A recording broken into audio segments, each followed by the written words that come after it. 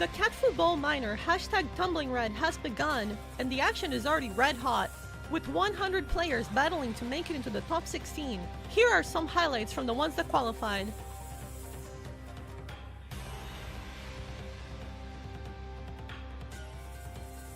Dorksport racks up the Dora with this dealer Hanuman. Peachy! Run!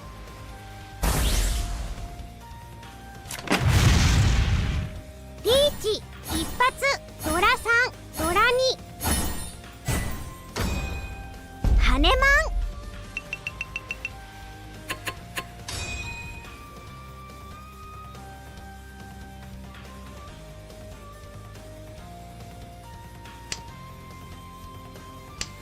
Ailey blocks 8 Dora with an astonishing robbing a con on a single tile wait, finding the one path to victory and securing a Hanuman.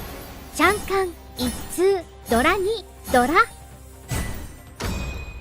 羽マン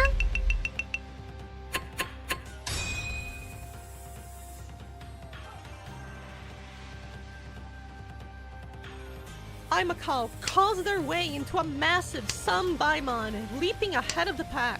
悪いね、それ当たりだよ。ハク、チュン、トイトイ、ポンツ、ドラゴ3倍マン。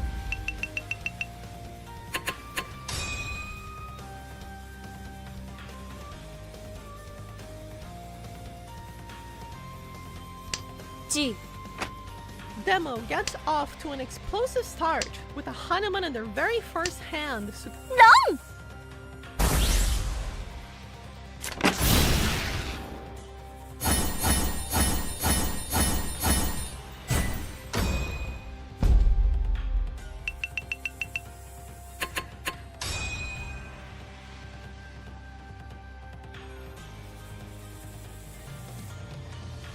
Raph starts their run with a 6-hand winning streak, going from 25,000 to 68,000 with win after win. チュン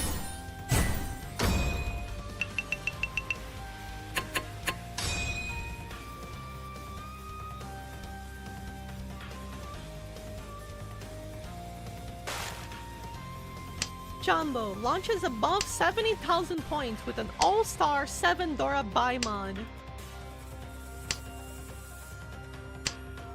ロン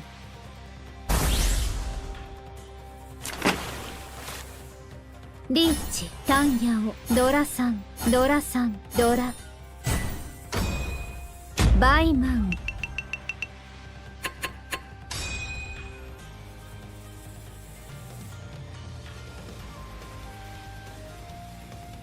カン Zoo's Ipatsu dealer Hanuman is compounded by 2 more wins afterwards, netting them over Reach. 35,000 points in Reach. one dealership. 失礼ロン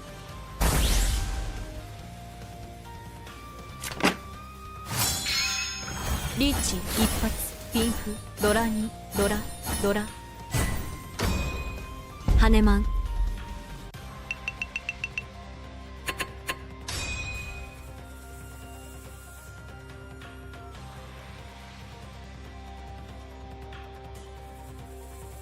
P4 is firing on all cylinders, hitting every Dora indicator with Tsumo. a Baimon. 全員武器をよこしなさい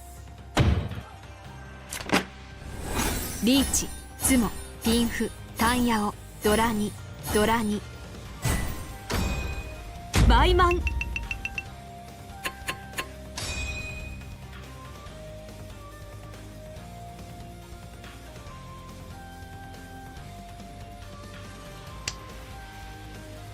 Cert, against 2 Tenpai players, chooses to boldly reach.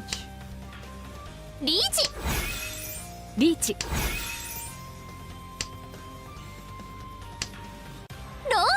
ロンおめでとう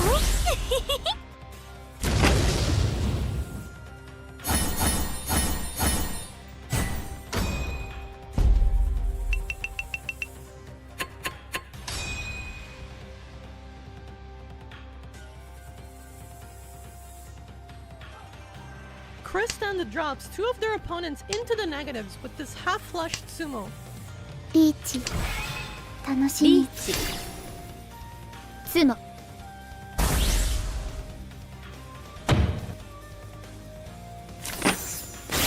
純、南、本一、ドラ。マンガン。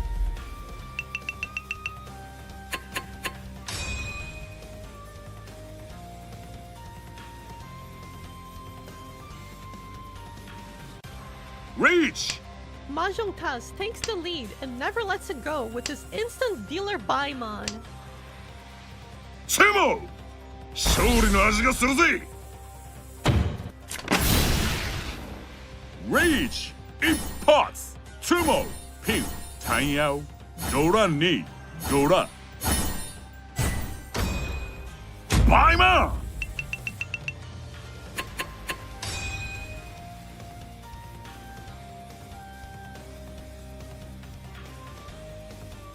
Light Pink Yoshi reaches to extend their already commanding lead with his game-ending Sumo Baimon. リーチ、ツモ、ピンフ、タンヤオ、三色同順、ドラに。バイマン。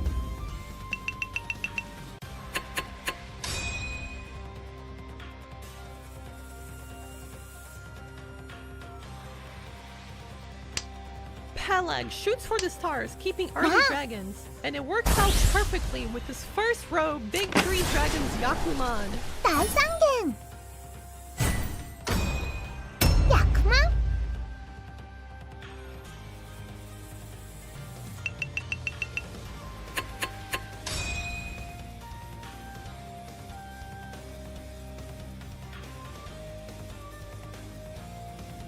With 3 straight 4-hun hands as dealer, Commentator jumps to 60k, a lead they carry straight through to the top ごめん。 16. このパイはうちがもらいますとダブトンドラドラ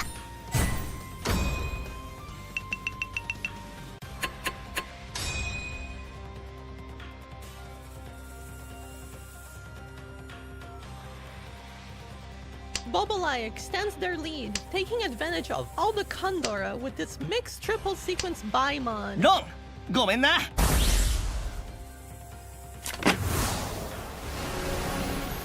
リーチピンフタンヤオ三色同順ドラ2ドラバイマン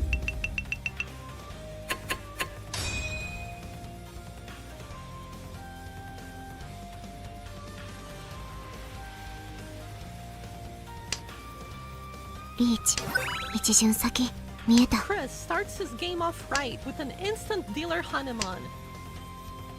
ツモよし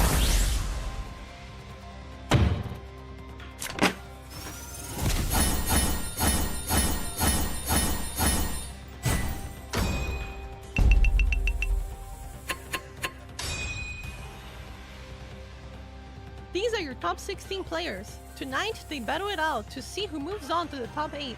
Those exciting matches start right now.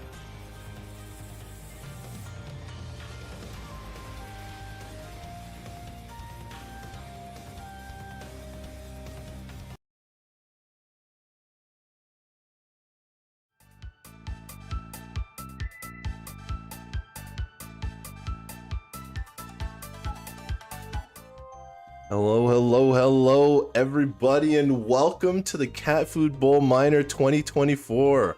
Hopefully the first of many. This one, the theme is tumbling red. And so I'm sure you've seen a lot of Yuzu and her red panda friends here. Some of you might have been able to guess the theme already if you've been looking at the stream, the social media, or the title. My name is Tips and Tricks. I'm an English Reachy streamer and commentator. You can find me at twitch.tv/tipsandtricks or in Jade and Throne Room playing South games. And today we have the top 16, so we've got the quarterfinals. We've got 3 games for all of you guys today, both our players and our viewers. Our format here, I've got a nice little slide that explains it all to you. So we started with 100 players. They went through the application process. I'm sure some of you can remember. It said Master 2 and up apply. Then the highest ranked players who applied were accepted. And they did a scramble format. They had 3 days, 100 players. They played as many games as they wanted within the time limit. And their score was the 3 best consecutive games. So like a streak of 3 best games. And the top 16 with the best scores moved on.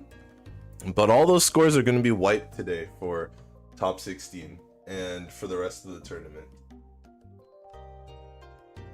Today, we've got 1 game seeded from the scramble placement. So while their scores are wiped, their scores are going to determine their seeding for the first game. But from then on, the games will just be seeded by the scores that they currently have in the previous game. And after today, after the 3 games, top 8 are going to move on. Then tomorrow, we'll be back for the semifinals where we will run the same format again, only with 8 players. And we will go down to top 4. The scores will be halved again. And then 2 days later, Saturday for most of us, it'll be the finals. The 4 players will just play 3 games against each other. And the top player will come out the champion. So for our first game, I would like to introduce... Boom! It's our commentary team, Curly, the Mahjong content creator and the founder of DC ReachMahjong. What's up, Curly? How's it going, everyone? How's it going, Tips? I'm excited to watch some awesome top 16 gameplay here tonight. Hello, and you can find Curly at youtube.com/@curly_ttv or twitch.tv/curly_ttv. And joining Curly is a very high-ranked player. You can probably find him on the leaderboard if you look right now on your chat. Navitas, a streamer and a fan of Mahjong. What's up, Navitas? Hey, Tips, doing great. Looking forward to working with you guys, do some commentary for Yostar, my first time, so a bit excited here. Looking forward to watching some games. Welcome, and you can find Navitas at twitch.tv/Navitas1472, where he does a lot of analytical gameplay as well as review. And you have your own fancy drills that you do when you get started, right? Yeah, I enjoy doing Chinitsu drills at the start of every stream, just to stay on top of being able to read it when you have a mess of one suit. It can get a bit messy. And so, I know you mentioned one suit, but what exactly is a Chinitsu drill? Yeah, so Chinitsu, or like a full flush, it's just if you have a whole hand of one suit. It can get a bit tricky to play, so there's a website I use which just trains you to try to find the weights of different like full flush hands, which can be a bit tricky. So it's a fun warm-up I do at the start of my streams. Thank you. Now, we've introduced the viewers, we've introduced the commentators. Let's bring in our players, our top 16. First place, top of the list, is Chris Gong 27 with plus 131.5. That was the best score in the scramble. I don't think I've seen Chris Gong at any of the Catfood Bowls yet. There's a good mix of returning players and new players, as you'll see as we go down the list. Bobo Live, of course, a solid fixture of the Mahjong Soul community and the Discord, as well as having been to Catfood Bowls before. Erikonator, also up there on the leaderboard and having been to a Catfood Bowl themselves as well. Peleg up there on the leaderboard you can find as well. I think you'll find that's a pattern between these players, but I'm not sure if Peleg has been to a Catfood Bowl. Not 100%. But this next player, a fan favorite, Light Pink Yoshi, definitely has been to a few Catfood Bowls, ain't that right, Curly? Yeah, that's absolutely correct. They were at the one that I did last year. Have they been at every single one? I believe that is true. I believe Light Pink Yoshi's the only one who's been in every Catfood Bowl. That's crazy. We'll have to double check that fact, but that is like a really crazy fact. And then next on the list, we've got Mahjong Test, who's been testing some things and finally seems to have made it to a Catfood Bowl. So Let's see if their tests will come out as a success. We've got Cristando next with plus 117.9, a new face to Cat Food Bowl. We'll see what happens. Cert as well in 8th place, also a new face. P4 and Zoo coming in at 9th and 10th.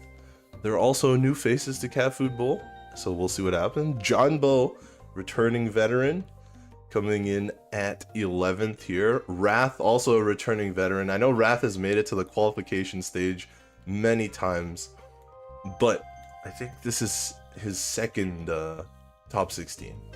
Democracker, again a top 16, and then we've got I'm a Cal, Ailey, and Dork Sport rounding out our top 16. So we've got a really nice mix, as I had mentioned, of old and new. Of course, this tournament is sponsored by Yostar Games here, and we at the commentary booth are brought to you by Reach Mahjong of New York. Great ways to play Reach Mahjong. The prizes here. First place is going with a priority pass to the advanced tournaments. For example, the Cat Food Bowl Majors, which are invitationals as opposed to open tournaments, as well as a $300 Amazon e-gift card, 10,000 Jade, a fortune charm for 30 days, a limited portrait frame, a trophy, which is physical, and also the special acrylic picture stand, which is physical as well. Second place with $150 Amazon e-gift card, 8,000 Jade, the fortune charm, and the special acrylic picture stand. Third place with $100, 6,000 Jade, the fortune charm, and the special acrylic picture stand. Fourth place with a $70 Amazon e-gift card, 4,000 Jade, fortune charm, and the special acrylic picture stand. 5th to 8th will be receiving 2,000 Jade with a fortune charm and the special acrylic picture stand. And the remainder, so everyone in top 16, will be getting a fortune charm. That being said, it looks like our games are ready to begin shortly. You guys looking for anything in specific with our players or anything in specific with our plays? I'm definitely going to be interested to see whether players are going to be more cautious during these first games, or if they're going to try to be a lot more aggressive and get an early lead. All right, you guys in chat as well, type out what you're looking for in these games as they're about to begin. If you're active in chat, we will be drawing for a lucky draw prize. It's a little surprise, a gift from Yostar to be won if you are around and active in chat after every game. The lucky draw prize. That being said, I'll hand it over to Curly and Navi for this game 1. All right, looks like we've already begun our first game. This table consists of Democracker, Light Pink Yoshi, Wrath, and Peleg. Peleg previously getting the only Yakuman to qualify for this spot. So we got some heavy hitters on this table right now. Looks like Light Pink Yoshi is going to start off with a call on the 2 of Bamboo. Not too much value in their hand besides the red dragon, or the red 5 rather. Looks like they're just going to try to get some quick value in and get this dealer going. Yeah, it is a nice quick hand here though, with the also the ability to call a Poland into Tempai here with the, or into Ishan-ten rather, 1 away. It's still 2 away at the moment, but it's got a lot of good calling options here. Got a lot of good calling options, but as you said, it's 2 away, and it looks like Wrath and Democracker also have pretty quick hands that are going to be close and potentially worth a lot of value. Yeah, we could definitely see some reaching from either of them. There's also the option to go Tanyo from Wrath as well, if it wants to try to open that hand. It currently has the 1-2 which prevents that, but you could pretty easily shift on a lot of draws, just drop the 1 mon and go Tanyo. Democracker picking up what looks like to be a bamboo straight. I wonder if they're going to try to force that. Yeah, definitely just 1 away from that now. It's actually a really strong Ishan-ten here, with any of like the 1, 2, 4, 5, 7, 8, so all giving the pair this hand needs, as well as the 5-8 pin or 6-9 pin. So a lot of draws here for a strong Tempai for Democracker. That's It's right. gonna be one of them. Okay, we have a Ricci opportunity. This is not going to give them the straight that we were talking about, but will they take it now? And they will. Just slam the button. Just The waiting on the 3-stow's 6 a bit and 9 of dots. unfortunate. That's like the cheapest one because you don't even actually get the Pinfu here, so you don't get Itsu or Pinfu, but you do still have a two-sided weight here on the 6-9 pin for just Ricci only. Yeah, even though we see that he doesn't have that much value, the other players do not know, and a dealer Ricci could just be enough to scare off the players. Like Pink Yoshi calling twice may not have enough tiles to be able to dodge dodge the deal-in. Well, they did just find Tenpai themselves here, actually picking up that red 5 pin to give the hand 3 Han, so we'll see. It's a pretty respectable hand here from Light Pink Yoshi as well. Yeah, we'll have to see how the other players want to respond. Usually in these situations, and I've seen at the higher levels, they'll just fold out the hand. They don't need to push against these aggressive starts so early. Well, I mean, you can see that Light Pink Yoshi is at least willing to push some amount of tiles. You can see that that 2 pin that they discarded last turn was not a safe discard, so they're definitely willing to fight the dealer a little bit here with their 3 Han hand. Yeah, Light Pink Yoshi's already in it, but I was looking more towards like Wrath and Peleg, who haven't really done too much with their hands, might potentially just fold it out. Although if they get into a Tenpai, we'll see if they get tempted for it. This is why I like to see. I want to point out we had an interesting choice there last turn from Light Pink Yoshi on the right. They had the option there to keep Tenpai by either discarding the 6-0 or the 8-0. And they actually opted to go for the 6-0, which was a little more dangerous, but it means that they shifted their weight to the 7-0, which just came out from dealer, trying to snipe that 7-0 discard. Oh yeah, nice heads up play from Light Pink Yoshi. Still trying to stay in this game with as little maneuverability that they have. Yeah, Peleg not falling for this though, probably noticing that that 6-0 was like discarded from the hand, and not discarding the 7-0 even though it is safe to dealers, opting to discard other tiles like that 9-0 instead. And Let's see noticing what comes out here though. Yeah, and noticing those discards, whether they were immediately drawn or from the hand, is definitely a very hard thing to do. Because while we, as the viewers, get to see the dangerous tiles and the tiles that were immediately discarded, the players don't. You can get a sense of it if you're looking at their hands themselves, and perhaps these players are that tuned into it. I would not put it past them. Yeah, we also had Wrath finding their Tenpai at the end as well, so it's going to be everyone but Peleg Tenpai there, but Peleg did a nice job to not deal in there with that 7-0. Yeah, it's better to just pay out the little bit at the end of the hand as opposed to dealing into a big one. So we're going to have a dealer repeat here and already we're getting some potential quick plays from Light Pink Yoshi and some cautious starts from everyone else, but we'll see how things go. Peleg calling a red dragon, try to get some speed in there. Yeah, already won away there and actually now finds Tenpai on this pretty strong Shampoo and pair weight here from the north Formon, but the other 2 north are held by Light Pink Yoshi at the moment, and I don't really think they're going to be dropping those from the hand anytime soon, so this weight is a little bit not as good as you normally would think with this early north weight. Yeah, in this situation, you're hoping that you're trying to catch these players unawares about your win tile or just hope to draw it themselves. Usually these norths or these win tiles that you wouldn't use would be discarded earlier, but Light Pink Yoshi is going to hold on to them for the entire time, it seems. And maybe, even maybe, they can incorporate them into a hand that could be a half flush. Oh, but while that's happening, Democracker is going to get into Tenpai, slamming the Ricci button, just waiting on the 7 of characters. Yeah, find the Ricci door 1 here as dealer. As we said, even though there isn't as much value as we would probably want out of these hands, you are dealer. It is really quick Ricci. Oh, but Light Pink Yoshi's going to drop the north to try to dodge the Ricci, but it's going to deal into Peleg for 2,000 points. But yep, if you're Light Pink Yoshi, you're probably more okay with that. Yeah, I tried to fight a little bit there because the hand had a chance to win after going north. And it's a relatively safe discard in the honor, but at least doesn't deal into the dealer Ricci and deals into the cheaper hand there for 2,000. Yeah, we have our first dealer shift. So Light Pink Yoshi is going to get a chance at bat, but Democracker is going to gall the north. We're going to have another north call for this hand and see if we can get some quick speed in. Yeah, Democracker going to try to go for speed. Wrath, though, is the one who could maybe build some value here. With Stardy having door 3 here, although it looks a lot slower than like Democracker's hand here. Don't really see a good way to call.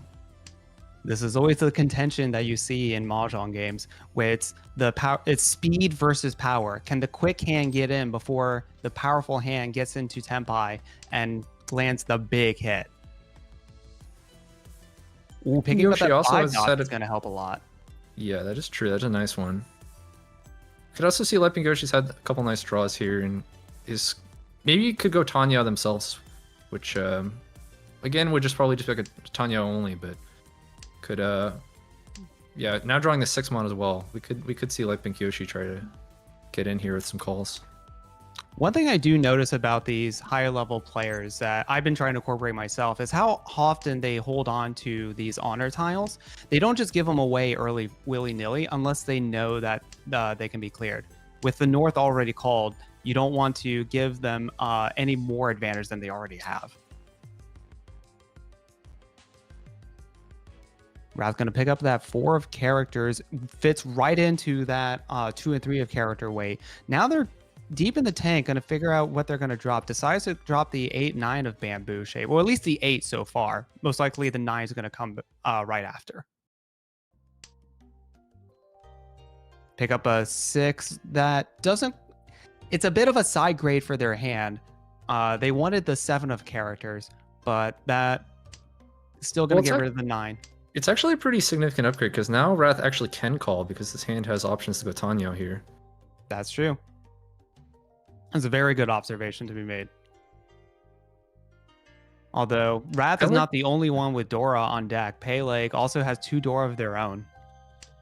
Yeah, drew the 4th 1-mon there, but didn't want to call Khan there. There's the chance that 1-mon could still maybe become the pair of the hand, depending on how it plays out. And decided not to call the Khan, just discards the 1-mon. Every time there's a miscon opportunity, it makes me a little sad. I know it's the right play more often than not, but a small part of me just wants to see them press the big button for the big points. I want to see more shiny tiles. What can I say? So as we near the end of the second row here, we have a couple Ishan 10s here with Light Pink Yoshi on quite a wide Ishan 10 here. Still could call for Tanyo. I haven't been noticing, but Demo Cracker has had this white dragon. I think they've had it in their hand for a while now. Probably just going to hold it on as a safe tile and make it the very last one that they draw when they go into Tenpai. That's going to be my assumption. Yeah, they did find a call here into Ishan 10. Wrath also finding an improvement into Ishan 10 now. Green Dragon, it's not going to help their hand. 8 dots, not going to help Light Pink's Yoshi's hand. Here we have everybody Ishan 10, but no one's managed to get to Tenpai yet. Oh, the patience. Here we go. This is a about Tenpai. that call. Yeah. He was thinking about calling that 8 dots and then picks up a 7 of dots Dora as a reward for not calling it. Yeah, and now because of that Tanyo, you don't even need to declare Richi here. Can just maintain the Dama Tenpai here, waiting for that Forso. Already has the Dora 4 here for like Tanya Dora 4. Ooh, now you have to pick a side. Decides to shift it up a bit and waiting for the 6 of bamboo.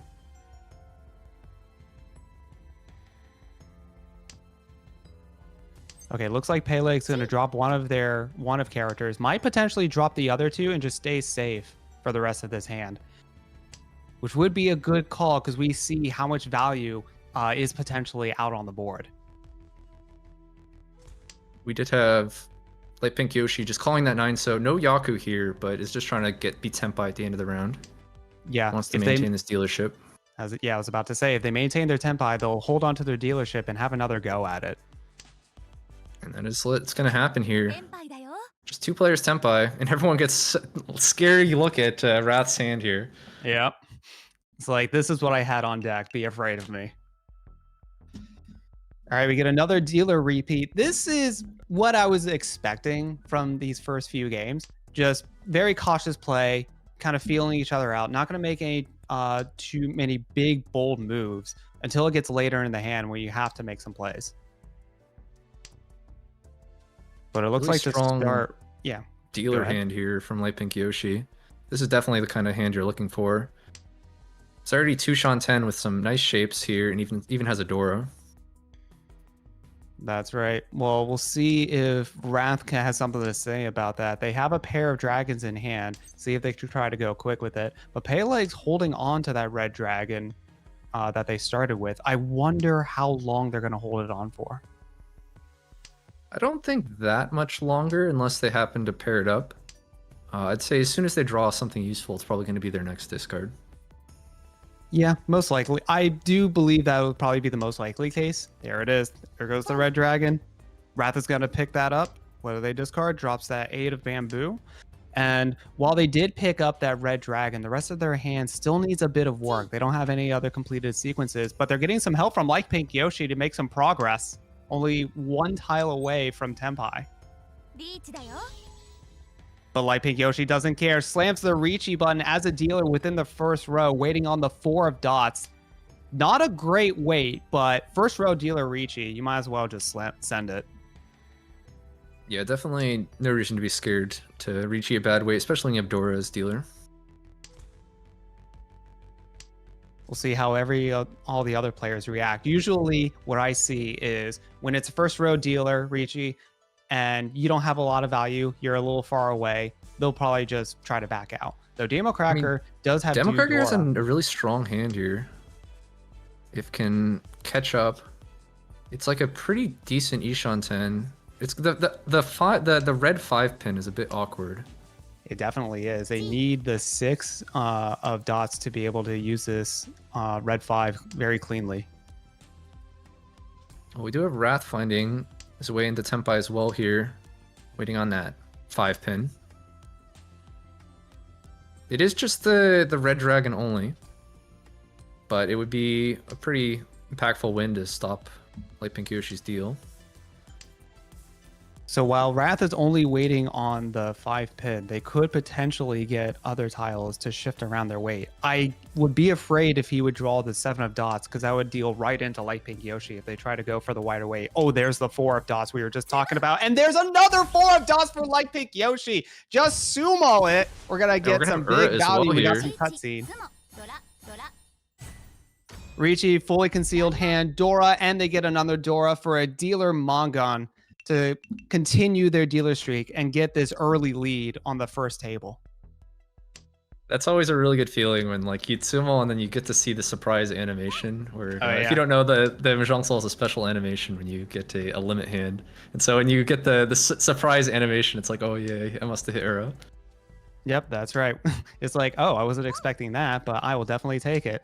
All right, Demo Cracker is going to have something to say about that because Light Pink Yoshi has, we went to exhaust once and Light Pink Yoshi has won again. There are 2 Honba sticks in the middle, so that'll get gotten by the next winner that isn't the dealer. So Demo Cracker going to try to get a quick win and get those extra points in, and also just try to get out from under this 4th. It's not a big 4th, but it got to start something. Yeah, I think more than anything that this hand just like really wanted to call. It was pretty slow to try to do anything like to stay close. Like this hand is just so good for calling when you can call your Yakuhai Seat Wind in the north, and then you already had 2 more pairs to call with as well. And you can see it's already made it to Ishanten, 2 Ryamin shapes in the 5-6 mon and 6-7 pin. Yeah, and that's a very important thing to learn when you're trying to get the high up in the ranks is not just forcing the hand that you want, but trying to understand what the hand wants to be and play towards that. And it looks like the hand that... I think Yoshi also have a chance to call here. Going to go for a Tanyo here with a Dora as well. Depending on how Light Pink Yoshi gets to Tenpai, though, might end up dealing with that 4-mon, which Demo Cracker has managed to get to Tenpai on. Peleg also has a loose 4 of characters, 4-mon, that they might... Ooh, nope, not going to get rid of it yet after calling that East. All right, we got calls for days in this table. People trying to get this dealer move along, try to get the points that they can. 4 and 7, both very scary for Peleg. Going to drop the 7, that's going to deal into Demo Cracker. It's not going to be a big hand, but it's going to get them a little bit further out of 4th place and move the dealer along. Yeah, Peleg not going to be too upset about that one, just 1,000 points. That's right. That did actually put Demo Cracker up into 3rd place. Although the differences between these is not that significant, may not matter in the long run, but you never know. even just being in those placements, even if they're not big, it definitely influences how you play the hands. Man, we have an absolutely incredible hand here that Wrath has opened up on his dealership here. Has two Yakuhai pairs with the green dragons and the double wind east, and also has 2 door to go along with it. Just a really incredible hand here. Definitely gonna look probably to call anything here. Even like I think like even like a 6-9 mon or anything you're calling. Yeah, Just gonna draw it himself here actually if the 6 mon. Yeah, Light Pink Yoshi has both the tiles that Wrath wants. So Light Pink Yoshi, if they want to push this hand, we'll have to drop them, and then we'll see what happens after they get the first one. All right, they see that the East has been called. A double East for Wrath is worth 2 Han. Will Light Pink Yoshi also follow up with more Dragon and Honor drops? And they will. Wrath is going to just pick all this stuff from Light Pink Yoshi, put himself in a Tenpai. Oh! Doesn't go full greed with the Dora. Interesting. Yeah, this is definitely the correct choice here, I think, with the because you already have 3 Han with the double East and the green dragon, so there's actually not a big difference between the having like basically 5 Han and 4 Han. You could go Hanimon if you win on another door, but you'd expect the 1-4 so to be there's more tiles to win on here. So that's just gonna take the wider weight, and it is still gonna be a Mongon hand here, even after dropping the Dora.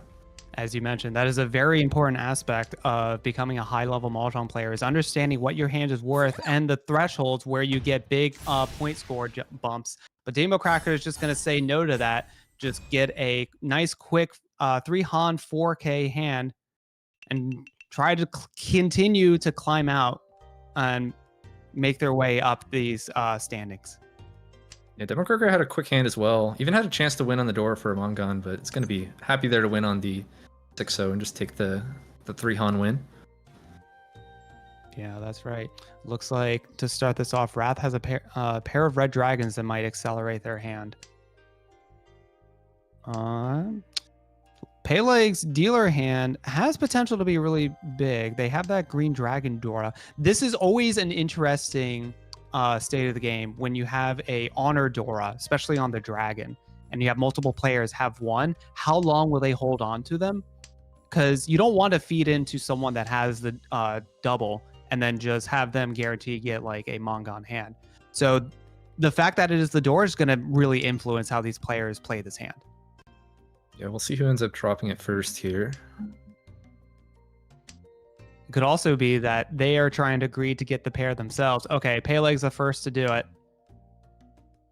And the other green dragons are going to fall as well. Demo Cracker might hold on to theirs for a little while longer because now it's a safe tile. Peleg picking up that 3 of bamboo. Going to help complete, make that 4 of bamboo a way better shape. You can see that Light Pink Yoshi finds another pair here, now up to 5 pairs, 1 away from that 6 pair or 7 pair Chi-Toy hand. I know a lot of players have strong opinions on Chi-Toy, and I'm curious to see if Light Pink Yoshi is one of the players who would go for it, and looks like they are gonna.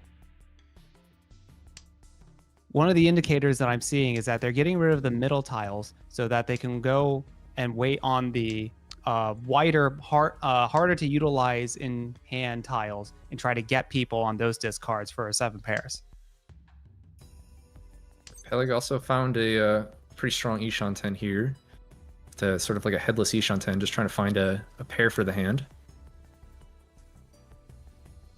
Yeah, that's right. Oh, Wrath gonna drop their red dragon. Yeah, this is a play for Pinfu here. Just gonna get rid of the red dragons because and here goes gonna pay off immediately finding the 9 pin, and because they dropped the red dragon, they now have Pinfu waiting on the 3-6 pin.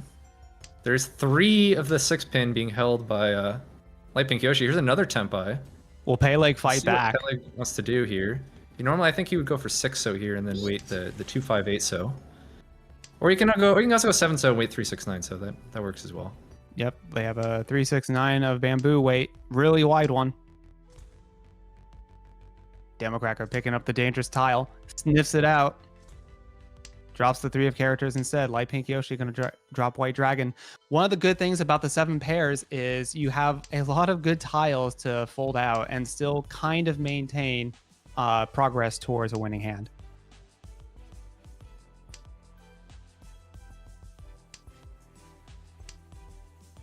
It looks like we're going to see a lot more defensive play. Another dangerous tile. Demo Cracker also sniffing that one out.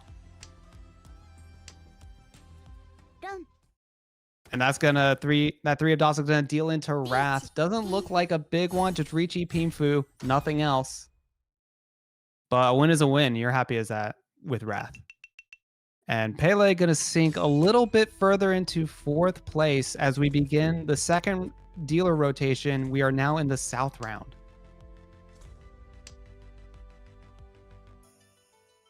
So besides Light Pink Yoshi getting the big hand, not a whole lot of strong hits from all these players.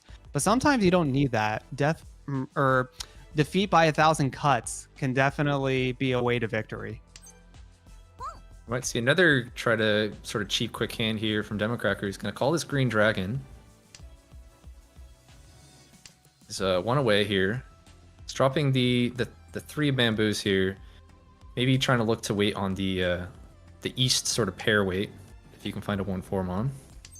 That is definitely a tricky wait. We'll see what they do with that. They're not going to call that.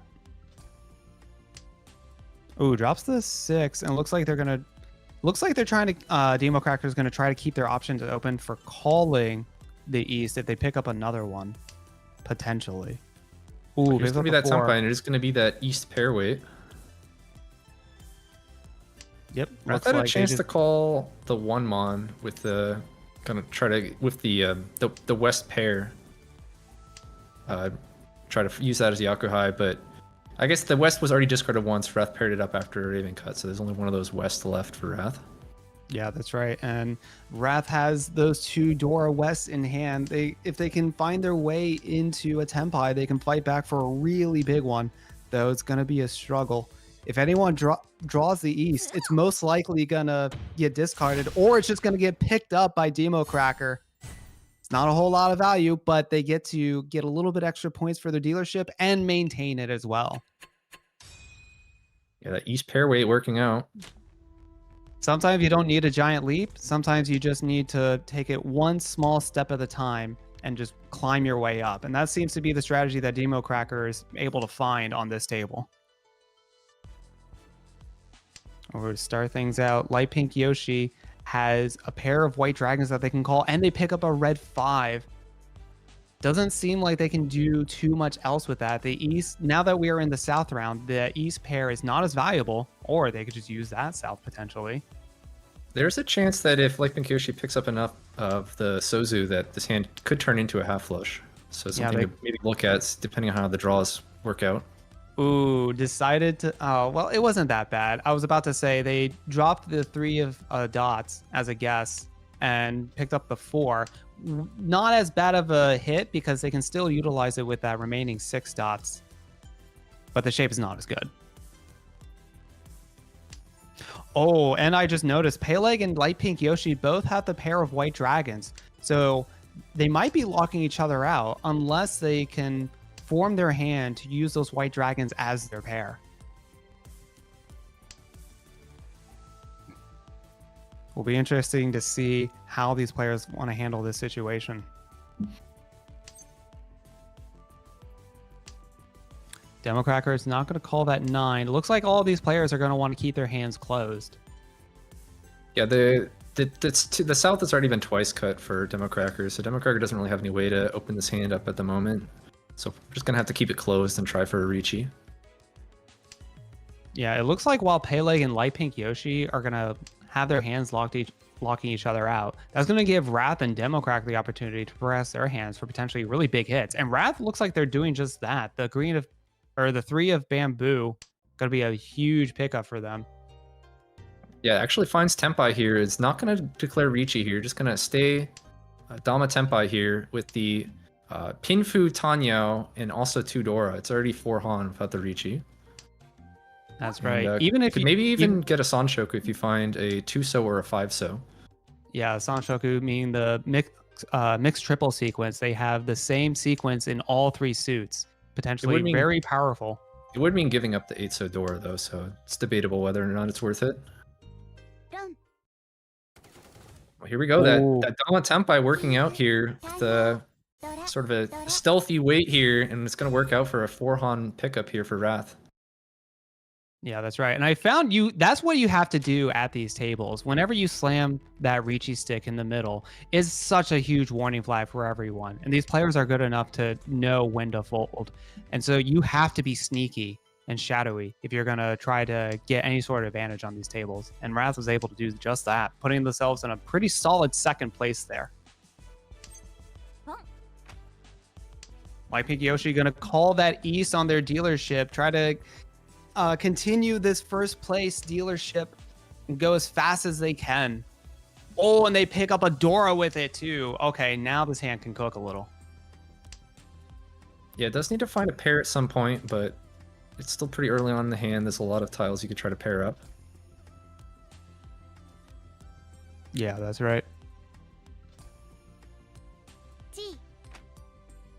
Yeah, Rat taking their time on whether they wanted to call that one or not.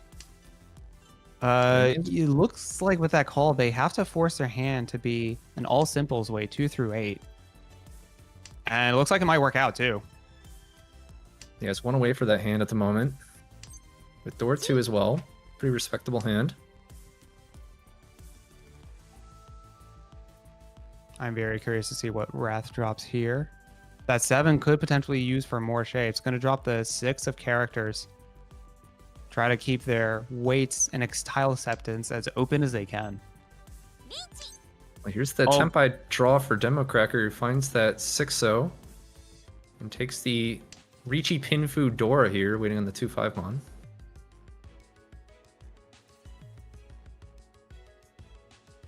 And I imagine Wrath that also Light Pink Yoshi and Wrath are gonna probably play this one. At least Wrath might play this one a little safer.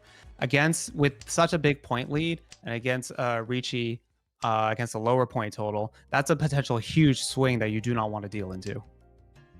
Yeah, we'll see here. He's one away from Tempai, so might do a little bit of fighting if Light Pink Yoshi does find Tempai. North is actually a very dangerous tile because it is the Reachy player's wind. And yeah, get scared of it. It's going to hold on to it.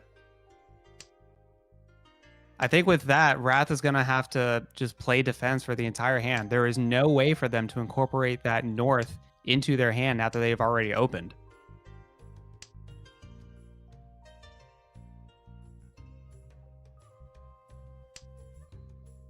Yep, the 4 passed once is going to pass again. Peleg presented with the same question. What do you do with this North tile? And it's going to come up with the same answer. Hold on to it. Yeah, this player's definitely scared of that North, which hasn't been cut at all yet.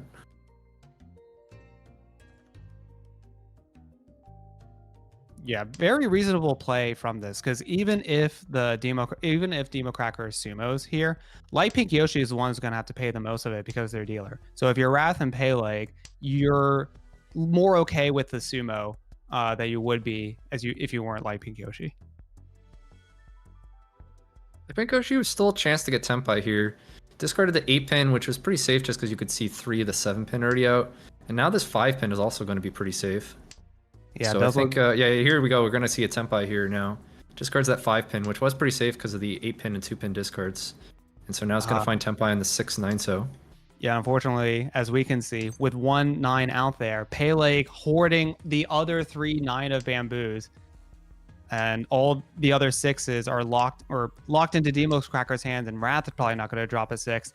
There is almost no chance for Light Pink Yoshi to get in, win this hand, but they are going to be able to repeat their dealer if it goes to exhaustive draw. And assuming they don't deal in. We'll see what happens. Oh, well, here's the 2-mon. He's actually going to dodge it here. Nice with the 6-pin discard. There you go. 2-pin pretty dangerous, especially with the 1-mon Reachy tile. And so, nice dodge here from Light Pink Yoshi. He's going to avoid that 2-mon deal-in. Oh, yeah. And you love seeing that when you sniff out the dangerous tile, you decide to discard the other one, keep the dangerous tile, and see that you were exactly correct. It's a good feeling. Yeah, and is able to protect that first place. Moving on to South 3 here, just 2 hands left to go. Wrath with another strong hand on his dealership here. Last time it was stopped by Democracker. Let's see what happens this time. Yeah, it'll be interesting to see how this one plays out. Wrath here. Gonna pick up a 9 of dots. That could potentially be a pair or a pure double sequence, having 2 of the same sequence in the same suit. That one's a little tricky to get because you can't do it open. You have to have a full closed hands in order to get the credit for that one. Yeah, I think typically you'd want to prefer to have... Oh, this is kind of an interesting choice. I'm probably going to drop some of the Monzu here, I think, from Wrath. And now you can get the have the 9-so as the pair and still go for that that twice double sequence that you were talking about, the 6, 7, 8 pin. Yeah, that's right. And it looks like you're absolutely correct. Gonna drop that 3-4 of character shape. Everyone else's hands looking a little slow. Peleg actually has... they have a lot of potential, actually. They might be able to get a straight going. Yeah, they actually just need the 1 and 3 of bamboo to get a straight. And they have the West Wind as probably just a pair at this point.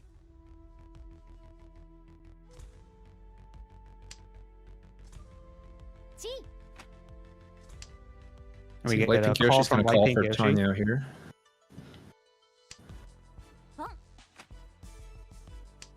Light Pink Yoshi's off to the races. Oh, here's an interesting choice from Wrath. Now going to drop the 6-0, so still 1 away from Tenpai here, but now a much wider Tenpai. This is it's a headless shape, but it's a better than a normal headless shape because you have the triplet of the 9 pin. So this is a really nice Hishan 10 here for Wrath.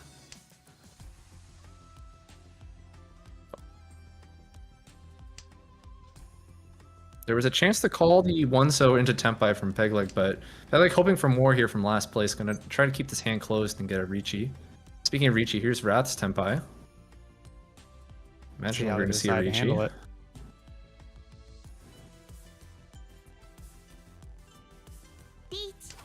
Gonna take their time thinking about that one. And yes, they are gonna slam the Ricci. I have not known Wrath to not slam that button.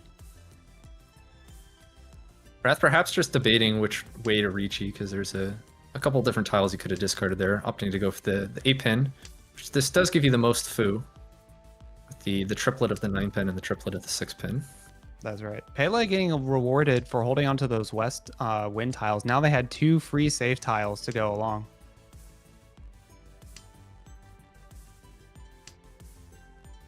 Ooh, dangerous tile. And it's going to stay in Light Pink Yoshi's hand. Yeah, Light Pink Yoshi not going to, now that the Ricci has been called, not going to do anything to risk their first place. Picks up the door. It's been twice discarded. It's going to play around that single weight on the Red Dragon. Might as well play around it. I have been hit by that. It's been twice cut. It's Dora. It's an honor. Oh, man, here we go. Yeah, this was dangerous from Peleg. Peleg got the straight Tenpai here, and is gonna deal in with this 8-mon. Yeah, it can be really unfortunate if you drop down to 4th place early, because then you are forced to push into big hands to try to make up for that loss, and it could just come back to bite you like that. And Wrath's gonna have another really good starting hand here. Yeah, this one I think with really good shots to go for that half flush. Very good shots for half flush. Yeah, I'm probably just gonna see everything that's not a Monzu or an honor discarded here. Looks like they're gonna call up the South.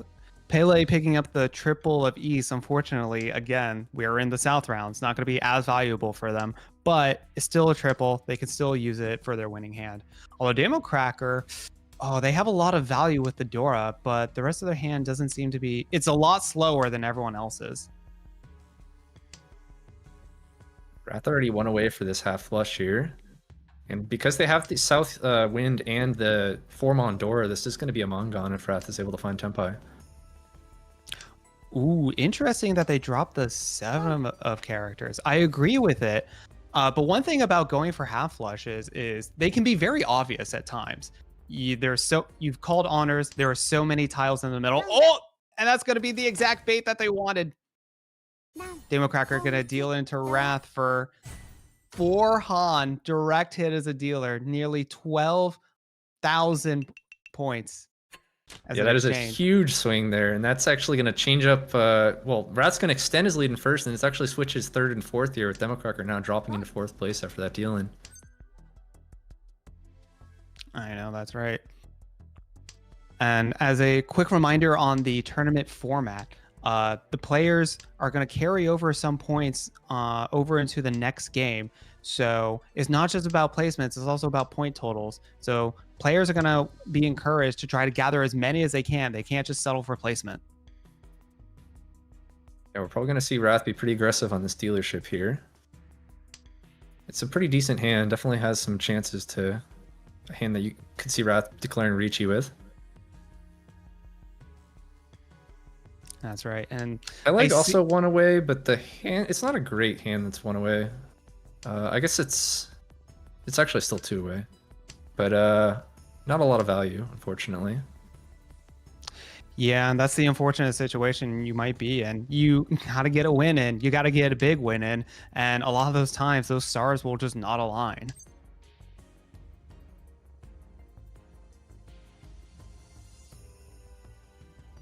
We have Rat's taking seen a Light moment Pink to Yoshi call here as well with that white dragon, and does have two Dora in hand as well, but it's still a bit clunky. The 8-so does help. Okay, gonna drop those character tiles. Gonna drop the 4. I assume the 7 of characters are gonna follow suit soon.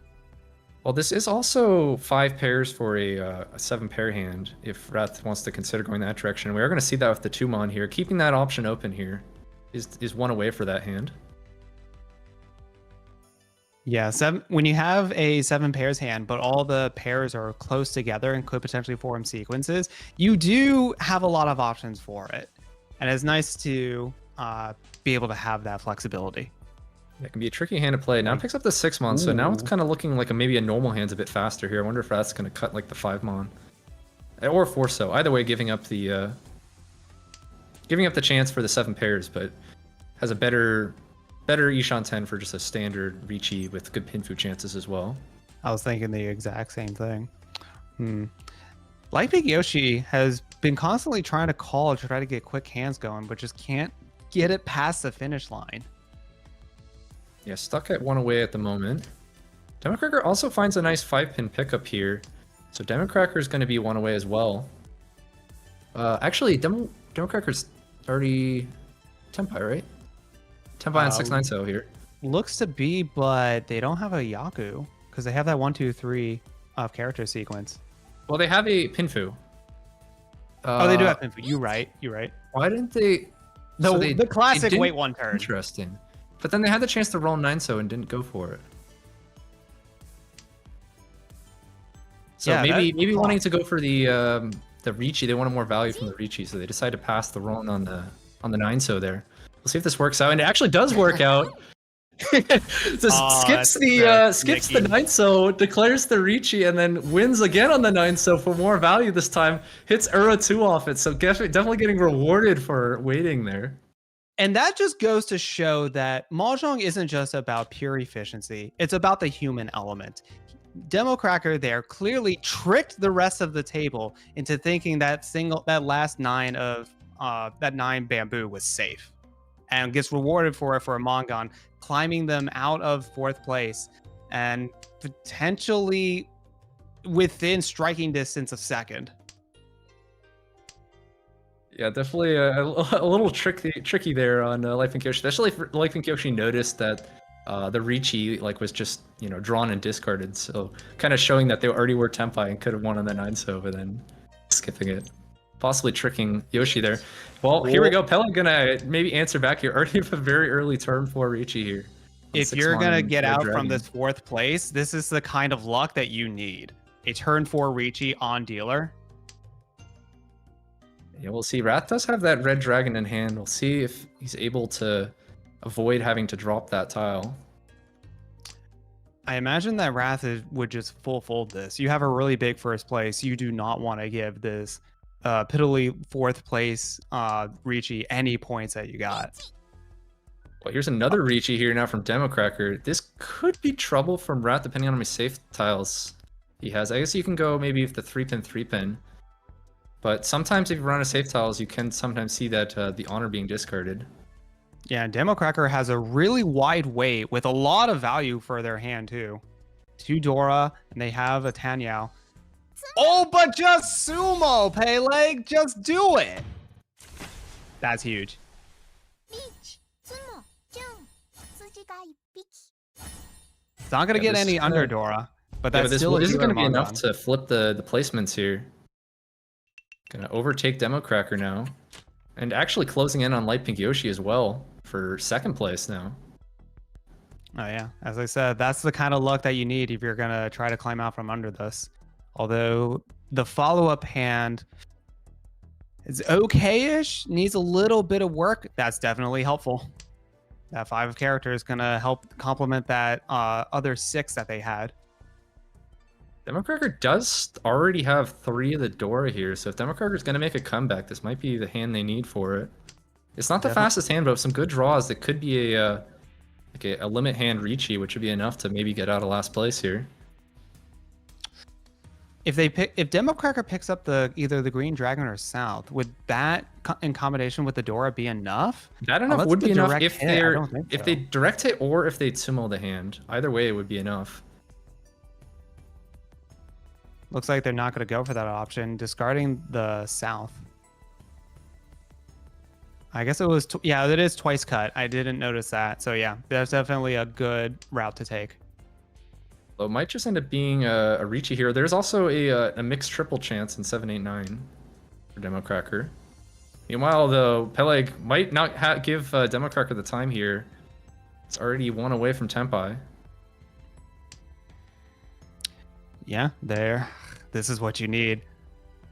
If you're in this spot, you're just so... I would be so nervous as Peleg. This is what you need. You need this momentum. Don't let it get stopped by any of these other players. This is a tough situation. We actually see Democracker calling the 789, going for that mixed triple, but this is going to be tough because they've already actually discarded that 9-so on turn 1. So it's going to be tough. I'm going to have to find another one of those. Meanwhile, we're going to see that Tempai found from Peleg, playing the Ricci Dora 1 here. They just got back-to-back White Dragons. That works out. Yeah, it's a bit unfortunate that you don't get the Pinfu because this is your pair, but you're still very happy to take the Tempai here. Yeah, I mean, dealer Ricci, that'll probably be good enough. It's gonna be hard to overtake Wrath. And, I mean, maybe if you keep the strings going, you might be able to. Peleg is waiting on the 4 and 7 of characters. There it is. What will Democracker do? They're gonna toss it right into Peleg. リーチ羊が1匹 Still no under Dora once again. Yeah, Democracker didn't want to let go of that hand if that 3 Dora wanted to make that hand their comeback hand. Unfortunately, results in them dealing into Peleg here. Peleg now overtakes Light Pink Yoshi, and now maybe a chance to even go all the way up to first here if they can keep stringing together these wins. It is going to be a large climb from them. They're still 20,000 points behind Wrath. Almost a full player's starting amount worth of points that they have to make up. But I've seen some crazy comebacks. Wrath himself had 6 consecutive wins during the qualifying rounds to make it to this top 16. So it is doable. You just have to have the luck on your side.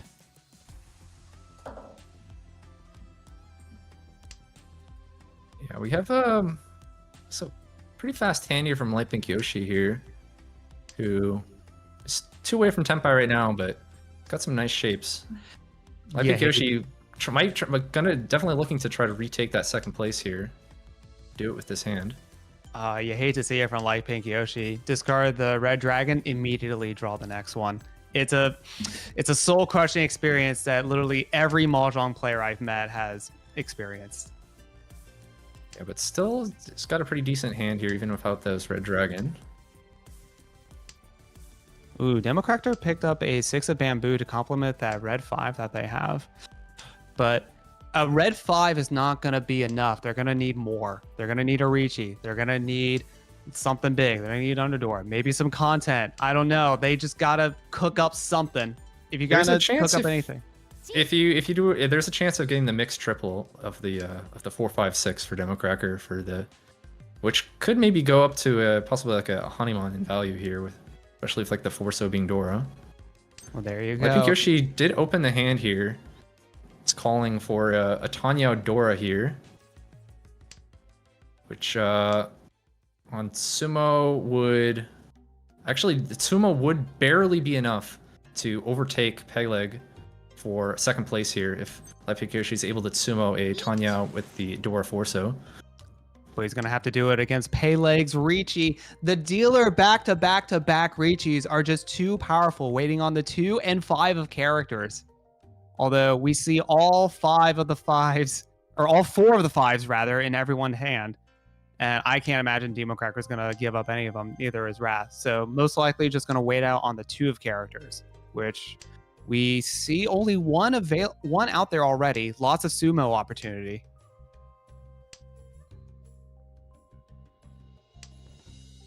Oh, here we go. Tempai now for Light Pink Yoshi. It's a wide Tempai here on 1, 3, 4 pin. Of course, can't win on that 1 pin because of no Yaku. So we're just looking for the 3, 4 pin here.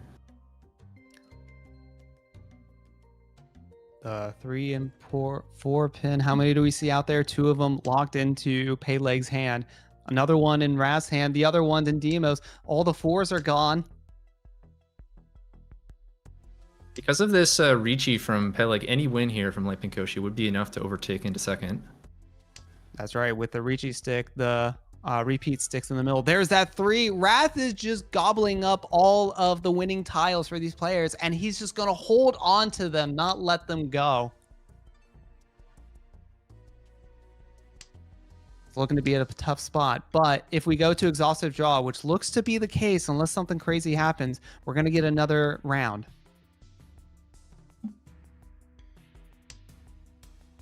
Oh, and there's the 3 pin. So Light Pink Yoshi retaking the second place there from Peleg with that final hand there. Was willing to take a fight with the dealer, and it pays off here, reclaiming second place. A slight sigh of relief from Light Pink Yoshi. You were in danger of dropping down to third off on that one. Pretty good attempt from Peleg to get the second. Unfortunately, Demo Cracker is going to start off this one at 4th place, and Wrath with a big win, first place to start with 45,000 points. Yeah, Wrath the big winner from that table. Although Peleg did well to minimize the losses there, coming into their final dealership in 4th place and was temporarily in 2nd place there, but even ending in 3rd there with a pretty respectable 22,000 points as well, did well to salvage that situation. Oh yeah, especially from the spot that they were in. All right, and we just finished watching Table 4. It looks like we still have one game going. Table 1, production is telling us it's still going on. We might be able to get that on stream. We'll let you know. That's right. But that was an amazing game to watch to start us off. And if you all like that game, be sure to hit the like button on the official Mahjong Soul Yostar stream over here to let them know that you enjoyed it as well. Yep, I agree. Hit us a like for that great Mahjong, that huge turnaround by Peleg, and then the last final overturn by Yoshi on the very last hand. Give us a like for all the players, the staff, and if you're enjoying yourself, having fun watching this Mahjong. We're going to get into South 3 here. We've got Chris Gong, Cert, P4, and Dork Sport on this table. A lot of new faces, new names. So let's get into it. Ooh, that's a big negative I'm seeing from Dork Sport. I don't know how we got here, but let's. Oh, and they don't even have a dealer either. Oof, this is a rough spot. Looks like P4 was the big bully of this table. Gonna be nearly 60,000 points first place. Pretty big spread between all of the placements. We're gonna need some big wins in order to get any sort of placements or placement changes going on here. Jumping in, we do have a Tempai here, it looks like, from Chris Gong as our dealer here. Currently just waiting for that single 5-pin weight, but pretty easy to switch to better weights here. Yeah, might hold on to that red or to that 5 because there is red 5 opportunity. That would be pretty sweet. Give them a little bit of extra value out of this hand, or just get a normal one on a sumo. That's also fine. Get this dealer repeat going. Why would you ever switch the way? Never mind. I forgot. Just sumo. That's better. Yeah, of course. Just sumo. It's that easy. It looks like we're going to go into a 4th dealer repeat here. Chris, slowly but surely, one step at a time, clawing their way out of the 3rd place. Try to make an argument for 2nd, maybe even 1st. It could maybe keep the momentum going with this hand here. Definitely some nice shapes here in this opening hand. P4 has a pair of souths, which is what the game wind is. They might be able to just close this hand out quickly and deny this dealer streak from Chris. Well, dealer's already one away here. Ooh, speedy hand. Yeah, and we're seeing a lot. We're seeing a lot of just quick dealer repeats within the last 10 or 15 minutes. Seems like the flow has decided to go that way. Oh, there we go. We get the Reachy potential. Yep, we get the Tempai. Gonna slam the 3, waiting on the 7 of bamboo. Reachy door 1, pretty respectable early Reachy here. There's still 3 of those 7-sos in the wall. So good sumo chances here from Chris Gong.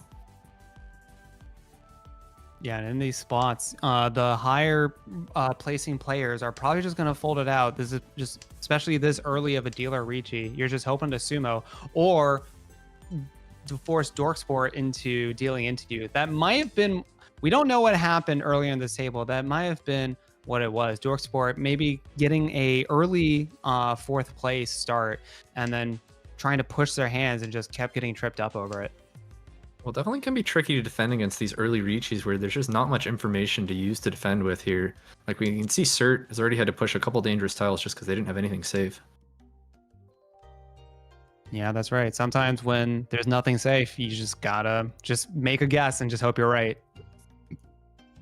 Yeah, again, finding a situation where nothing in their hand is 100% safe. They just have to go for trying the 8-so.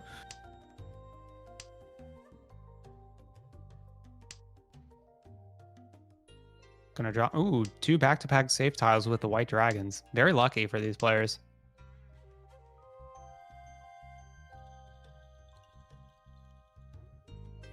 So they're gonna take their time on the discard. A lot of dangerous tiles.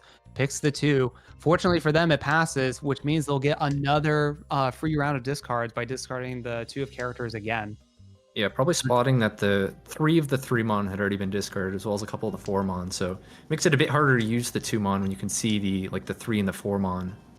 Just it deals into less shapes the more tiles around it are kind of visible. The lone deal-in tile, 7 of bamboo, picked up by Dorksport, which means there's only 2 left available for Chris to pull up. Dorksport picks up the 2nd one. There's only 1 left. Oh, that's not it. There it is, the last one. All the 7 of bamboos are accounted for. This Chris could be dangerous though win because this hand unless it's a deal-in. Yeah, it actually deals in because it was Suji to the 4-so and they didn't really have much safe. They had the 1-so, but they wanted to maybe try to fight for like a cheat toy hand or a 7-pair hand. So it actually comes out here. Sort of trapping it because of that 4-so that came out. Yeah, they didn't plan on that trap, but it worked out in their favor. Gonna get a couple of extra points, and that direct hit off of the 2nd place puts actually Chris into 2nd place as well. There we go. This is the climb that you need, and we're in a dealer 5 repeat on this South 3. Chris, slowly but surely, trying to climb their way up into the top of this table. We'll see what the other players have to say about it, if they have anything to say about it. Or finds a pretty nice 6-pin pickup there. Maybe if a couple nice draws could find an Itsu for that hand, or a straight for that hand in the Pinzu. Just I imagine these players just want to get this game moving here with the up to 5 Homba sticks already, 5 repeats. Everyone but Chris. This is exactly where Chris wants to be, on this dealer seat and nowhere else. Yeah, and is drawing well here. 2 away from Tenpai now. Ooh, Surt's gonna go ahead and call the East triple. Even though that's not the game or the seat, they're just gonna try to make progress, potentially going for the flush or just hoping to eventually get the White Dragon triple. Looks like with that 3 of dots pickup, they can push their hand towards a flush, or a half flush rather.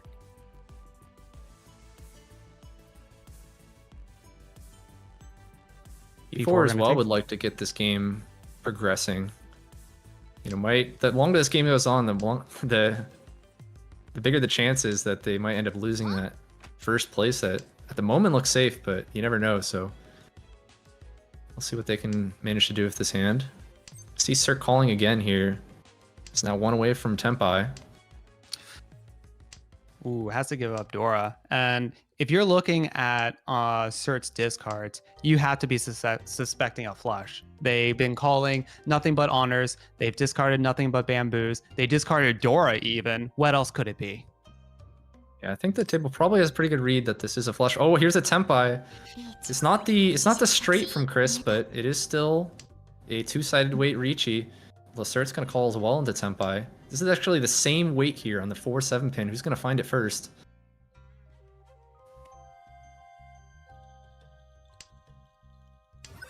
I don't know if double run is enabled. I'm pretty sure it is. So if someone is unfortunate enough to drop the winning tile for both players, it's going to be a massive hit.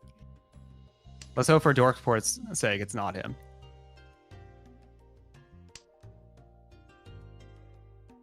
Oh, it is. I just got word that it is head bump. So if someone deals the dangerous tile, only one player will win, but that's not going to matter. In this case, Surt's going to pick up their winning tile to get a half flush and deny Chris this dealer. Finally, we are moving on to the all last game. Yeah, that's a huge win there from Surt to, in a close battle for second there, they managed to emerge victorious. And that's a pretty nice starting hand here, with chances at going for that double sequence there, as well as 7 pairs. A couple different options. And just to make it extra clear for those who didn't hear, this is a head bump on rule. So to reiterate, if both players are waiting on the same tile and someone deals it in, only the closest player to that deal in the rotation is going to win. Chris could still retake second here. The hand is pretty quick and does have the Dora West, although unfortunately the P4 has the other 2 of those, so it's going to be tough to incorporate that West into the hand for Chris Gong.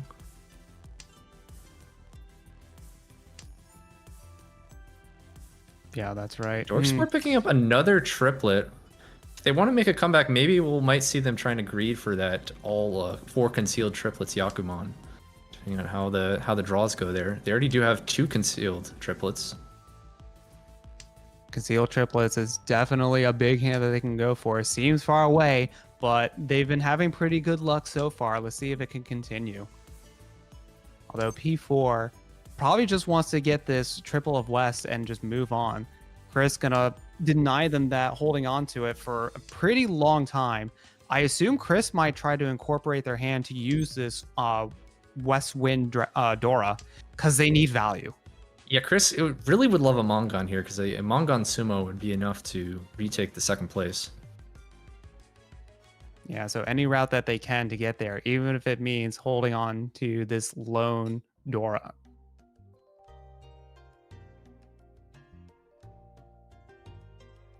P4 are going to take some time on this. Yeah, opts to end up discarding that 3-so. Here's a Dora picked up for Surt. What does Surt want to do with this? It's just going to drop it, and it's probably going to get called. There it is. We got to get the call. A lot of value being shown on the first place player right there. Everyone is going to have to tread carefully.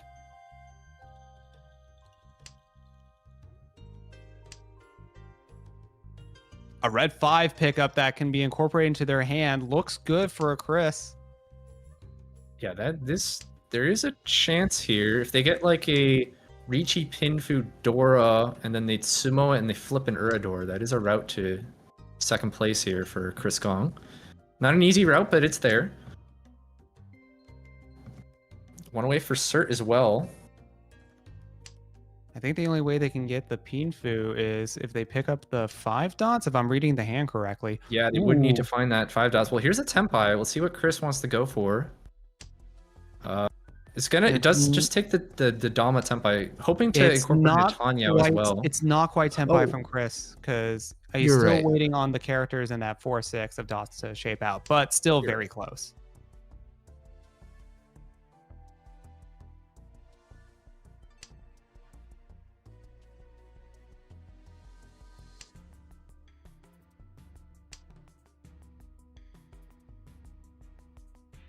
You can feel the tension in the air as these last few tiles are coming out for in this all last game. There's a chance to call in the Tempai for P4. Or I guess it's actually still 1 away even after the call. But it's going to call anyways. Yep, still not quite in Tempai yet, but any progress that you're going to make as P4, you're going to take. You want out of this. You want to take your wins and get out. Yeah, and another extra 8,000 points as well would is pretty significant. That's right. It's not just about the game that's happening right here, but it's the macro of the macro of the entire top 16. You don't know how well the other players has done as well, so you're trying to just get as many points as you can, similar to what they had to do to qualify for this top 16.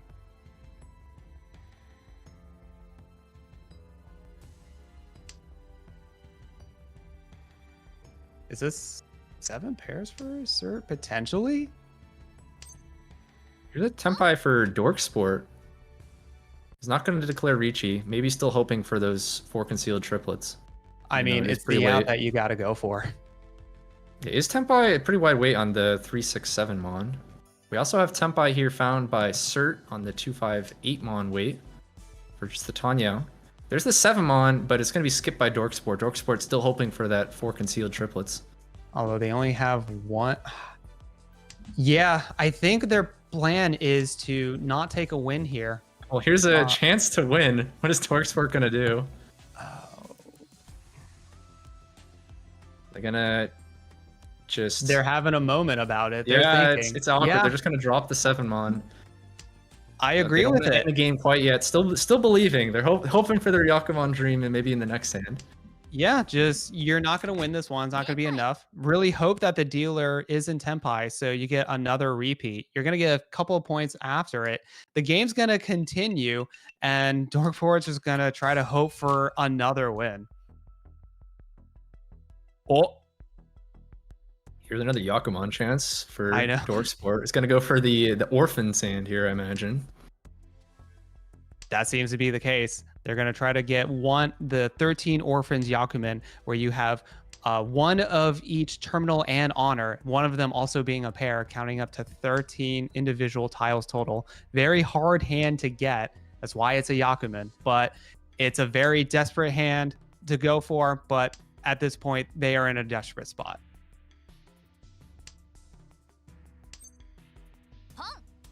Well, Cert might not give him much time here. Gonna try to just win another hand here with the half flush and the red dragon. This could actually be a Mongon. Cert can still get first place here and threaten P4, especially if another possible 12,000 point hand here. Could even be, let's see, if you get the straight and the 2 Mondora, then I guess you're still 1 short of a Honeymon. No, it would actually be Honeymon. If you get the straight and the half flush, then you could maybe make this a Honeymon from Cert. Yeah, Cert has a route to first place. Oh, but Dork Sport picking up a honor tile. Or a terminal, rather.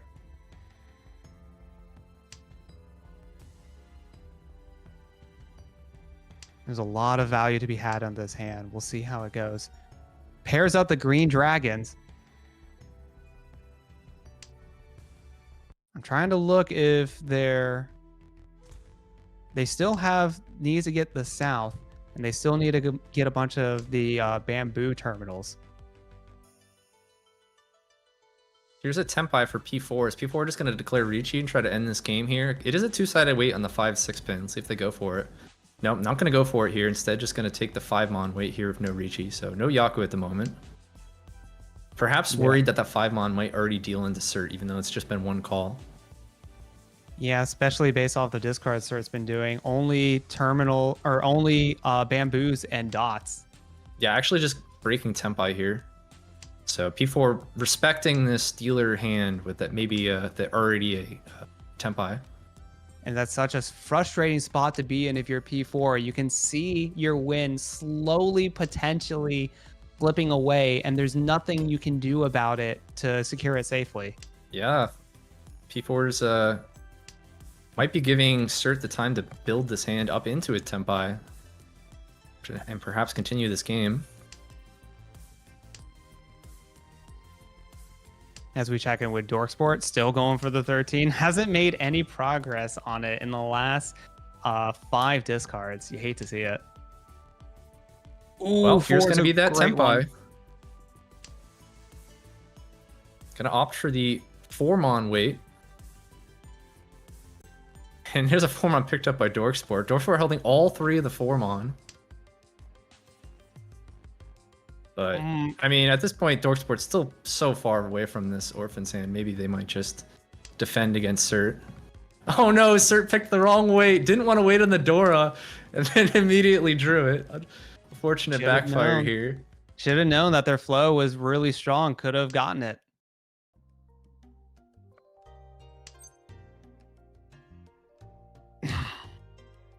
Yeah, now people are going to be able to discard the Dora safely. You hate to see it when you're Sirt, but if people are still going to be afraid and fold out the hand, you're going to get another repeat going.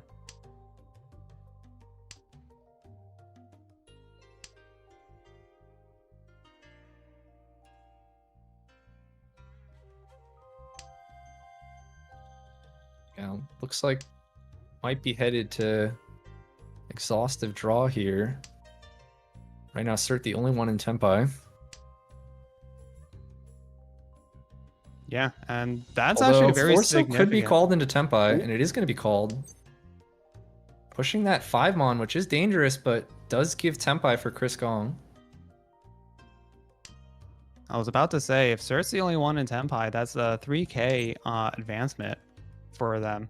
And that's not insignificant when you're trying to make this climb up into first. Tenpai. There it is. We're going to get another exhaustive draw. 1,500 points for each of the players in Tempai. Sirt's just going to get a little bit closer into that first place. Oh, this is an interesting starting set of hands for everyone. Yeah, we got a couple. We have the red dragons paired up in certain Chris Gong's hand, and then green dragons in P4 hand, and white dragons in Sirt's hand. A lot of different dragon pairs floating around here. We'll see how Sirt wants to handle this one. Just calling one of the dragons is not going to be a huge point increase. We'll see what Sirt wants. Yeah, Sirt is going to call here. Just try to keep this dealer momentum going here. Would just be probably a one-on hand list that can pick up a Dora, but still just maintain that dealership. Dorksport does have a pretty good hand if they just want to, cut their losses and just declare a Ricci. Could, pretty easily pick up like a Mongon hand here, which wouldn't change the placement, but it would at least, give them 8,000 points and, end on a win here and move on to their next game. That's right, but there's the opportunity for P4 picking up that triple of Green Dragon, just trying to get something to get out of this game. 4 characters, interesting pickup for Chris.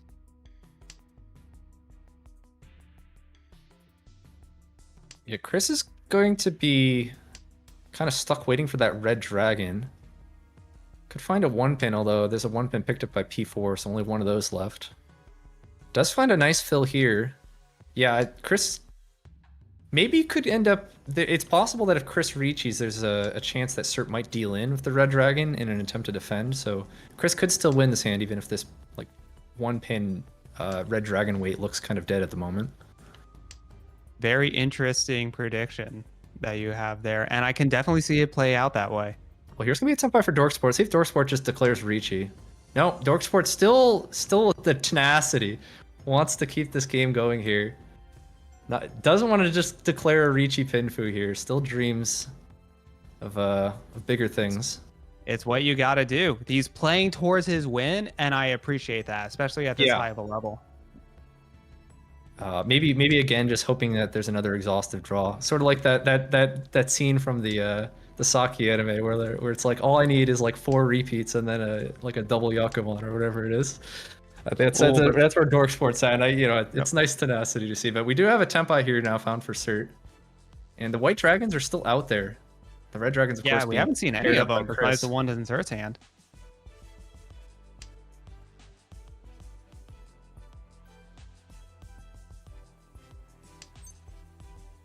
And there is the white dragon, so Cert still chipping away at P4. Another win here. It's able to get a little bit of extra value out of that one with the red 5. And now they're in a really good striking distance from P4. Yeah, within basically a Mongon from first place here for Cert. And does start with the pair of the round win south, so there's chances to call.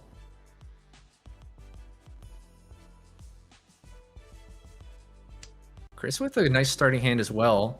Who at this point is kind of second place, looks pretty far away, but I imagine would just declare a Ricci if they do find themselves in a Tenpai and just see what happens.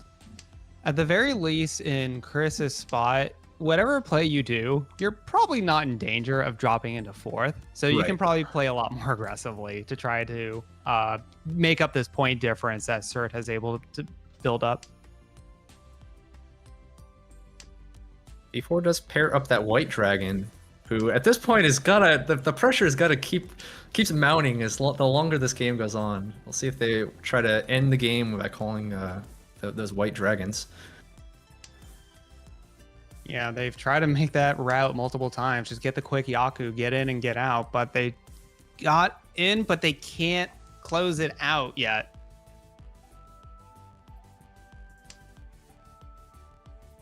And Dorksport, I think he's just waiting to go next, I think. Yeah, probably going to try to build like a flush hand or something. Maybe just try to draw all the Monzu and see what happens. We'll see what they decide to do with that hand. Well, here we go. We're going to see a couple calls. P4 calling for trying to look for that white dragon, and Cert securing the Yaku with the south here. Yeah, that's right. That 7 of dots not going to help Chris, but it is going to help Cert. Still Cert one away now. Yep, still one away with all those calls, but just got to make the plays that you can, slowly but surely climb that mountain. Okay, well, Chris finds a pickup here. Is one away themselves. Although Cert already into Tenpai here on the 2-5 so. Yep, just trying to get that last pair in to complete their hand.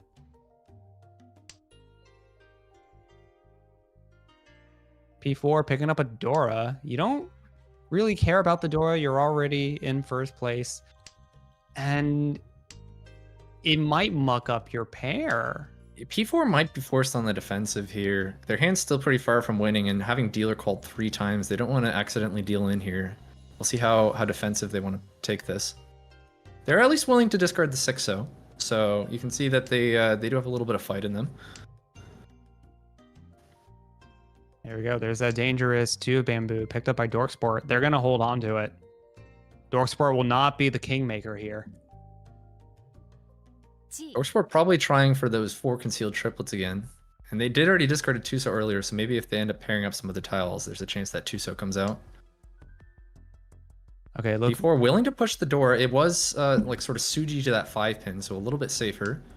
He's willing to risk the 8-pin here for the 1 away, Ishan 10. Let's see if they're also willing to discard the 6-pin, and yeah, they are. Yeah, looks like P4 just wants to take the fight to their own hands, be the control of their own destiny, try and get out of this game. Chris has also had enough here. He's just going to call for the Tanyao Tenpai here, just going to try to end it with a 2-Han hand. Waiting for that 4-so. Also waiting on 1-so, but no Yaku. That they can get.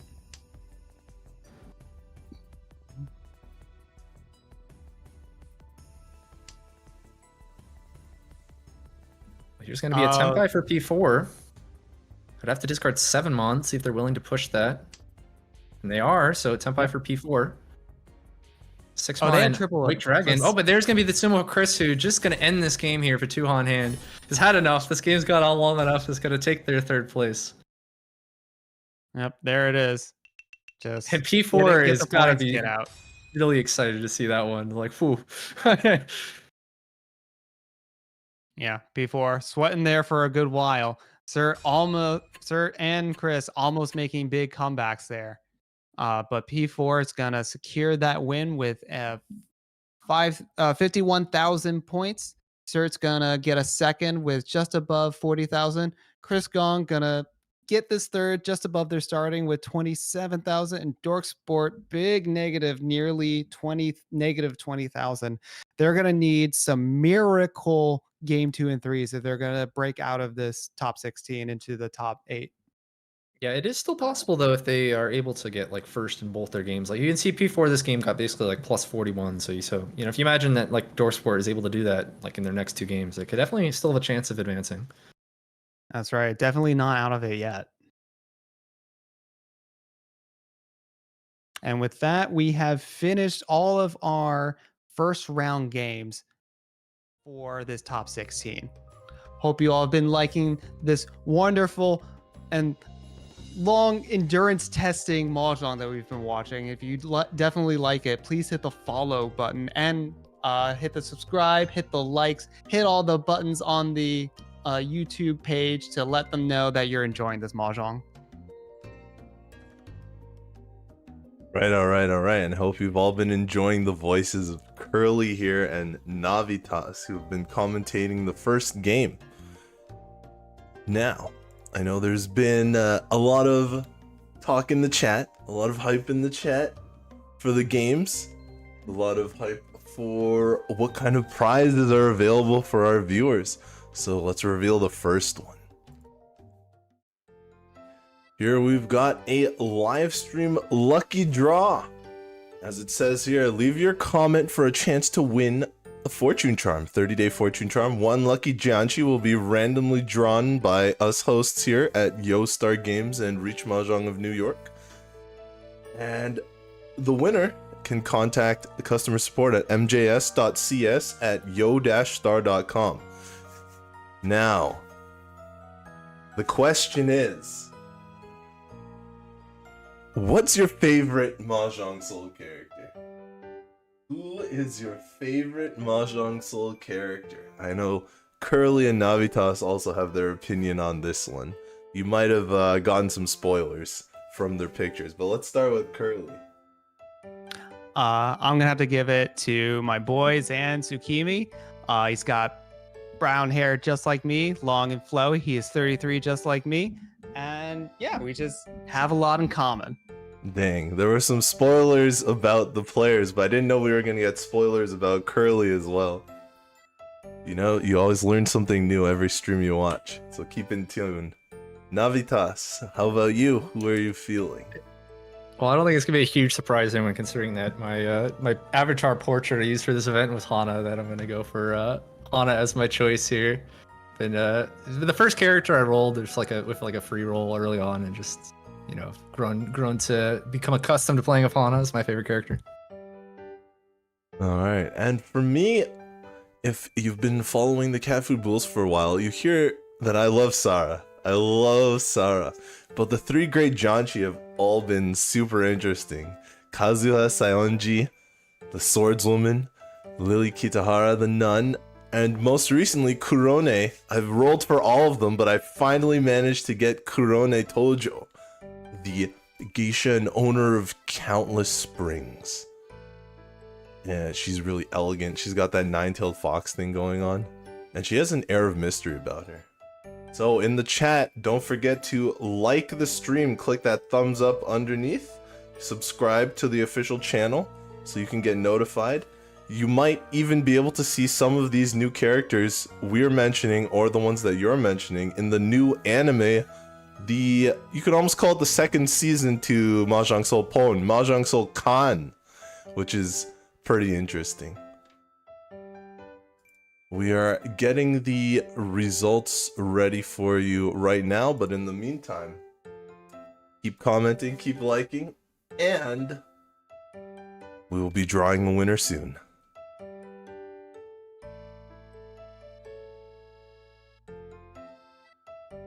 Looking at the chat, yeah, emotes are always really important as well when it comes to picking your favorite character. I think that Sarah has the boba emote. If you know, you know about the boba emote. Oh, I love me some boba. I had a friend last year clue me into not just cold boba, but hot boba on winter nights. It's delightful. Yes, I am a fan of hot boba. In fact, hot boba was the first one I had, and it's non-standard, but I prefer it personally. I was definitely skeptical at first when he was telling me about it, but then after one sip, I was like, "Oh no, you actually know what's up." I'm glad you were able to try it. We see all kinds of characters, you know, our mascot, our shrine priestess, and famous cat girl Ichihime. Always a strong favorite. There's always an advocate out there for Ichihime, for sure. As well as her... See, we got some Pong cats in the chat. as well as her nemesis, Kaguya Hime, the bunny of the shrine. I always wondered exactly what she's doing there, since she never seems to be doing any work.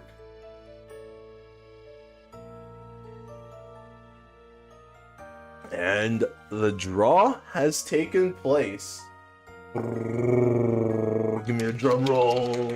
The winner is Jax, who's an Ichihime fan. Congratulations, Jax, Jax.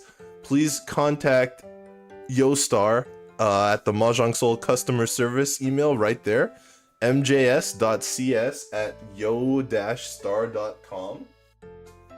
Ichihime hopefully wins Jax this draw. can use that fortune charm to roll some new characters. You know, maybe move on to. Like someone's a little salty about Ichihime.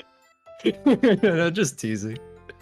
No, that's the power move. You have all of the characters on deck, and you only play Ichihime. That is true. That is true. Yeah, you gotta show up in the throne room, in the Jade room. Everyone else is playing all these characters. You have just an Ichihime, but you have to have a title so they know that you mean business. But Ichihime, at first, I guess she wasn't my favorite, but she tended to grow on me the more and more I read into her story with the myth of the Nekomata. The more I saw the anime and saw how she took care of the shrine dutifully, you know, Ichihime grew on me. No, yeah, definitely a good character for sure. Yeah, it's a good mascot for the game. All right, now we've got our results in from game 1, so let's go over and check them out. So the games we did see, we saw the game with P4 taking first there, with Cert, Chris Gong, and unfortunately Dork Sport with the negative score. We saw the game in the bottom right with Wrath taking the win, Light Pink Yoshi making that comeback in South 4, Peleg making that huge run in the middle of the South round to get out of last, and Democracker unfortunately not having the fuel, the juice to make it through and falling into 4th there. But our two games that we didn't see, Ericonator managed to get first in their game, Johnbo second, I'm a Cow third, and Mahjong Test has to tweak some variables, coming in 4th in that one. And in the 4th game, well, I guess it's the 3rd game here on here, in the bottom left anyway, Ailey 28.1 in the positive, Cristando +7, Bobolai at -9.3 in 3rd, and Zoo here in last in our first game. But there's still 2 games to go, so which means there's twice the opportunity to make this many points. So I would definitely not count out any of our players. That's right. Anything can happen. many of these negative players can get big wins, and even the kind of middle of the road players could suffer big losses. You never know how these games are going to play out. That's what we love about Mahjong. You just can never be sure. All right, and let's collate all of these players into one big ranking list because they are all going to be put on new tables, and it's their cumulative score. Scores are not halved yet. They're only halved at the end of the day, so everyone keeps the full score that they got. P4 here in the lead, Wrath in second, Erikonator, Ailey, Cert, Cristando, Light Pink Yoshi, and Johnbo rounding out at 8th there. And on our risk of elimination side, I guess we can say, we've got Chris Gong, Peleg, Bobolai, iMacau, Mahjong Test, Zoo, Democracker, and Dork Sport. But definitely, anything can happen. Twice as many points can be gained in the next 2 games, or even more, to be honest.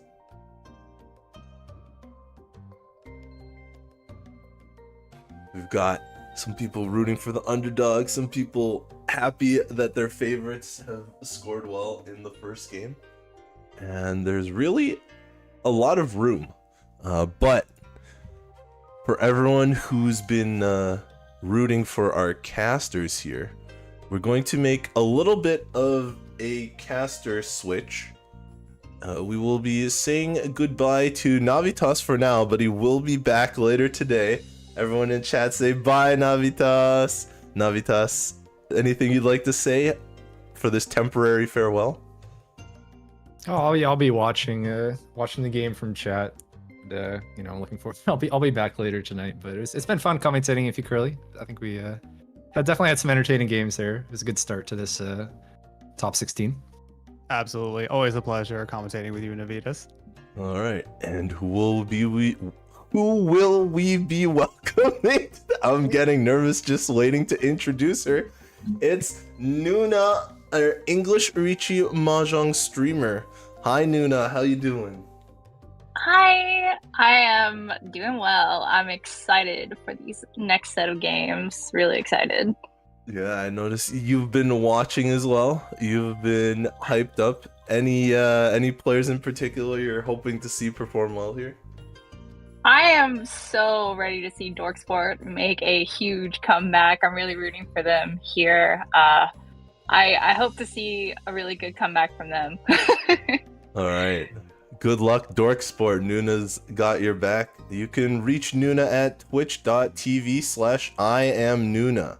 Whose Nuna are you, Nuna?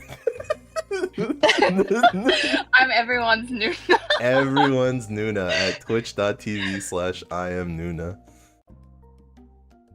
Our tables for the next match, as they are just about ready to begin. We've got table 1 with P4 Johnbo, Chris Gong, and Dorksport. Table 2 with Wrath, Light Pink Yoshi, Peleg, and Democracker. Table 3 I believe with... this is game 1. Oh! You're right. I did something wrong. Uh-oh. Uh-oh. Oh, well, we will fix that slide, but in the meantime, the tables have started. So let's just pick a table that's got a number of new players in it, shall we? Let's get into it. Nobody say anything about this slide. Oh, the table's sorting itself out right now. We're getting ready to begin. And here we are, take it away. All right, starting off our dealership with Chris Stand, it seems. Got a lot of shapes in the Sozu. Wondering if they're going to go half flush here, especially with that red dragon pair. I really like the looks of this hand. To our right, we got Eric. Not a whole lot. Got quite a few pairs. Wondering if they're going to go Chief Toy here. 7 pairs, that is. Gosh. Dora pair too. Whew. Like the looks of that, I really do. Cross player here, we got Zoo. Got quite a few shapes going. Hand progressing really well. No Dora, but you know, we'll get there. And looks like Bobolai got some good Dora in their hand. Hopefully they can make those work for them. Yeah, they may not be able to get it quick enough though, because Chris already looking on track for this half flush with the bamboos. Ooh. Looking good for their first dealer run here. Hoping to make a quick hand. I wonder if they'll call any of these tiles. Most Any of likely, these pairs because they they've don't already here. called the red dragon, so their hand is already open. So I imagine any tiles that they can pick up to progress, they're just going to gobble up. Ooh, Eric picking up that east pair. Maybe go for a quick hand here. Maybe even... Oh, no, that is Tenpai for them. That is 7 pairs Tenpai for them. Waiting on the west. Unfortunately, the west pair in Bobolai's hand. Wonder if they will end up keeping that. Oh, that's going to be a call from our dealer. Pawn on the 3 of bamboos. Getting closer to Tenpai. Yeah, Eric is gonna be normally what would be a really good way for the 7 pair, a honor tile that not many players will care about. It's not the game Ooh. or anyone else's. It's eaten up in Obolai's hand, and they're probably gonna hold on to it because Chris is threatening a half flush. You don't want to drop any loose honors into that hand. Unfortunately, that 4 of bamboo pair in Eric's hand. Kristan and Tenpai here. Oh, will they con this? I hope it's for a it. very dangerous con because Zhu is actually in Ricci. Tenpai also on a 7 pairs hand. We have 2 7 pairs to start this out. And the green dragon's gonna get eat up by Zhu. A nice 7 pair hand start. Doesn't hit the under. So close on it though. So close, but gonna shift that dealership over.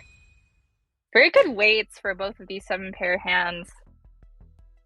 Yeah, just a little interruption here with all the cool 7 pairs hand. The tables were correct.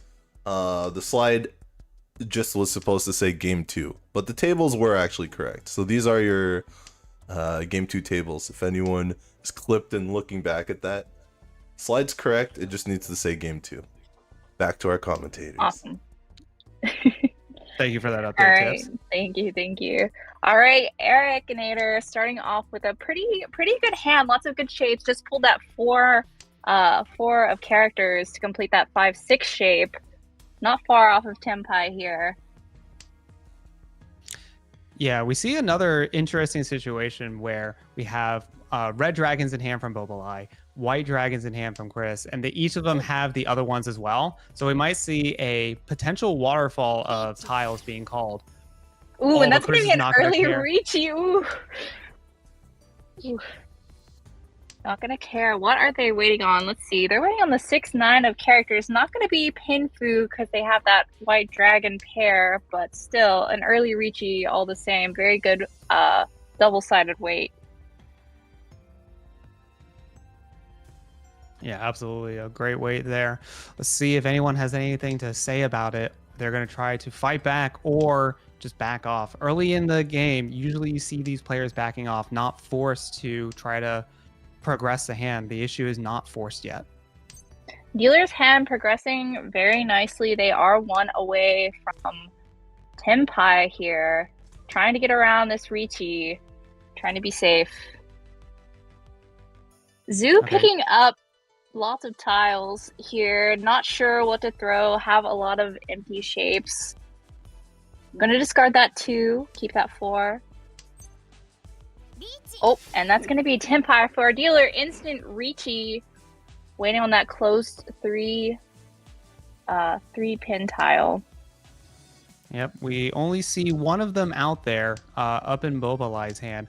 Bobolai can't utilize it yet. They did call the red dragon, but I don't know if that's enough of an investment for them to want to keep going, or they're just going to back off to these 2 Ricci's, one of them being the dealer as well. So still 2 opportunities for Eric to sumo. Ooh, Bobolai is not keeping it. that 9. Has an unfortunate 6-9 in his hand. Also, that 3 doesn't really have any shapes at all. I think Bobolai is just going to try to fold here as much as possible. Yeah, that seems to be what they're doing. And able to suss out the dangerous tiles. But it's It's going to be a matter. sumo for our dealer.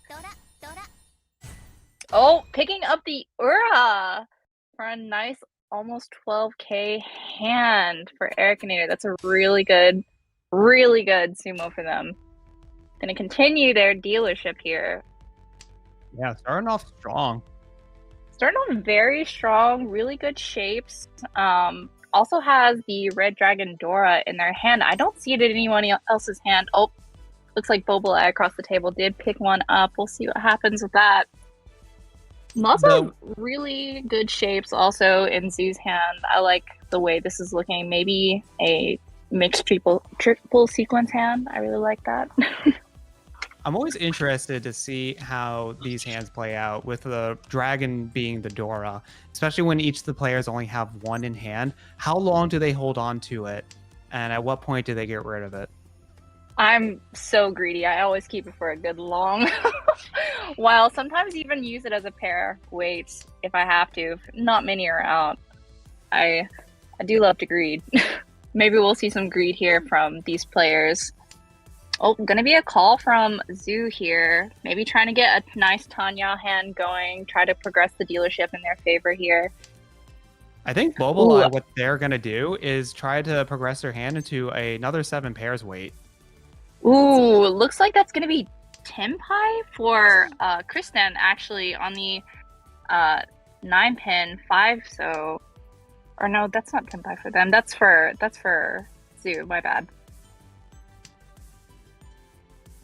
Got a couple and he different... pairs it up. Oh, he pairs and it up. slammed the Ricci on it too. Oh, slams the Ricci. What a good weight. Oh, but dealing into Zoo. Oh. Picking up those Ricci sticks as well, even though it's only a 2,000 point hand, making the value all that better for them. Yeah, we could have had some big dealer. value going around, but instead we're just going to get a simple 2-Han exchange. That's right. Wow, got a great starting hand from the dealer here, not far from Tenpai at all. I love to see it. Needs a pair, possibly, but they're not far off. Lots of pairs coming in Bobulai's hand. Maybe we're going to see a lot of 7 pairs this game. I'm seeing pairs everywhere.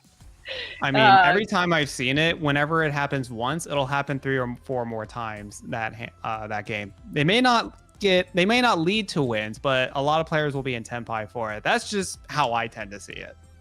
Ooh, this is going to be 1 tile away from Tenpai for our dealer.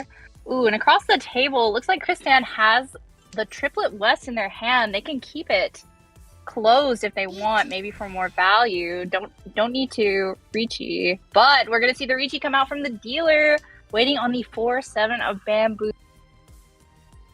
Yeah, pretty good weight over there. Not a whole lot of value. It's just Ricci with the red 5, but with those 3, that triple of 9 dots in pocket, there is a small but potentially very big chance of there being some Underdora value. We always love a good Underdora value. We always hope for the Urasan. Absolutely, and that's what she was going to be hoping for with this. Even if it's not huge value, it is a turn 5 dealer Ricci with a 2 tile or 2 individual tile weight. You send that every time. Right.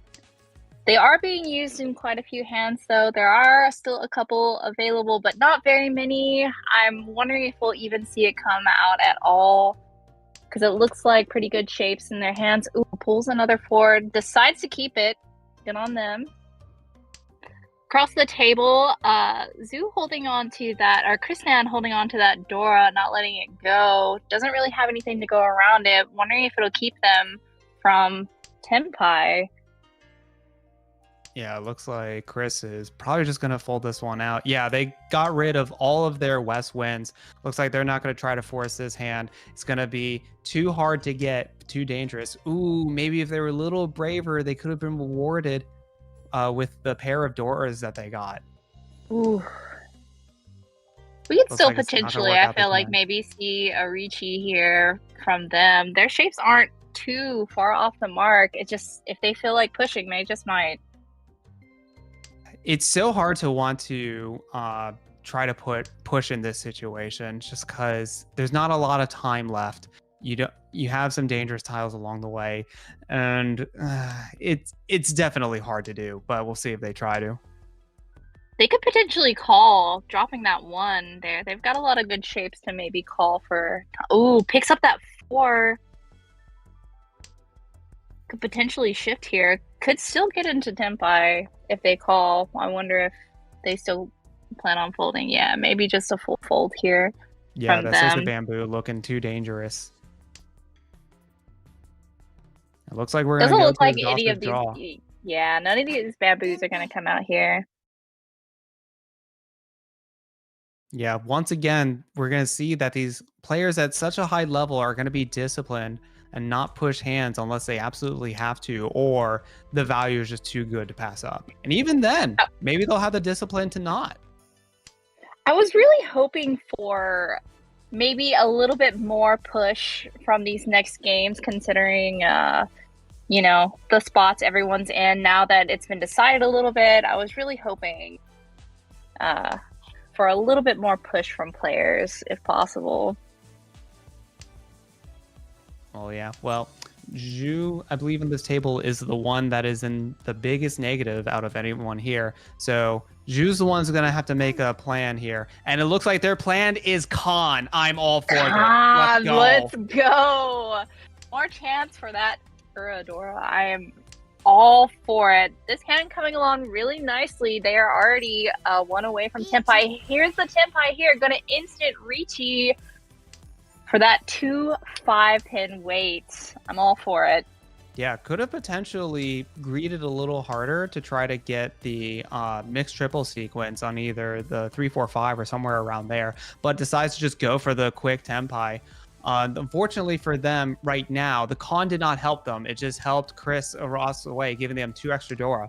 But if they win this hand, they are going to get to see another under Dora, and that might be the value that they need to make up that first loss that they got in the game 1. Right. I don't see a lot of 2s and 5s around. Well, actually, no, I do see a lot of 2s and 5s. Looks like maybe they won't come out from Kristan or Ericanator. They're already being used, so probably we'll end up keeping those. Oh, actually pushes that 6 because it is safe. Maybe just full fold here from Ericanator. Don't have a lot of good shapes in their hand at all. You hate to see it that from Zhu. They slammed that Reachy super early, but picked up more value as the game went on. You hate to see it. Yeah, it looks like looking like they could, you know, potentially still make their hand work. 8-So looking a bit suspicious, keeping that on hand. But could still potentially call if they wanted to for a Tanya hand if they felt it was safe enough. But it looks like nobody's going to end up dealing in here. Everybody's just playing it safe. I was really hoping. It's so risky to deal in. Pulls that 2. Wonder if they'll keep it. Oh, they will. They're sussing out. They know. Yeah, at this point in the last row, Bobolai twice now picking up the dangerous tile. 1 tile difference from Zhu just getting a big sumo. And they pick it up again. Bobolai is just a magnet for all the tiles Zhu wants. Oh goodness. Oh my gosh. That is all the 2s and 5s on the table. They will not be coming out of these hands, I feel. They will not be coming out. It's so unfortunate to see it from our side. Wow, 3 back to back, just drawing the dangerous tile, and it was off just 1 position. If someone did a call at some point, that could have shifted the wall in just the right way for Zhu to win, but it's not going to be today. This con's not going to yield any value, but Zhu will still maintain their dealer and go again. Hey, 3,000 points, I'll take it. I'll take 3,000 points, but it could have been so much more with that con. It could have been so much more. We do hate to see it, but they do continue. Their dealer got a couple of blown tiles here. Great shape starting out. Lots of potential in this hand. We see on our right, we got Bobolai. They got some pretty good shapes as well. Have a north pair, can't really utilize it, but do have a south Dora, which is their wind. Maybe they can end up pairing it up. We see an early call from Chris Stand. Maybe thinking they're gonna go Tanya here. Oh yeah, but Zhu's hand is actually progressing really quickly to pick up that 7 of bamboo to lock in with that 6. Ooh, I wonder if they will go for pure double sequence here. My favorite, Yaku, actually. Ooh, okay. Maybe they might be able to hit it. Here's to hoping. They've got great shapes. Great shapes. They are 1 away from Tenpai. Ooh, picks up that south. Wonder if they'll throw it or try to keep it in their hand. Trying to decide. Oh, decides to throw it. And you got me wondering, as Bobulai, if you see that first south, is that enough of a indicator to get rid of yours, or are you going to try to greed for yours a little longer? I was wondering if they were potentially going to go for a half flush with this north pair also holding that south, but they ended up discarding that 2, also now discarding that 5, so it looks like they're just going to keep it in their hand for now. Oh, and that is going to be a Ricci for our dealer, but Ericanator is in. Yeah, Ericanator is going to try to make some progress on this hand as well. They have the East pair in hand. Going to try to get the last one. They're going to push that 3. Hopefully the 7 coming out.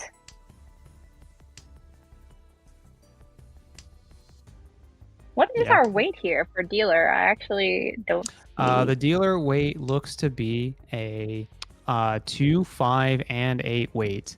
They have the 2 bamboo locked in as their pair. I do like that. I do like a nice 2. Unfortunately, all the 2s are gone, and we've got 5 and 8 locked up in some hands. Definitely probably not going to come out from Ericanator. Yeah, considering they're in Tenpai.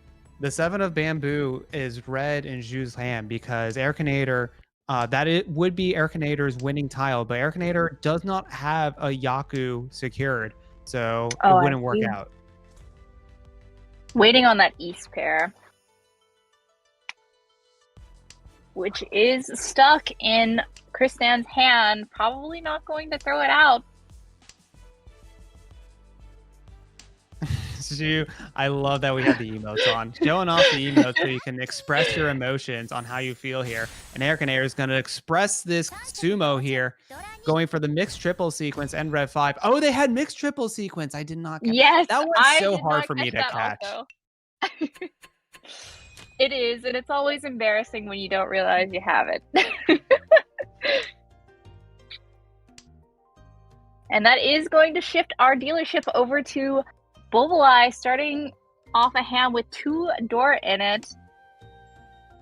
Yeah, Bobulai hasn't been able to do much this game. Hopefully this dealer is their opportunity to get out from this 4th place. We hope to see it. Oh, not going to call that north. Let's see. Kristan has a lot of character tiles in their hand. Not too many other things going on. Got some good shapes for the bamboo tiles for sure. Lots of pairs in Ericanator's hand. Yeah, might potentially go for that 7 pairs route. Like I said, once it happens once, it seems to happen like 4 or 5 times in a hand or in a game. There it is, the white dragon pair. It might be 7 pairs. Thinking about it. Ooh. Will they call? Will they not call? Is it a toy hand? Is it a 7 pair hand? Who knows? Ooh, picks up that 9. This actually might be 7 pairs. But looks like they're going to call White Dragon just to get into Tenpai, just waiting on the 1 and 3 of dots. They're in first place. They don't need big value. They just want to keep moving on. And Ericanator did get first place in the last game, so another first would put them in a really strong spot to get out of this top 16. That 3 may come out of hand. They're not really using it. Oh, and it's going to come out dealing into Ericanator. Like you said, not a lot of value, but moving it along, keeping that first place secured. Yeah, it's not what you want to see when you're from Zhu's spot. You don't want You don't want the dealer or the first place player to get any further, and to get that hit off of you just like increases the gap that much further. And as we begin our second rotation of the dealer, we are now in the south round. Kristan's going to get another chance with their dealer, their final chance, but it might get dashed away too early. Bobalai going to call that red dragon, get a quick hand going. I don't know what other value they could get besides the red dragon. Maybe if they get lucky with some character Doras, they might go for the half flush. I was thinking maybe they might try to call for half flush here. Throwing away that 5, that might be exactly what they're doing. Gonna try to make it as quick as possible, hoping that calls can be made. Oh, picks up that 8 for a triplet. They might be able to make it work this hand. Everyone else's hand looks kind of slow. Ericinator's hand potentially could get there if they get some very exact tiles like the 7 of bamboo, but Bobalai just progressing towards that half flush, and that's the tiles that you need to progress on half flush. Yes, we love to see it. Unfortunately, both the two Eric has both the red 5 and 5 Dora, giving him 3 Han already in his hand. It's a little unfortunate to see, since Bobalai is going for that half flush. Yeah, it's maybe always hoping they can pick up a 5. Yeah, it's very hard to try to get those 5s if you don't have them already, especially when they're Dora. Everyone who has them is just going to hold on to them as tightly as they can.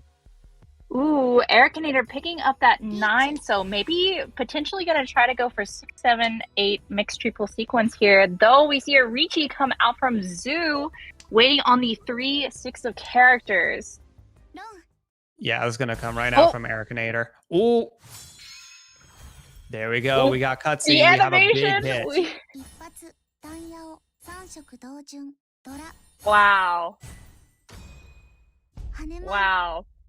And the Apatu is going to bring it up to 6 Han, 12,000 points being exchanged. And Ericinator loses their first place. Oh my gosh, that's so good. Yeah, we see a switch in first place here. Zoo taking the lead. I wonder if Ericinator will push here to try to keep their dealer. They do have an East pair in their hand, also completing that 2, 3, 4 of bamboo shape. Might try to see a fast hand come out here. Absolutely. You got to do something to get these points back. Ooh, I do like looking over at Kristan's hand. They have lots of Dora in their hand, and they can be used.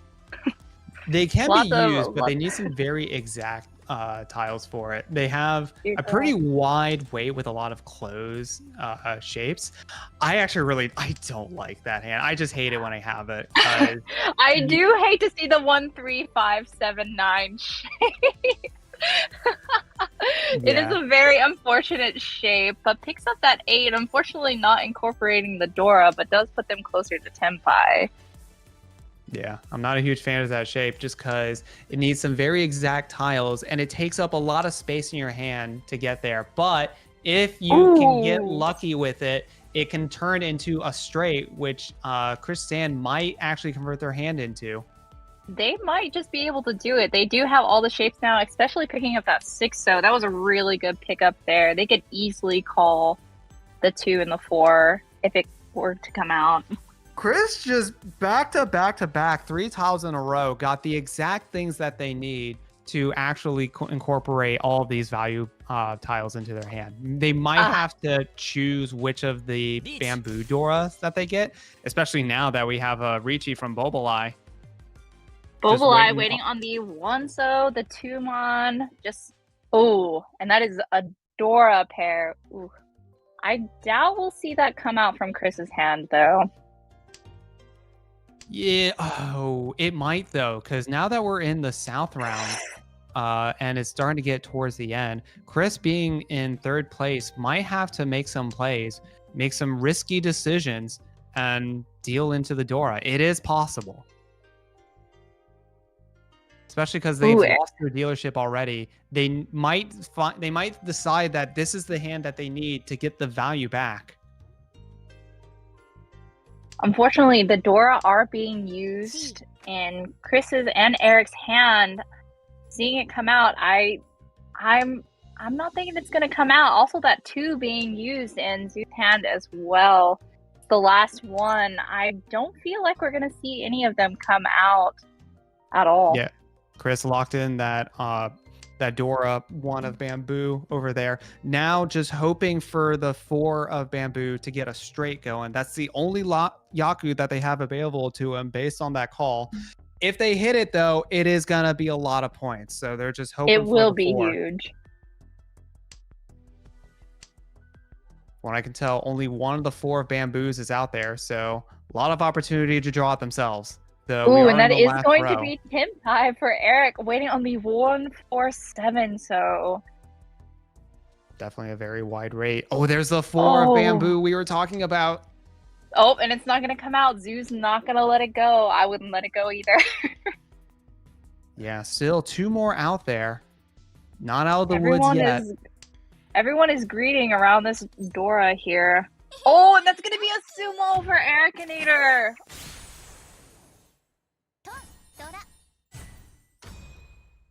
It's not going to be as big of a point value win compared to some of the other hands, but it is going to be a dealer repeat. And Eric and Nader going to climb back up closer to their first place.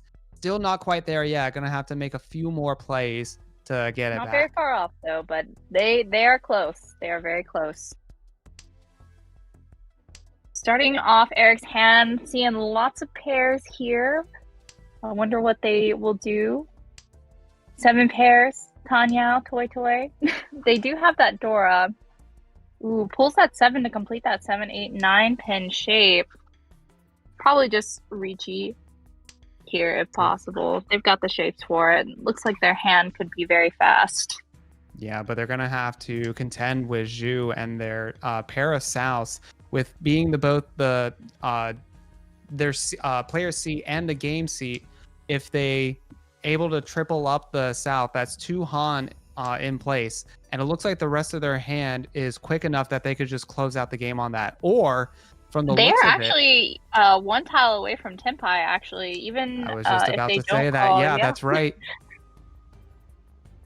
Although But if they it would be take giving this up the South. if they take the Tempai and go for the Ricci, that's potentially a lot of value loss, because now they're using that South as just the pair, and they would have to get rid of the Dora to do it. But if you are dealer, or if you're not dealer, if you're first place, maybe that'll just be enough just to get this player off of dealer. Across the way, Bobolai also has some pretty good shapes, just waiting for some of them to fill out, not very far from Tempai themselves. Yeah, unfortunately, that Green Dragon's not going to help him at all. That North is not going to help Chris at all. The Ericinator, that 5's not going to help out. These tiles are just not helpful. They are not coming out. Ooh, and that's going to be a Ricci from Chris Stand. Waiting on the 4 for... They're going for a triple, pure double sequences, it seems. Close 4. They could have Shadow Tempai if they wanted to, but it seems like they're not going to take that route. Going to try to go for some value here. Yeah, they're a little too far behind. They got to try to make up this point deficit to at least get enough points. It may not be enough to overtake to second, but it'll get them that much closer if they're able to hit it. And we'll see how the players respond to this Ricci. Looks like Zoo's folding, throwing out their South pair here. Maybe going to try to hit Tempai while being safe. Oh, there's the 4. What are they going to do with it? Hold on to it safely. Yeah, they're going to hold on to it. Yeah. Unfortunately, it is Suji to the Dora, so it's not really as safe to throw out. Even though that 7 did come out from Chris Stand, still not very safe. Ooh. Yeah, but with so many other tiles that you can drop in the meantime, if you're not looking to push this hand, you decide to give it up. Don't risk it. Ooh. Okay, it looks like that they've decided that they're not going to complete this hand and just fully fold it, but giving up that shape on the 1-2. Yeah, So just gonna Zhu's- keep that Zhu's out of 1-4. Yeah, Zoo's out of this hand. They don't want it. Bobalai trying to decide what they want to do here with this Dora pickup, giving them a Dora pair. They actually are still pushing a bit, throwing out some. Oh, they're gonna call. Probably You just gotta getting make to Tenpai to plays. go into exhaustive. Just go into exhaustive draw. Ooh. Man, Ericanator be a big really, really trying to go around, but ends up folding, it seems. Not keeping any of these tiles. Not wanting to deal in. Ooh.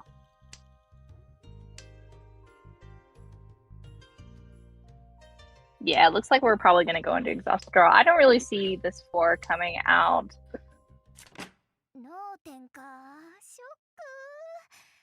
Yeah, unfortunately, they drew what would have Bobalai drew what would have been a winning tile if they had a Yaku in hand, but because of that, they had to give it up. At least they maintained their Tenpai and got a couple of points for their troubles. But their contention player, the one next to them in a point total, also was in Tenpai. So the change didn't really happen, wasn't really that significant for them. Right. Zoo gonna get another dealer repeat, starting off the hand strong with the East pair. Can easily call this hand if they want to for a very fast hand, continue their dealership. We also have Red pair, Red Dragon pair, and Bobalai's hand. Could try to progress to their own dealership, try to get some points in, try to get out of 4th place. They're not too far from 3rd place here. But they really, really need to try to push for some points. Yeah, they thought long and hard about that call, whether they wanted to just take the Red Dragon now and go for the cheaper hand and get their dealer, or potentially greed for a bigger hand. Looks like they're going to just try to get their dealership and use that as their vehicle to make up this last place. We do see White Dragon pair also in Chris Stan's hand with Dora. Could also, looks like maybe some fast hands gonna go around this table, especially for Bobalai and Chris Stan, considering their standings at the moment, trying to beat out each other for that 3rd placement. Ooh. Zoo calls the triplet for the East. 5 is a pretty good pickup from Chris. Chris could actually shift their hand into 7 pairs. Once again, the 7 pairs strikes back. Oh goodness. Actually, 7 pairs is my least favorite hand, but you know, I do like to see it still. You love it when it's not you. Exactly. I do love it when it's not me. Oh, Chris picking up a 2nd Red Dora here, decides to keep it even though they don't have any shapes to incorporate it. Maybe trying to make their hand more valuable, or maybe thinks they can get that 7 pair. Oh, picks up. I don't think they thought 5. they knew. Oh, but yeah, there it is. They picked up the 5 pair. That's going to increase the value of that hand. Ooh, and you got to go for value when you're in these spots. Gonna go for value. Unfortunately, discarding those 1 pin pairs for the 7 pairs. Unfortunate, very unfortunate to see. But I wonder if they'll end up calling. Seems, yeah, it would be an interesting route to take if they did call, just because it seems like it's just so far away, especially now that we're halfway through this hand. Ooh, picking up that red 5 for Bobalai, giving the hand extra value. Ooh, and we see the call come out from Chris Stan, deciding they want to go for it looks like they're Tanya. going to change their hand from potentially 7 pairs to just give up the white dragon pair and go for a Tanya with these 2 Dora. But Bobalai is still in Tenpai, waiting on that 7. I don't see any 7s out. They must all be in the wall. Yeah, it looks like it.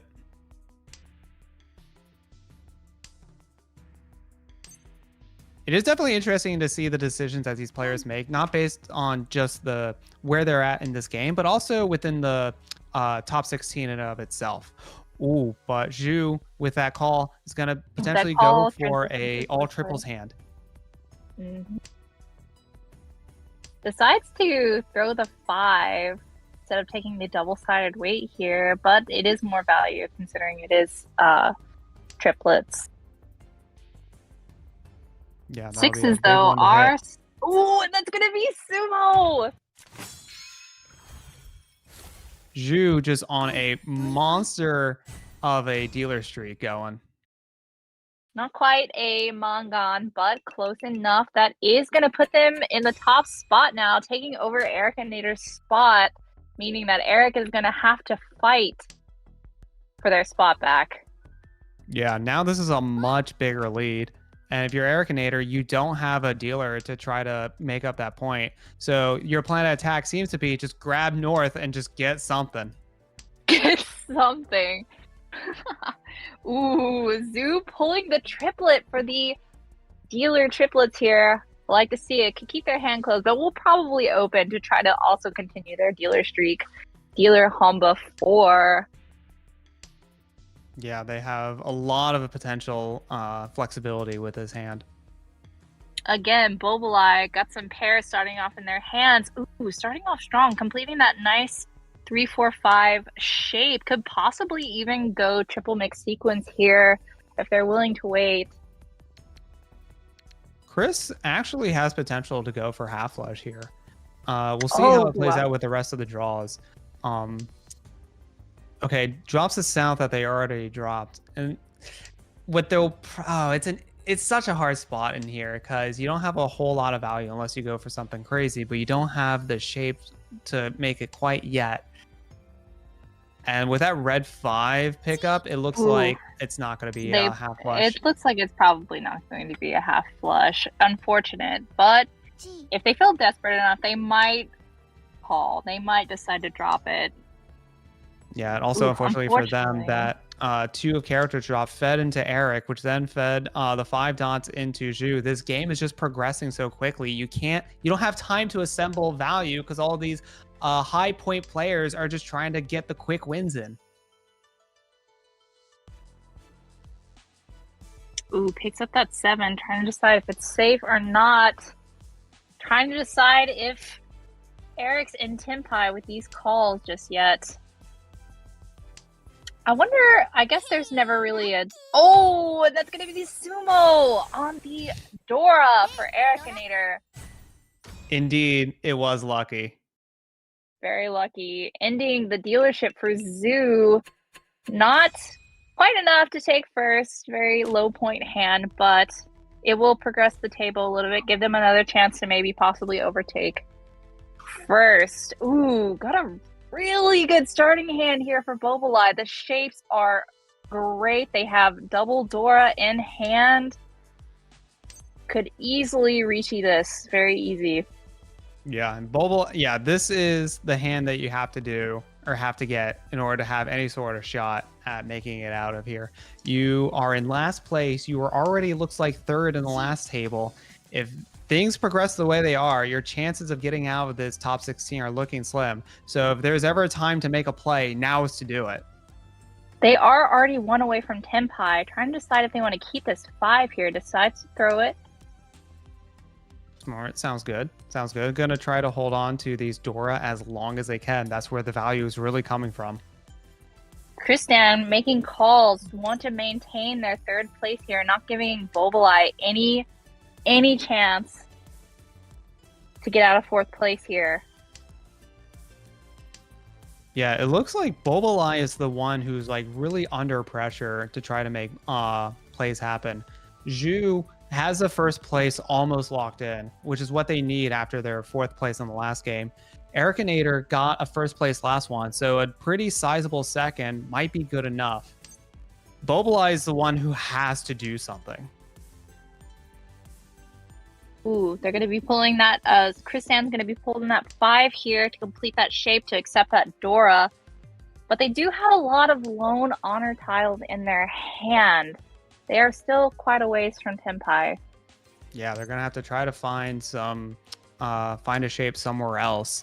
And with a bunch of discards on like middle tiles, that might be harder than it seems. Ooh, but one call from now, Kristan. Oh, it's Tempai now. White Dragon and 1 of bamboo. Very good for them. And we're going to see the Ricci come out here from our dealer, waiting on the 1-4 of characters. Very good wait. Bubble got really fortunate with those draws, able to turn the 2-3 of characters and like the 5 of characters into shapes that they can wait on, incorporating both Dora. But we're gonna get a crackback Ricci from, or a chase Ricci from Zhu. Gonna try to close out this game with the Ricci, but that's gonna deal in with the 1. Oh, that's really big for Bobalai. They really needed that. There we go. Couldn't quite hit the under, but that's a huge swing for Bobalai. That is a huge swing for Bobalai. And putting Ericanator back in first. Yeah, with that Ricci, Zhu lost his first place. Now he has to make a play now. He could have sat back on the previous hand and just take his first place. I was so surprised to see that Ricci come out. I would have folded personally. You have to also think about the context of the tournament as a whole. Remember, they are negative 25.8 going into this game. So just getting a first place may not be enough. They may need to try to get as many points as they can to try to actually make the top 8 cut. Right. All right, Bobalai pulling in some really good shapes here. Hopefully they can get some more good pulls here to continue their dealership. I really hope, could even possibly, if they continue, to see a switch in second and first place again. With how this is going, they're getting very close in scores now. I know, honestly, this game could actually play out so many different ways. It's not set in stone. It's not set in stone. Kristan with the red dragon pair and a couple of Dora in hand as well. Oh, and I just realized that green dragon is the Dora, but I only see 1 out. The rest must be in the wall currently, but they could still try to incorporate it considering they have that pair if they decide to call. They also have another 5 red Dora in their hand as well. As you pointed out, the green dragon is not seen anywhere except for in Chris's hand. I'll be curious to see how the other players react to it if they draw it themselves. Because if it gets drawn too late, they may not be able to incorporate it and just throw it. But that might be scary based on the context of what happens. Just so many things could happen. Ooh, I see in Zoo's hand, we have a lot of Pinzu tiles. I am really hoping to see a possible full flush here from them. If they'll keep it closed, if they'll call. They do have that 8 pair though. Maybe they'll end up just keeping that, but it is a good way to try to get back out of second place. Oh, that was such a good draw. Oh my gosh! Oh. That flow. So it might just be all triples with, I mean, they could have concealed triplets as well with some Dora backup on it. I don't know if that's going to be big enough to get them into second. Maybe if there's a direct hit. Oh, going to change up the weight, not go for the triple, just lock in these Dora. Now going to be in Tempai waiting on the green dragon and 5 dots. There's also the potential they could pull the white dragon. Do you think they would greed for the white dragon? I don't know. You need points, you need value, but how greedy is too greedy? We'll let these players decide. I only see 1 white dragon out on the board. They must all still be in the wall. There is... Oh, and they pull... Oh, they throw it. Oh, gosh. I'm so sad. I mean, it's completely understandable to not do it. Now's not the time to go for the big play, the big clip plays. You got to get some points. You got to try to lock in this top 8, but that's going to deal in. Is it enough? I believe it might be. It's only a manga. It is going to be enough to overpass. Oh, it's enough. Put them in third. Oh, that was a beautiful last play. Unfortunate, but beautiful. And there you have it. We have our game 2 locked up. Ericanator taking the first place just barely. Lost it a few times. We're able to get it come back. 35,000 leaving this game with a plus 25. Zhu, very good dealer effort to make their way up to second place with 32,000 points. Chris, valiant effort to get out of that fourth place and into third. And Bobolai just falling for Zhu's trap, gonna slip into fourth place there. Quite unfortunate, especially after they made that big comeback, but there's always next game. There is always next game, but next game is the last opportunity that you have.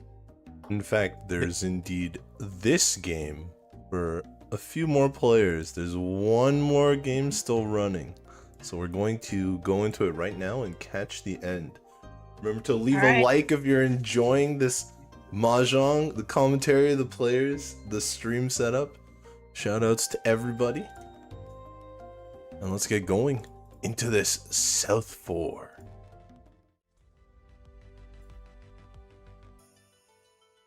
Okay, we have a South 4, but we might get some repeats going. We already looks like we have one repeat already from Chris.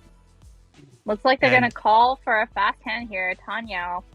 All right, this is what we want to see. Dorksport in first place, actually going to try to make up that huge deficit.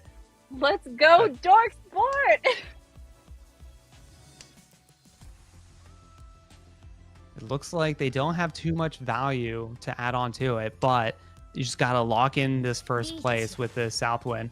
Oh, but Jumbo's going to slam the Ricci, waiting on the 1 and 4 of Bamboo.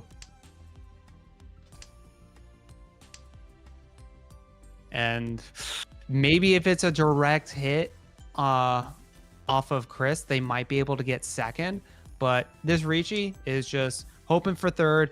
Maybe you'll get a second if you get lucky enough. But you got to slam what you got to slam. Chris holding on to that second 4, deciding it's not worth throwing it out.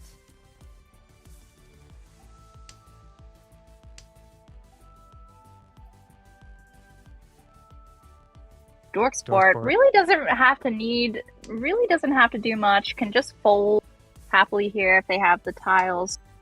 They are in first place. There's no reason for them to try to greed. Yeah. Although Dorksport's position is not quite locked in. Maybe. Oh, actually, wait. For some reason I thought Chris Chang was didn't have a revealed hand. The next 4 that is going to be Tenpai for them, waiting on the 7 pin.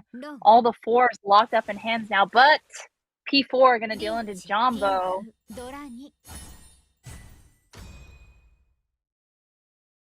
And there we go. That's not going to be enough. Going to switch up. It's not going to be enough to get second, but you still get the third place. And there you have it. Our underdog hero from game 1, Dorksport, making their comeback with a first place. Plus 35 points. It's still not going to be enough to get them out of negative, but it is a start. And remember, you don't need to be the most winningest player to get out of this. You just have to be better than half of your competitors here. And with another first place, that could be enough. Chris Chong going to get a second here with 30,000 points with a plus 10. Jumbo just sneaking by a third place, only going to lose 10 points in their standings. And P4, even though they got a first place to start off the game, they're going to respond it back with a minus 35, going to put them down a little bit just above 0. That really balanced out the scores there, that last game. As Curly was saying. Oh, I'm so happy for Dorksport. It's as I predicted. Predicted, eh? I predicted, yes. I always knew Dorksport was going to make a comeback. Curly, you got the scores down pat. What did you think about that? Of just the scoring or just like the position? What I love about these like multiple round games into like a cut is the players are going to definitely behave very differently based on the points that they need to get. And you're gonna see some very interesting Mahjong play going into this final set of games. That's right. They've got to get those big points and hopefully they'll be gifted some good hands in Game 3. Every player is going to be looking for what they need to make that top 8 cut. And speaking of... Go ahead, Nuna. I was gonna say, I'm really hoping for some really big plays in the next set of games. Everyone going all out. I want to see them go all out too, and we're going all out for you on the stream here because we've got a gift code for everybody. Everyone in the chat, you can claim this gift code. No, we're not drawing for this one. It's available to all of you. It's big. You can claim the gift as it says on screen. You have to be on browser. So if you're on mobile, log in on browser, whatever your favorite browser is. Go to Setting, Others, Gift Code, and type in this gift code here. It is LQ7YW3NGR. And you can see it on screen. It expires on the 19th at 4 a.m. UTC -7. That's 3 a.m. Pacific, 6 a.m. Eastern. So you've got about a day and a half to claim that gift code. Tell everyone. Watch the stream. And enjoy. We still don't know what it is, so it'll be a surprise for us too. Well, yeah, it's a gift. We don't know. You never know what a gift is when you get it. Don't forget to like and to comment. Keep our chat active as this Mahjong game gets underway. The third match. Thank you for the people in chat who typed it out in there for easy copy and pasting. Yeah, thanks to everyone making people's lives easier. Thank you, chat. I will give you my predictions for next game after I read after I read what's going on. Nuna power. I like that. I've got my own predictions for next game, and that prediction is that we are going to have to say goodbye to Curly. Curly's been commentating the first 2 games, and he will be stepping away in order to make way for Navitas. But before Curly goes, is there anything you'd like to say? Anything you'd like to call out? Let's bring your slide back here so that everyone knows where to find you. Thank you so much, everyone who's tuned in to the top 16 of this Capel. Thank you so much, everyone. If you enjoyed my commentary, be sure to follow me on all the socials. You see me right there. You can check out my YouTube channel. I post videos there every Friday, usually Mahjong Soul content over there. You can check me out on twitch.tv/curly_TTV and support your locals. Support your locals. That's right. Mahjong is everywhere. Now, please welcome back to the stage here, Navitas. What's up, Navitas? Hey, I'm back. Hope you guys didn't miss me too much. So we're getting the results in now. Navitas, anything you're looking forward to coming into this final game? Well, that third match is always the most fun because that's when you gotta you have to be good at. It's an important skill in these tournaments to be able to figure out exactly like what result you need, because the first 2 you kind of just want to place as well as possible, but the third match in particular here, you have a specific goal the players are going to want to try to reach depending on how they've done in the first 2 to try to aim for that top 8 cut. So I always find like the final match before these cuts the most interesting, so looking forward to that. That's right. One of the big things with the third match is our placement points, or UMA, for those of you in the know, are plus 15 for first and plus 5 for second, and so minus 5 and minus 15 on the other side. So they're not actually that big compared to the regular scores. It's a very common thing to do for tournaments is to make the placement points only about plus 10 for each ranking.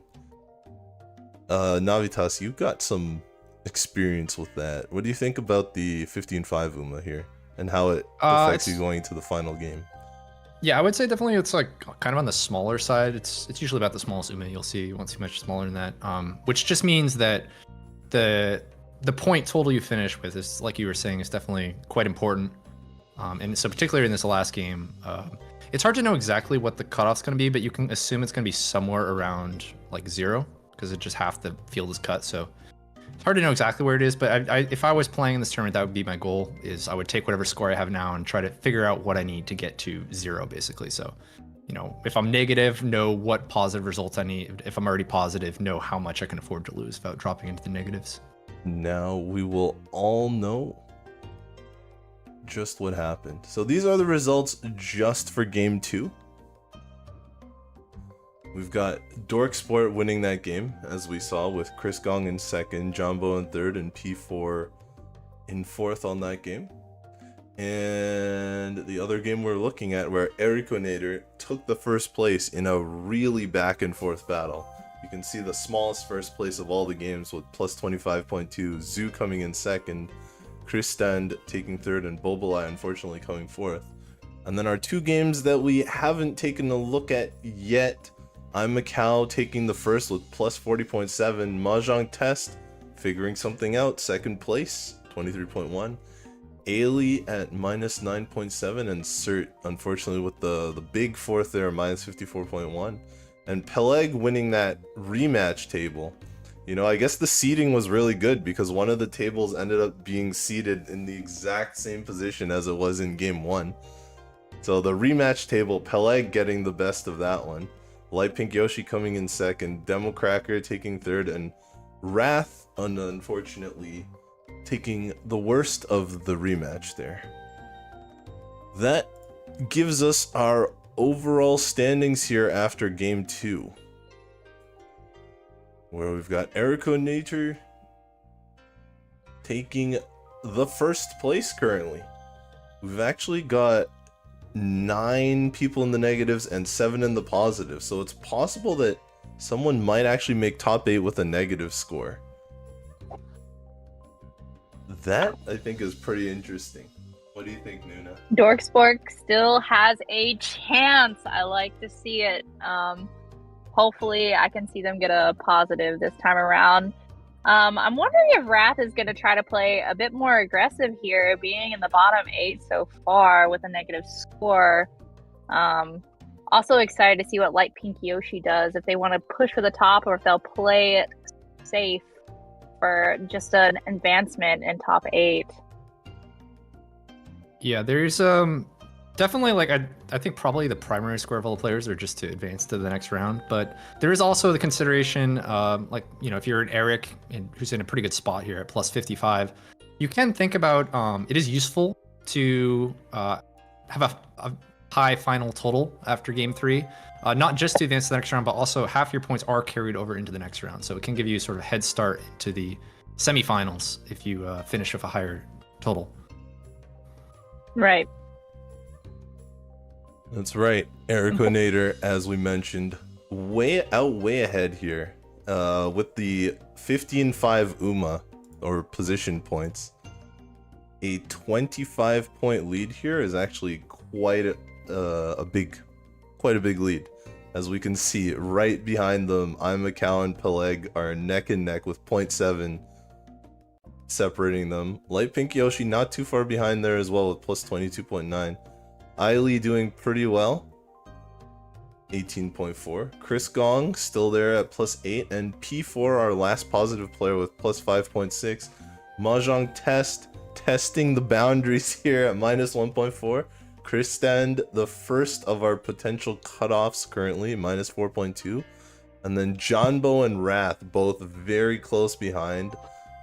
We've got a little bit of a bigger jump here, about 7 points between Wrath and Zoo, and then Dorksport, another big jump, and then another big jump to Cert, Bobolai, who are close to each other, and then Democracker bringing it up at minus 45.2. But say, for example, you got 50,000 in a 1st place. That's plus 25, plus 50, and that's plus 40. So even Democracker can qualify here. I think it's still anyone's game. Yeah, Yeah. I saw in chat someone saying Ericanator is guaranteed top 8. If they took a major loss, they could still potentially be eliminated. That is true, but Eric like knows the position that they find themselves in, Right. so I feel like Eric is like for those who don't know, he's like one of the few Celestials we actually have on the English server, and like so he's I very see. used to playing like solid defense because that's kind of what it takes to reach that level. So if Eric starts to sort of fall behind, I feel pretty confident that they'll be able to mitigate the damage to prevent a minus 55. But I'll try not to jinx him too hard. You know, anything can happen. There are Yakubans in this game. Oh no, not the commentator jinx. Yeah, Oh, no. luck can go any which way. Luck can go positive, luck can go negative. May the flow be with you, And players. you always gotta hope you have luck with you when you're playing Mahjong. It's a game of skill and a game of luck. And you two in chat can also be lucky.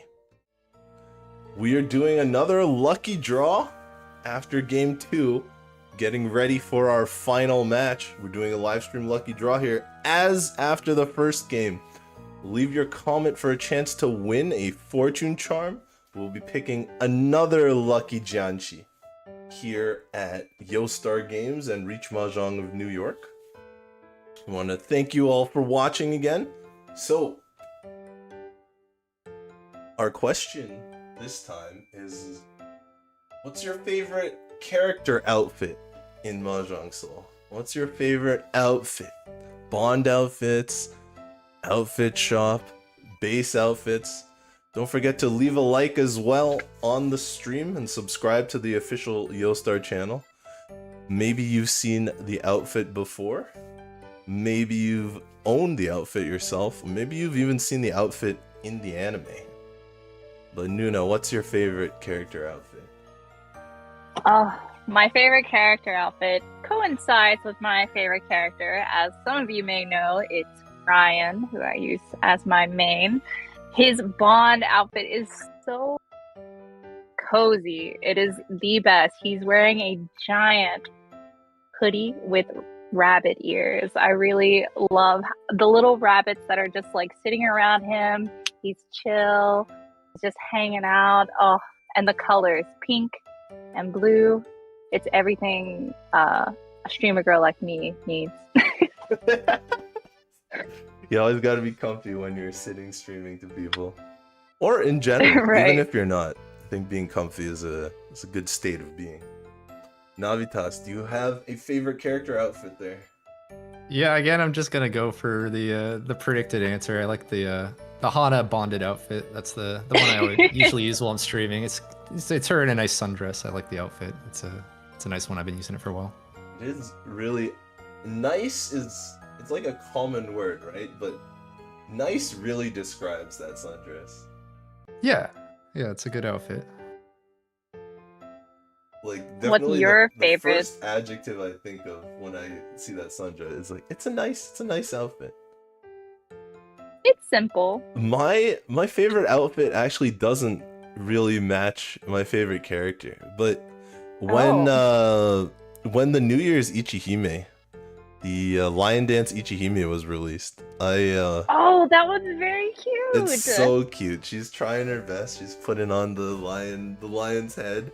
She's dancing with it. I almost wish there was an animated version. That would be so cool. She's like doing a little lion dance when she wins. I'm That would very be so weird. surprised that they didn't actually make that one animated. I was a little surprised. Maybe, I mean, Chinese New Year's coming up. Who knows? You could make a petition to see animated lion dance, even if it's not Ichihime, just like someone doing the lion dance, right? Please, Yostar, we beg of you. And Give us a lion dance. Ichihime has a lot of fun outfits too.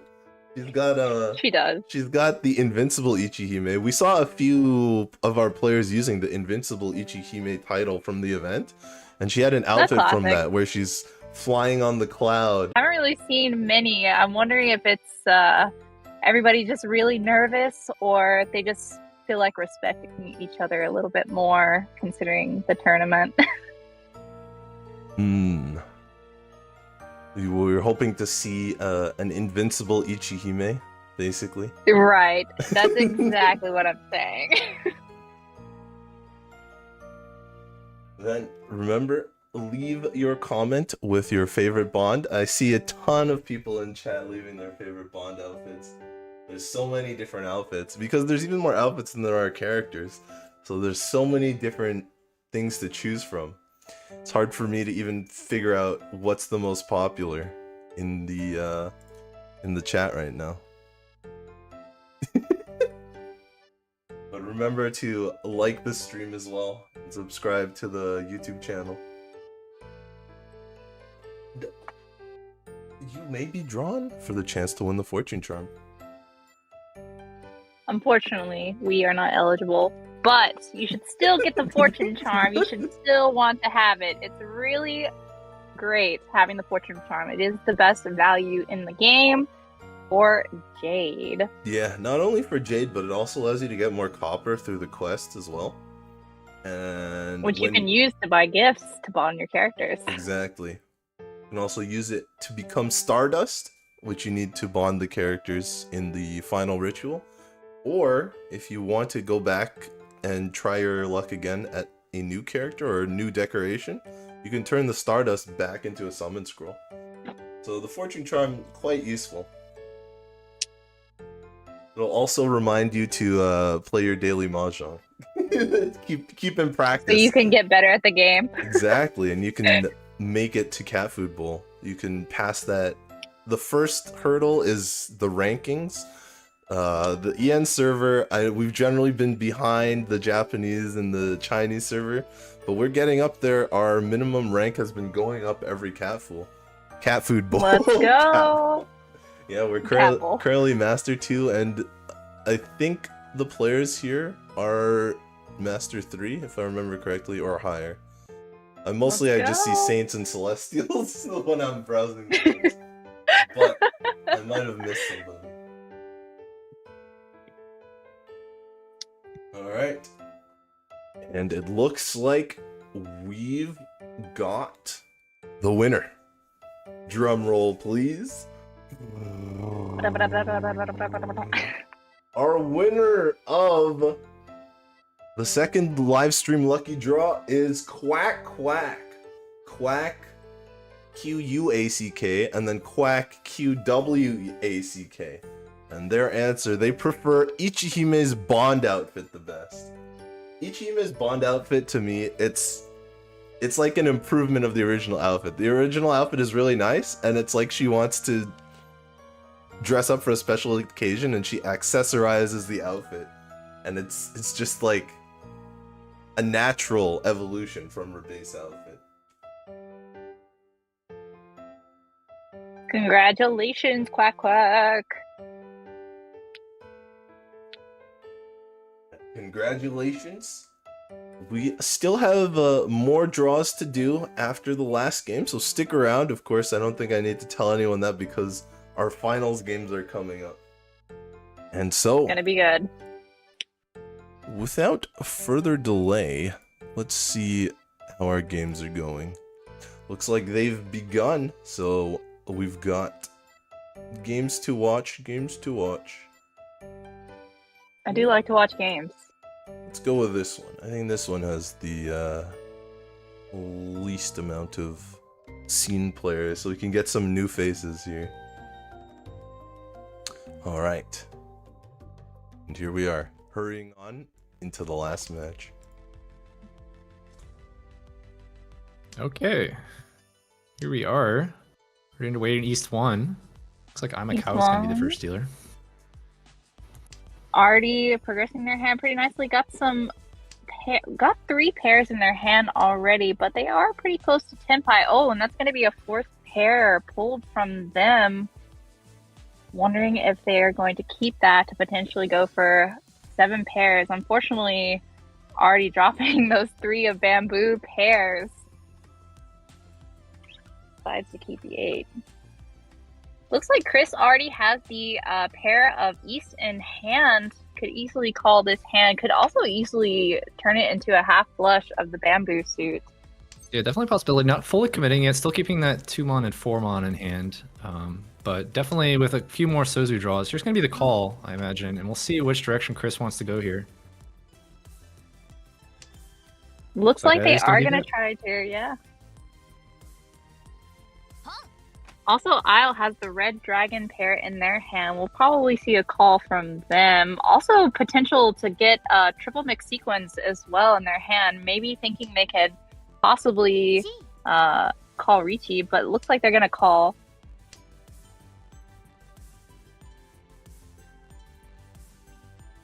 Here's a nice Formon pickup for I'm a Cow. Just going to be one away as well here for Dealer.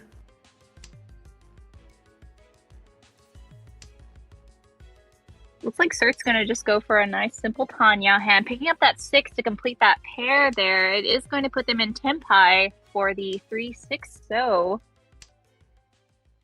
Yeah, so 2 Tempais now. Oh, here's going to be that 4-so drawn, which would deal into Isle. Probably. Although it's going to dodge it here with the 1-mon. Nice dodge. Many people have called around the table. Maybe hoping they can get into a Tempai here by playing it safe.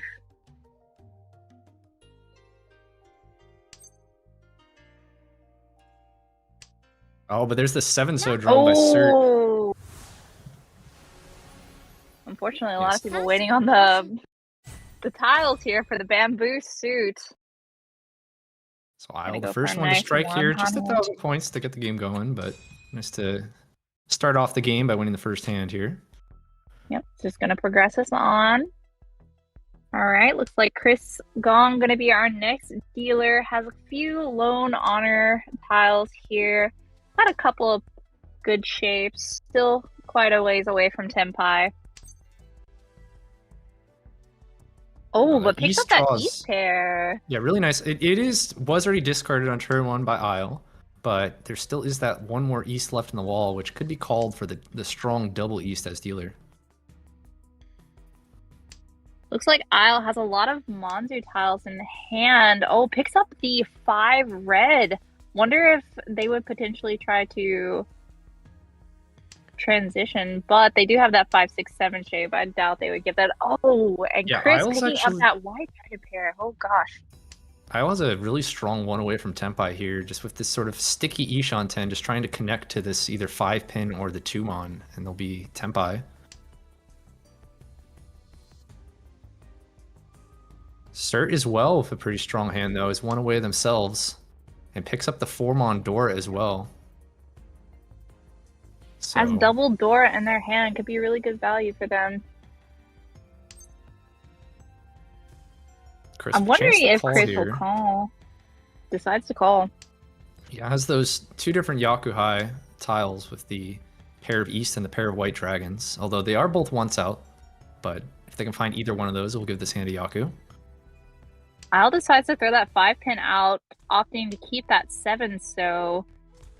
Yeah, the advantage of this is if you draw either the 4-so or the 7-so to give the hand a pair, you can wait on 1 4-mon by keeping that 2-mon. Ooh. There was the East picked up. Oh, and here's going to be the Tempai for Isle, who is going to take that Ricci on that 1 4-mon wait. But it is Tempai also for Chris, waiting on the 6-pin as well.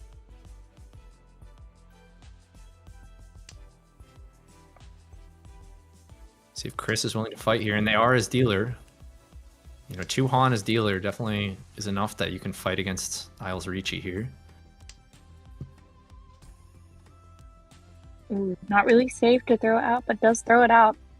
I wonder if the White Dragon does end up coming out, if they would call. But oh, we have another Ricci from Cert across the way, waiting on a closed wait for the 3, which has come out already once. It is the Ricci tile for Isle. And this is actually going to force Chris to break the Tempai here. And the 4-mon comes out. So here we go. Isle going to win another hand here and flips the Urador as well. So Ricci, Dora, Dora, Dora. Nice Mongon hand, putting them in first place. Turn around the dealership. But strong start to this game here on their already up 10,000 points Very moving good into their starting first hand dealership as well. Although Sir also has a pretty quick hand here with the ability to call, and also does have still 3 more pairs in hand, so we could see a triplets hand here from Cert if they can find the right pairs in hand.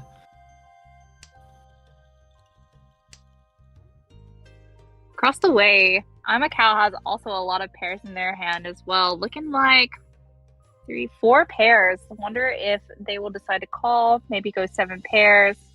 We'll see.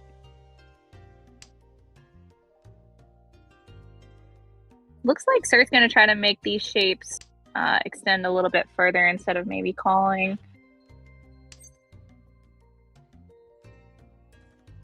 We do see Chris with the West pair in hand. Unfortunately, can't call it since it's not their wind, but their shapes are coming along.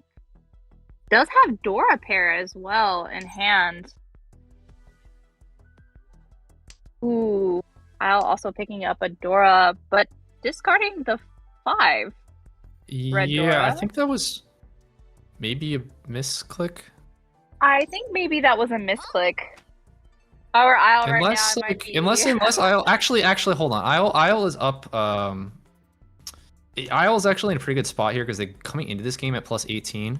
It's possible that they're just taking this really defensive, respecting Cert's hand here, because Isle, like, with maybe even a 3rd place, might be able to advance. So we might just see Isle playing really defensively, protecting their lead here, which is a very fair way to play this situation. We have to remember this is a tournament, not just like a normal ladder game. That is also very true. Okay, looks like they're gonna pull that 3-so. Cert's gonna pull that 3-so for that triplets hand. Very lucky for them. But it does look like these are being used in other hands. So I'm not seeing them come out anytime soon. Yeah, there is still 1 3-so left in the wall here, though. So it is possible for But we Cert also here. we also actually might see it come out a lot. I feel like some people might think they are going for a half flush here after throwing out so many bamboo tiles.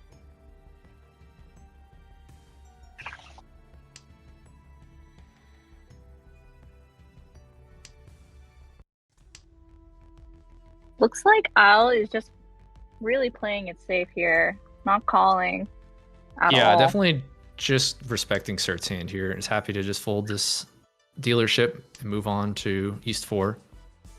There's the 3 picked up by Chris, not going to come out, being able to be used in the hand. Very unfortunate.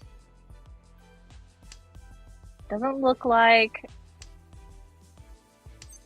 Unless they decide to switch up their weight, but doesn't seem like it'll happen. Yep, I'm not calling that red. I can safely throw it out now. It's looking like it might just end with Cert being the only player in Tempai here. It's going to be tough for anyone else to manage to make it there. Amicao could maybe still get there with perfect draws. But they would have to throw out the 3. It doesn't look like they can really accept it. They're considering calling this 3-pin to maybe give it a chance. Yeah, we are going to see the call here. All right. But they would still have to potentially drop that 3. Maybe they'll end up dropping the east or north. Right. They could draw around the 3 so as well and just incorporate it into the hand. But here's a con chance. Oh! But unfortunately, as we know, they definitely cannot wrench on here. Yeah, unfortunately, this weight is dead. Ooh, picks up that 8. Has to discard it though. Yeah, already discarded by Cert, so it's fine to... safe to throw. Chris has made it to 1 away from Tempai here. And does still have some draws left. Although it does end up discarding the 2-pin, which does go back a step here. Yeah. Has to respect Everybody Cert's is hand. just holding. Everybody's yeah.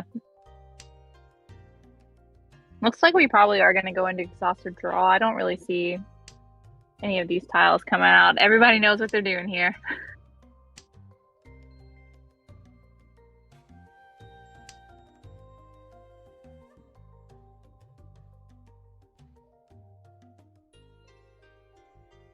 Chris kind of struggling to find a safe tile. Oh, it just find see the 4, so the Isle it just discarded. So there it is. Just gonna be Cert with the only player Tempai there. Isle's happy to just move the dealership on as we go into East 4. Cert starting off with 3 pairs in hand. Some pretty okay shapes, nothing too crazy. Unfortunately, can't call that south pair for Yaku since we're not yet in the south round. I'm a cow starting off with quite a few honor tiles. Unfortunately, no pairs here.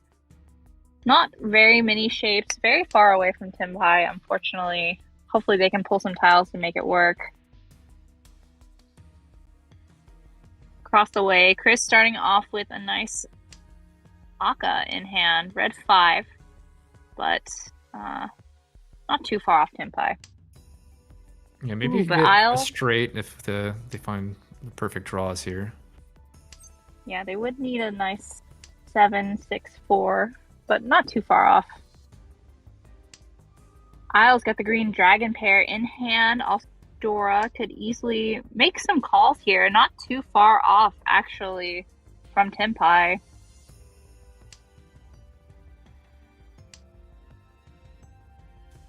Our dealer playing something else good.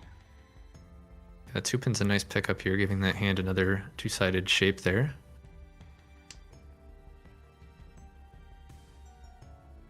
Although they do have too many pairs in hand. They really need to find some connecting shapes for this hand.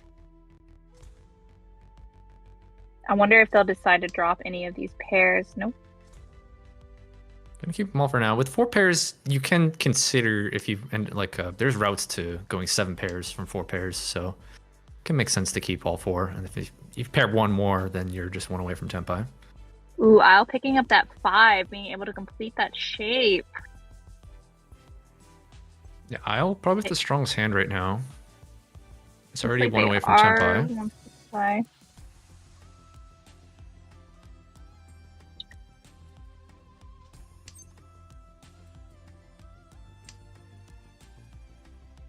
Chris is also 1 away from Tempai, although it is both the shapes are bad here with the edge weight, the 8-9 pin, and then the middle weight on the 2-4. So unfortunately, I'm a cow's hand, not really coming along. Shape's still not really progressing very much. Unfortunately, picking up a lot of honor and terminal tiles.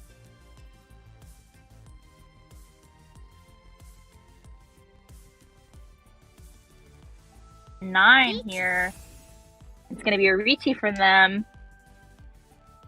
Here we go. Very strong 3-sided weight here on the 3-6-9 pin. If the 9 pin even gets choke. Oh, it is. Yeah, I forgot about that early 9 pin. Ooh, we got a Richie from our dealer here also, waiting on the closed one of bamboos.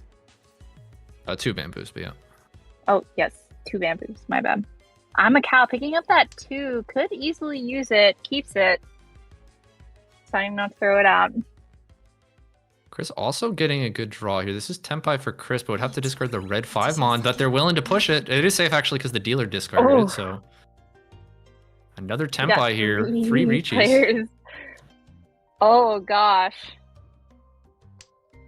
I'm a cow picking up that 3, completing that 1-2-3 pen shape.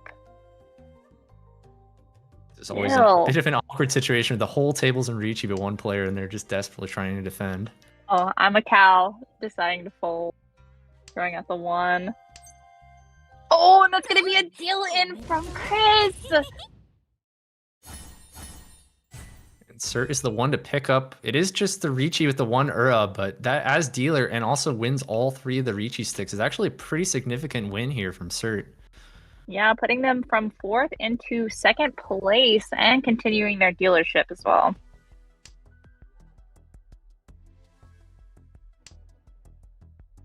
Yeah, and they're starting off the hand pretty good. It's not too bad. Already 2 away from Tempai right off the bat. Hopefully they get some good draws and can get an early Richie in.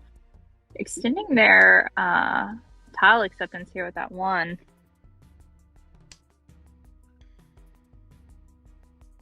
It's a pretty quick hand on the left from Isle as well. Some nice shapes that looks like could maybe end up going for a straight.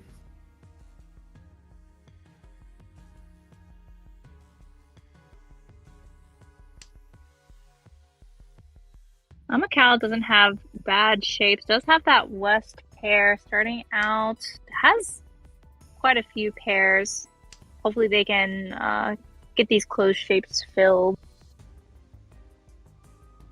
Word picked up by Isle is actually just going to immediately throw it out. We definitely can see that Isle is playing this hand, this game with defense in mind there.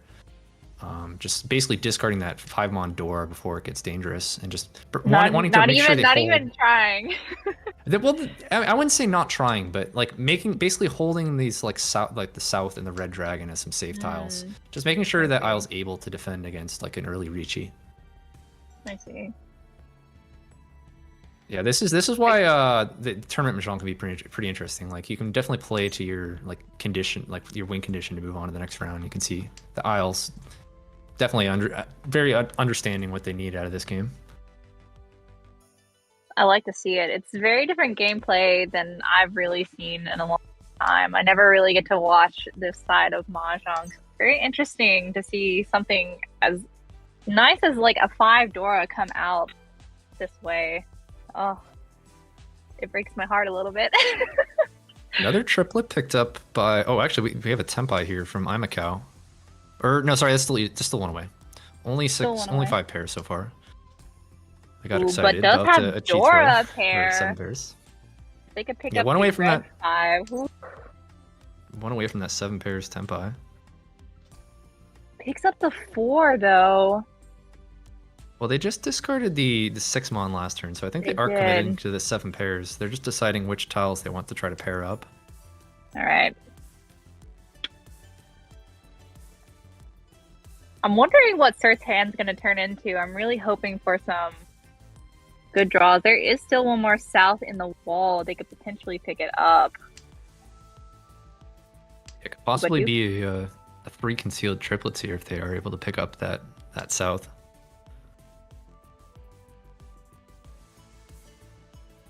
Chris's hand also does have Dora 3 with that double Dora red 5-mon. And has the chance to call for a Tanyo as well. Yeah, I see so much potential in that hand. It is very, very nice. I wonder if they will decide to Reachy or just stay in Dama. Yeah, we'll see. Because also would be very happy to call if they get the right tile from Imacao. Oof. And there's the last south. Won't be able to pick that up.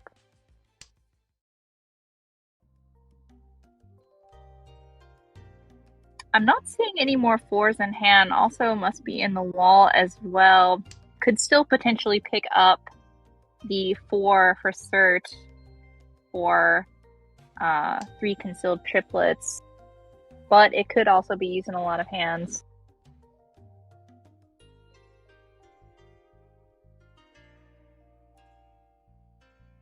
I'll try to decide if they want to keep this red 5. Decides to keep it. Oh, and cert picks up the 4. And Insurities for the 5-8 pin, but they are stuck in hands, and a lot of them are already out. It's actually, there's none left in the wall here, actually. So oh my gosh. Unfortunate that this weight is so dead. What are the chances? This is going to be a template for Chris. And Chris has that door 3 hand, remember. Let's see what Chris goes for here. If they discard the 8 pin, which is the widest weight, it would deal in. Oh, goes for the 6 instead. Oh, that is so good. Understanding that the 8 pin is dangerous, it takes the slightly narrower weight, but the 6 was a little bit safer and does avoid that dealing into the 8 pin. So now we have 2 players on this dead 5-8 pin weight. That is quite unfortunate to see. Oh, picks up that 6. Oh, okay. Decides to change their weight for that pure double sequence. Yeah, discarding the 8 so, and now waiting on the 7 pin, of which there's also a dead weight here. All this upper Pinzu is just so dead. I wonder if there's ever a chance for Chris to change their weight for that 8 coming out. Chris I have a feeling there's no way it'll come out from Isle's Yeah, hand. Chris didn't want to throw any of the Pinzu there, so actually broke Tempai, discarding another 8. So could still find their way back into Tempai, but for the moment, it's just Cert is the only player in Tempai. Sorry, actually, I'm a Cow managed to find Tempai while we were looking away. Tempai on the 7 mon. That 7 pairs hand did come together. Ooh. So we do have 2 players still Tempai here. And that is a scary hand if that 7 mon does come out. Looks like there is still 2 7 mon in the wall, so it is possible. Where's that 7 mon? Not gonna find it. Not gonna find it. We're gonna go into exhaustive draw. Big hands from so many players, but unfortunately, exhaustive draw it is. But it will continue Cert's dealership. Starting the hand off with double Dora pair. Love to see it. Not too many shapes, but they aren't bad. They aren't bad. Yep, I don't really see a good way to open the hand for Cert, so probably gonna have to rely on a Ricci here.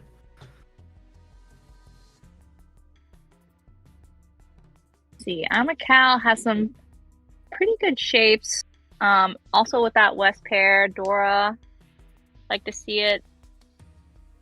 Across the way, we've got Chris. Lots of Manzu tiles here. Also probably gonna have to take it a little bit slow. Yeah, Chris does also have the option to shift into a Tanyao potentially later. Well, never mind. If it just picks up that 7. Never mind, pick up the 7. 8/9 in shape. Looks like Isle does have a North pair they could easily call here. Their hand is very close to Tempai, actually, and decides to call that North.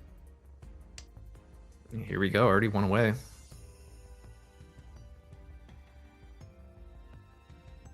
Cert's hand still not really making a whole lot of progress.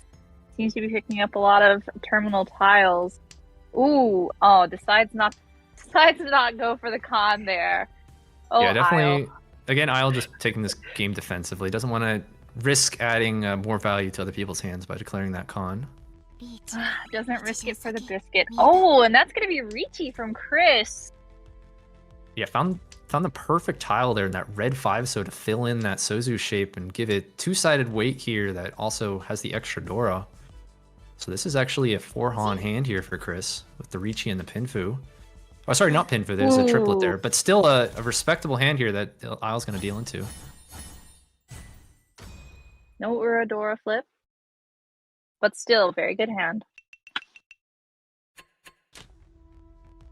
Putting Chris closer to 2nd and 3rd place. It's really close now. Everybody is very, very, very close to each other. Anything could happen now. Yeah, this is incredibly close game here. Let's see what happens in the South round.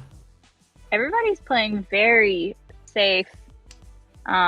Looks like Amacal starting off pretty strong shapes, actually, and even has the East pair in hand going into the South round. Could easily make calls here to get into Tempai. Yeah, Isle has one of those Easts in hand. We'll see if it gets called when if Isle does end up dropping that East. Oh, and they do end up dropping it. Instantly called by Amacal. Goes up that 3. Man, Chris starting off pretty good.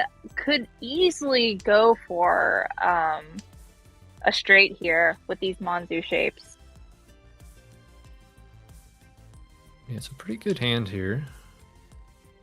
See what Chris ends up doing with it.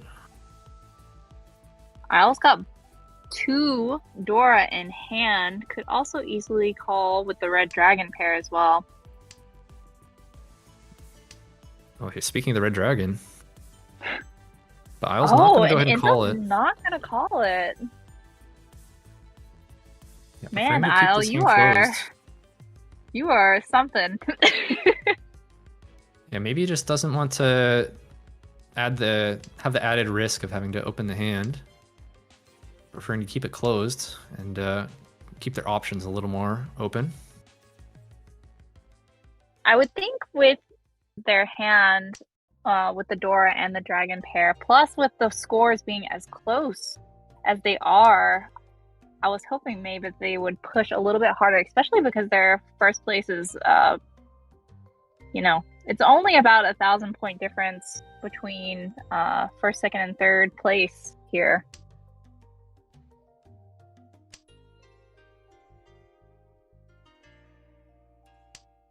Do also see that Cert's managed to have a couple good draws here, and they have a pretty decent one away from temp by hand.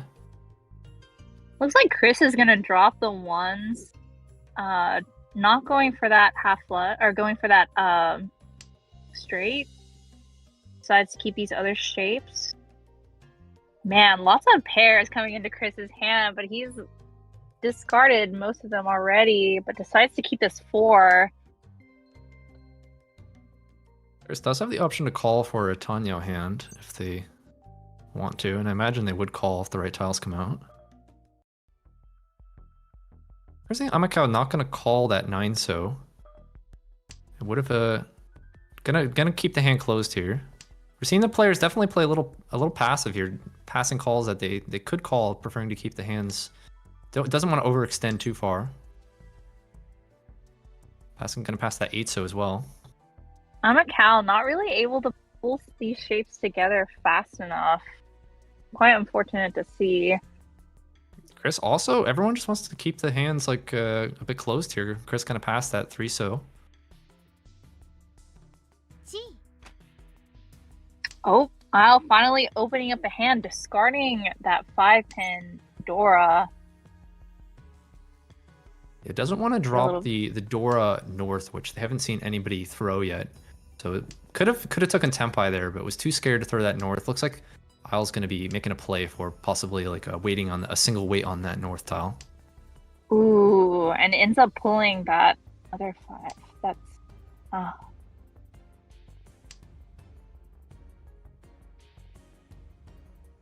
There's 6-pin drawn. This is going to be Tempai for Cert.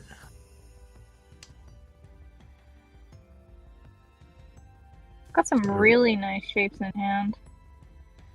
So Ricci on the 4-so and 7-so here. There's still one 4-so left in the wall, as well as 2 of the 7-so. Or 1 of the 7. 2 of the 7-so. Anyways, but there's going to be the 4-so. Unfortunately, it's not going to be Ipatsu for Cert. Since Yeah, that was Isle the made call. that call. But the call also did shift the Tsumel tile, so it worked out there for Cert. Extra value. Wow, Chris starting off this hand very strong. Lots of pairs, lots of really great shapes here. I'm excited to see how this hand turns out. I'm really hoping for a nice early Ricci. Ooh, and they might get it. I wonder what they'll do here. Decides to throw the 8. Wow, lots of really good shapes in Isle's hand too. Very strong. Also has that red 5-pin in it. Hoping for a nice pin fu hand here. You can probably expect some early Tempais this round with just the sort of general strength of these hands. So it picks up another Dora here. Hand is very far, I feel, from Tempai though. Yeah. For Cert. I agree. Picks up another pair.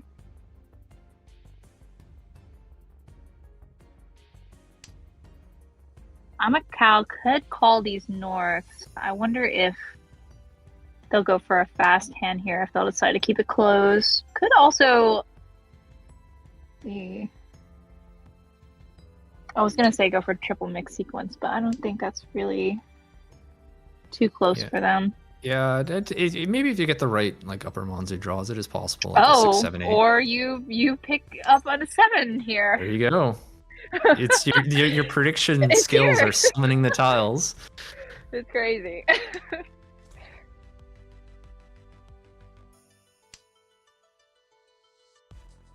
Oh, I'll see. Al picking up some more shapes here. Not too far off the mark.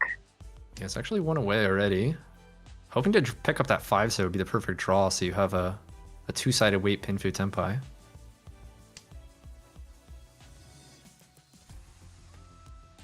Ooh, Chris opting to keep this 6 of bamboo and dropping the 4 of pin tiles. Gonna try to switch up the weight.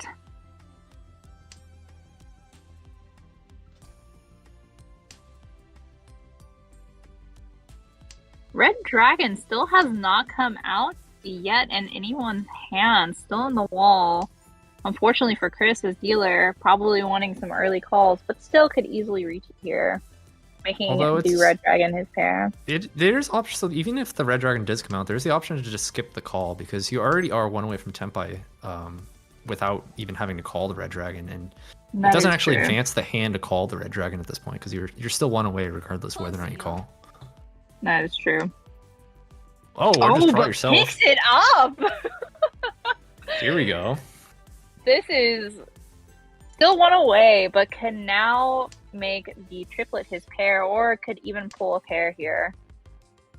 Yeah, so any of 5, 6, 7, 8 Mon or 5, 6, 7, 8 So would all be Tenpai. Oh, but Isle ends up sumoing on the red 5 Dora. Yeah, actually didn't have a Yaku other than just the closed hand sumo. So just naturally drew the 5 themselves, and it was even the red one to make it a 3-Han hand. So nice draw there from Isle. Wow, this hand is a great starting hand for Isle as dealer. Could easily go mixed triple sequence here, or just fast as you can reach it. Ooh, picks that 3 up. Still very good. Wow. This is the starting hand I dream of.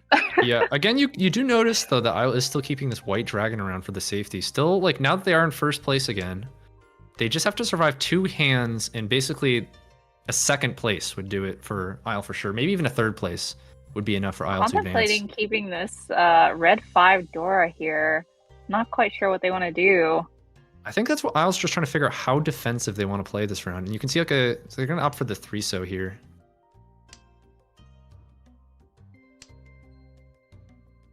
Ooh, decides to keep it. And also pulls this 6 here. Man, these shapes are good. Yeah, I think Isle might kind of just be forced to try to win this hand. Just the walls just getting really good draws Even here. Even if he doesn't want to, he's gonna win. Please, Isle. Please do this. Oh, decides to throw that. I'm a little surprised at that throw. Yeah, just wants to hold at least 1 safe tile in that white dragon. See, Sertan also very close to Tenpai, not very that far off. Yes, Got in some fact, just unfortunate closed shapes, but can hopefully pull. Pulls another pair though.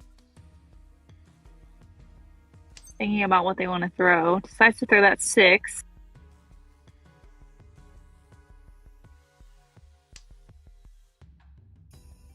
Across the way, I'm a cow pulling in that 1 pin for a nice triplet. Does have some pairs in hand, but some really good shapes in the bamboo tiles. Hopefully they can pull some more tiles to make those shapes a little bit better. They are 1 away from Tenpai.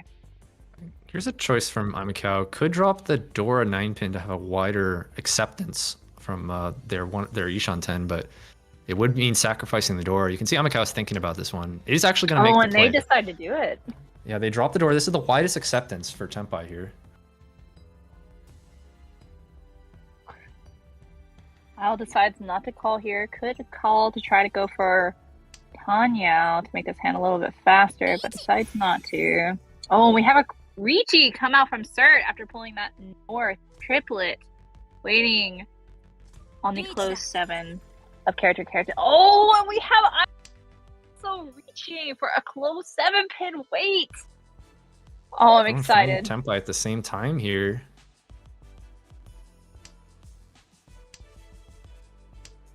It is 2 just sort of single tile weights here on the just the 7 pin versus the 7 Mon. Oh no! Oh, it's gonna come out. It is the last one after being twice cut. that is going to be Richie only. No Ura flip. But that puts Imacao in a really good spot here, who came into this game at almost plus 30, so Imacao's feeling really good about their position here, going into this final hand of the game. Still, incredibly close game here, with nobody above 30,000. Of course, if you're... incredible. Yeah, if for those who are familiar with the... if you're playing on ladder, you need to have at least 30,000 points. That's not going to be the case here. So unless Cert wins this hand or is Tenpai, this will be the final hand of the game. Imacao already calling the south wind. It is their wind, and it is the south round. It is very good for them. Really need some... calling very fast here. Maybe gonna try to maintain... Is it enough to overtake first? I don't think so. If it's a direct hit? With the double south, if you... it wouldn't be enough on roll. A direct hit would be enough. 25. Yeah, Tsumo wouldn't quite be enough either. So only a direct hit would be enough. But again, Imacao is very happy to take second place here. Right. Isle also starting off with the 9 Dora triplet in hand. Amazing. There it is. That's going to be the 8-mon. So Imacao is going to take this. And so after that result, Imacao very happy with the second place there. So Imacao and Isle should be safe to advance. Chris, unfortunately, is not going to make it there with... Cert is not going to make it there. And neither is Chris, because Chris, after taking that fourth, will actually end up probably not advancing to the next round with only coming into this game with +8. So after this final table, our top 2 players will probably advance to the round of 8, where our bottom 2 will be eliminated in this round here. Isle's safety paying off here in the last game. Yeah, definitely some nice defensive play there. Isle understanding their situation in the tournament and safely navigating the points they had going into that game to advance to the next round. It's very interesting to see some of these plays coming out from Isle. I don't watch too much top tier play from ladder, but it's given me a new perspective. I think even just being tourney play could get some nice information from these games going into ladder next time.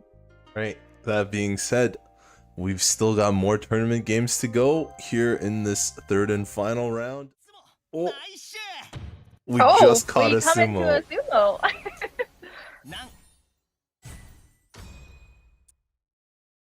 Let's go.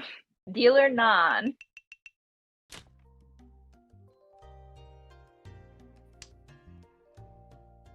All right, looks like Demo Cracker is dominating the lead here in this game with a really great lead, 53,000 points. Very good. We got Bobalai coming in second place here. Mahjong Test in fourth with 5,800 points, and Ericanator in third with almost 14,000 points. Still have a chance to come back though. Mahjong Test and Ericanator still have their dealerships, so we could see it happen. Yeah, definitely. Never give up until you've well, never give up at all, but especially when you have a dealership left, it is always possible to make a comeback. Never give up, never surrender. All last is only the beginning. That you are. Bobalai here, starting off with some okay shapes, not too far off of Tenpai now. Does end up pulling that 8-pin for a Dora pair. Very nice. Oh, and pulls the 8-so to complete that shape. They are one away from Tenpai now. Not for a very good weight, but I wouldn't mind seeing a Riichi come out from them. Yeah, and Bobo needs to get a lot more points here. They came into this game at minus 35, so he's going to need to do a lot of work on this dealership here, and this hand could be a good start. Could potentially end up waiting on the 2-so 8-pin here. Very greedy weight, but could try. Mahjong Well, Test pulling that 6, completing another shape for them, trying to decide what they want to throw. Ends up throwing the 5 pin, giving up on that 5-7 acceptance. Well, we do have Democracker who just trying to continue this game along, who has called for a Tanyo Tenpai here, just waiting on that 4-so for Tanyo only. Of which there is still one 4-so left in the wall. Ooh, we get a Reachy from Mahjong Test here. Waiting. Oh, but they are in Puritan. Yeah, Fruity 10 wait on this 5-8 pin here. But oh, why it doesn't matter? It! Oh my gosh! Reachy Epotsuma on the Dora. That is huge for Mahjong Test That here. is huge. Gosh, I love Joseph callouts. Yeah, it's not scared of the Fruity 10, puts in the Reachy and it pays out. Mahjong Test probably needs a 2nd place here to advance, so still has to catch up to Bobo, but that's a good start for them. They're in a very good position here. Unfortunately, this starting hand has quite a long way to go. Lots of lone tiles need to be discarded to get closer to Tenpai. Hopefully they're able to do those. We do see Demo Cracker though starting off the hand with the triplet of the green dragons, can keep their hand closed, and it's very close to Tenpai as well. Yeah, 1 away already. One thing to note that going into this game, Democracker is actually in dead last place at -45. So, oh, here's gonna be a Tenpai. It's not gonna declare Reachy here. Wait, it doesn't take Tenpai, breaks the Tenpai actually. So it wants a better weight than just the 6-mon here. Probably wants to Reachy, but only at the cost of a better weight, I would assume. Mahjong Test does end up pulling a lot of good tiles here, ends up pairing up that east. Hopefully they're able to call for a fast hand.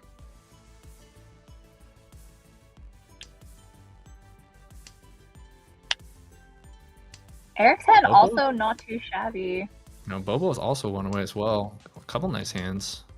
Ooh, Boba is 1 away from mixed triple sequence, which I would love to see, but with that Reachy coming out from Demo Cracker, anything can happen. Yeah, we'll see what happens, because this is a tough spot, because Mahjong Test needs to finish this game in 2nd, and Bobo needs to finish this game probably in like 1st or something, so Ooh, might see some aggressive Bobalai play. Bobalai Bobo's picking up that trying to third navigate this hand into pin. that triplets, or that mixed triple that you were talking about. It's still possible here. Ooh, picks up that 2 pin. This hand is getting a little spicy. Keeping that 3-6 pin. It's accepted in his hand, but also I think, picks up the 3, so Reachies. Here we go. Keeping Managed the to 3 in navigate his that hand. hand. Unfortunately, there is no more 1-mon left, so can't get that mixed triple. Actually, the 4-mon is also dead, so unfortunately, Bobo's weight is completely held.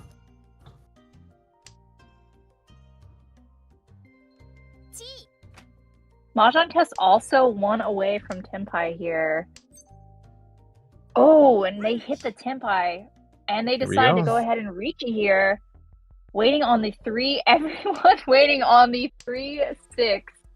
Unfortunately, it is very dead. I highly doubt Eric will end up. Oh, and it comes out! Actually, Oh, Democracker no. getting head bumped there. There's no double roll, so the win only There's goes to no double Mahjong Test roll. there. But that's huge for Wow, Mahjong Test. that's who- huge for Mahjong Test. Yeah, because they need to finish this game in 2nd, and that currently is where they're at there after the direct hit on Bobo. Very unfortunate for Bobalai here, but very good for Mahjong Test. I love to see the flips like this in the end. towards the ends of the game. Yeah, if this holds, Mahjong Test would advance to the next round. Just needs to make it through 2 more rounds here in second place. What kind of hands do you want to see come out of Bobalai here in the last couple of hands? It's a tough situation for Bobalai. Probably you're going to need a Yakuman at some point here if you want a chance. But you could start by just trying to win, like, with this hand I'd probably go for like a mixed triple and just win as many hand points as I could, and then maybe set yourself up for a Yakuman and all last. Ooh, we see a call from Mahjong Test here. Trying to go for a Tanyao hand, it seems, just to progress their dealership another round. Maybe looking to try to hit a Demo Cracker, try to overtake that first place. Yeah, that would be nice to give themselves a couple more points going into the next round, but also just winning a hand would increase your cushion over third place a little bit.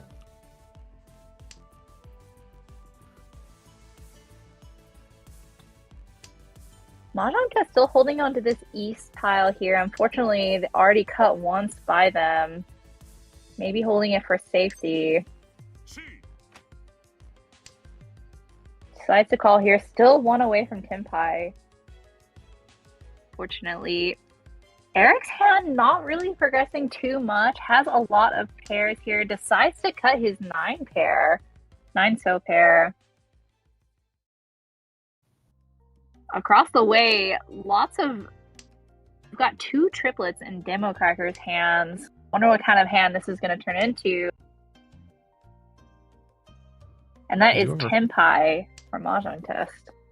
Waiting on this 2-so, 5-so. 2-so is all tied up here, but there's still 2 of the 5-so left in the wall. Demo Cracker advances to 1 away from Tenpai here. Actually was Tenpai, but opted to break it there.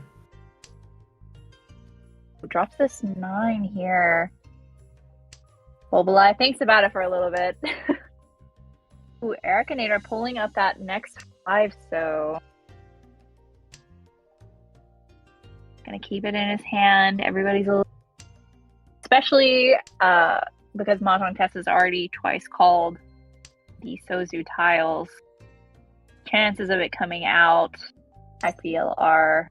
Oh, and it does! They're gonna deal in there. Ericanator more in 4th place than they already were. Keeping his dealership. Good for you, Mahjong Test. Man, getting closer and closer to Demo Cracker. Eric coming in is at plus 55. I think they could still survive this 4th because... yeah, they should be fine. They basically, as long as they don't go negative. Like if they go too far negative, Eric could be in danger. At the moment, they're still okay, but if they deal in a couple more times, Eric could be in danger. Eric could go for a half flush here, calling the green dragon pair. Has also the 5 and 7 of bamboo pairs as well. Could easily make calls here, but would have to drop that one Mondora. Looking over at Bobo's hand, I was saying Bobo needs a Yakuman at some point. This might be the hand where he goes for it here. Already with the 2 completed triplets here. Might go for the 4 concealed triplets. Do you think he would opt out for that, considering the 2, 3, 4, 5, 6 shape he has? Very good shape. He would. At some point, if Bobo wants to advance the next round, he's going to need a Yakuman. I think this is the hand to go for it. But we'll see how Bobo decides to play it. Trying to decides to cut that 2. I like that. Keeping that 3 in case another 3 of bamboo shows up. We get a call from Ericanator. Decides to not go for half flush here. I think that answers our question there. Bobo did just get Tenpai there in that 1-so draw, but didn't really have to think about it too hard. Immediately threw it back. I think we are going to see Bobo go for that Yakuman in this hand. Pulls the 6 mon here, does discard it, not even contemplating whether or not they want to keep it. Mahjong Test's hand is very interesting. Got some good shapes. Also has a lot of potential for triplets here.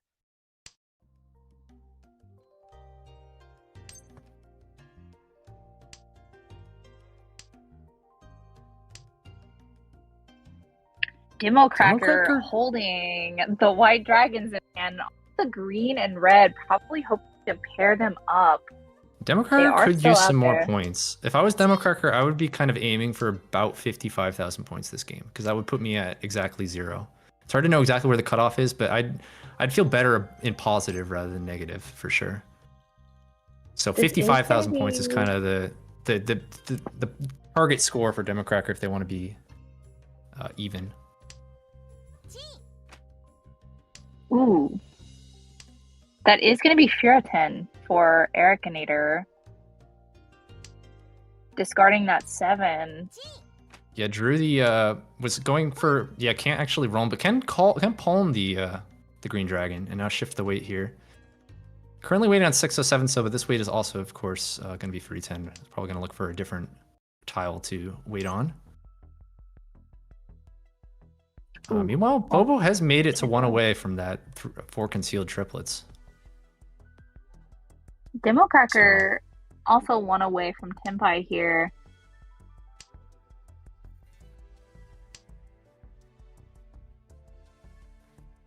Mahjong Test not really able to complete the shapes in his hand, maybe just playing it safe.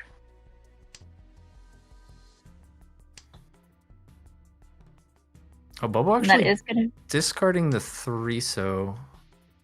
That is Furitan for him. Yeah, so just taking the Tenpai here.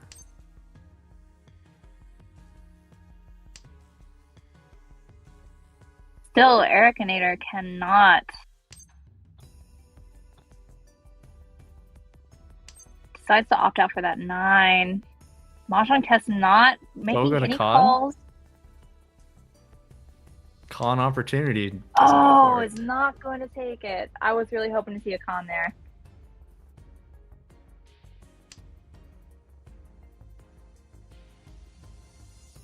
This is very exciting. We're getting down to the end of this hand here. Multiple Furitans. Mahjong Test can't get into Tenpai. Right now it's still just Eric. After all this.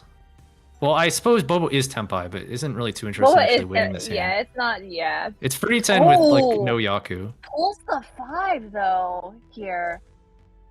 Yeah. Gonna end up discarding the 3 Mon. And that'll do it. Gonna go into our final hand here. Quite unfortunate for Bobo's hand there. They did get into Tenpai, but unfortunately it was too... Yeah, they got 1 away from the 4 concealed triplets, but didn't quite get there. So we enter our final hand here. Democracker still needs more points here. Democracker, like 49,000 points, I don't think quite is enough to feel safe as Democracker. I think Democracker really wants to be about like 55,000 points. If you could win like a 5,200 point hand here, that would be kind of perfect. We'll see what Democracker is able to do. Because Democracker might get eliminated even after getting a 49,000 point first. It is possible. Wow. Let's hope their hand can progress a little bit faster here. Speaking of hands, we've got some pretty good shapes here in Ericanator's hand. Could easily go for a triple mixed sequence here, though the shapes are closed and one-sided. I'm hoping maybe we'll see some calls to try to progress their dealership. Could even see a half outside hand here, but does complete this 2-3-4 shape.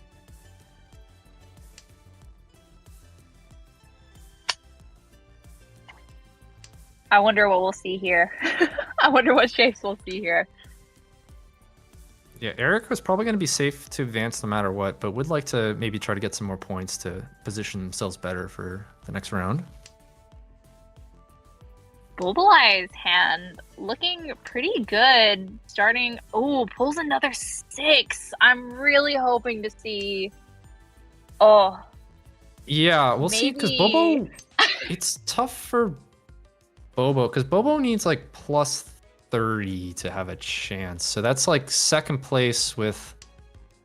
You really kind of need a Yakuman, I think, for Bobo. I don't think anything else is going to do it.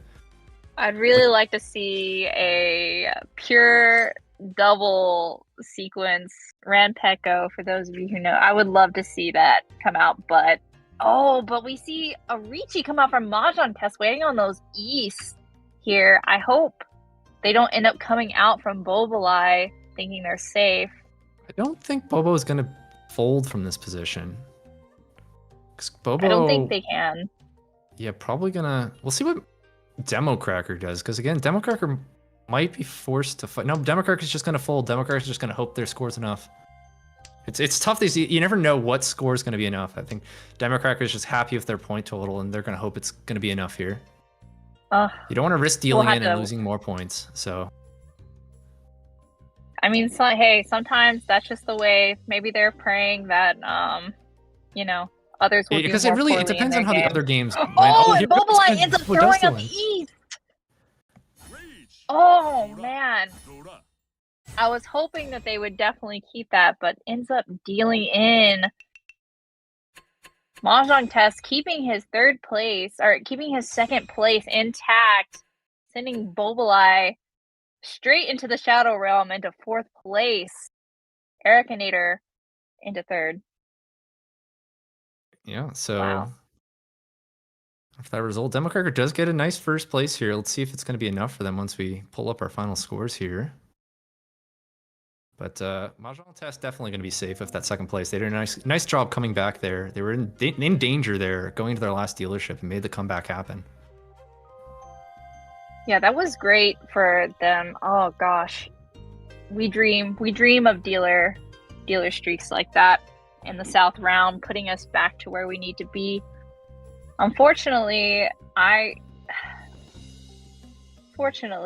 Bobalai throwing out that East and the last. I was hoping that they would push that hand. It had a lot of really good value, but decided that they didn't want to take that chance, thinking that the East was going to be safe. Yeah, it's tough situations for some. One man's trash is another man's treasure. One man's misfortune is another man's uprising, as it would say. As one might say. But Mahjong, at least in this tournament format, is a zero-sum game. So every point won by one player has to be lost by another player. That's just the way it is when we gotta eliminate from top 16 to top 8. But darn it. The other important thing, you'll know if you've been behind the scenes of a tournament, is you really don't want to get any of the math wrong when you're organizing it. So we're going to take a little bit longer just to make sure that all the scores are correct before announcing them. Ideally, you don't want to have to announce them twice, right? So our backroom staff are taking a little extra time just to double, triple check all the scores. Make sure they know who's moving on, and make sure who's lucky and who's not so lucky, I guess you could say. And if you've been on the stream for the whole stream, I think you know what that means. It's time for the last lucky draw of today's stream. Welcome to our final live stream lucky draw. Again, leave your comment for a chance to win a fortune charm. Like the stream, give it a thumbs up, and subscribe to Mahjong Soul official EN YouTube channel. One lucky Janchi will be randomly drawn by, it says the host, but it's us here as a unit. Will be randomly drawn by Yostar and Reach Mahjong of New York. The comment. I won't be a lucky Janchi. You're the lucky Janchi that's commentating on these games. That's true. That is very good luck in its own. Our last question for today's tournament. Which player impressed you the most of all of our competitors? Our competitors are all sitting there hoping they're lucky, and now you can feel a little bit of what they feel like. You can hope you're lucky in this lucky draw. So once again, leave your answer. Which player impressed you the most? Give a thumbs up to this stream and subscribe to Mahjong Soul official EN.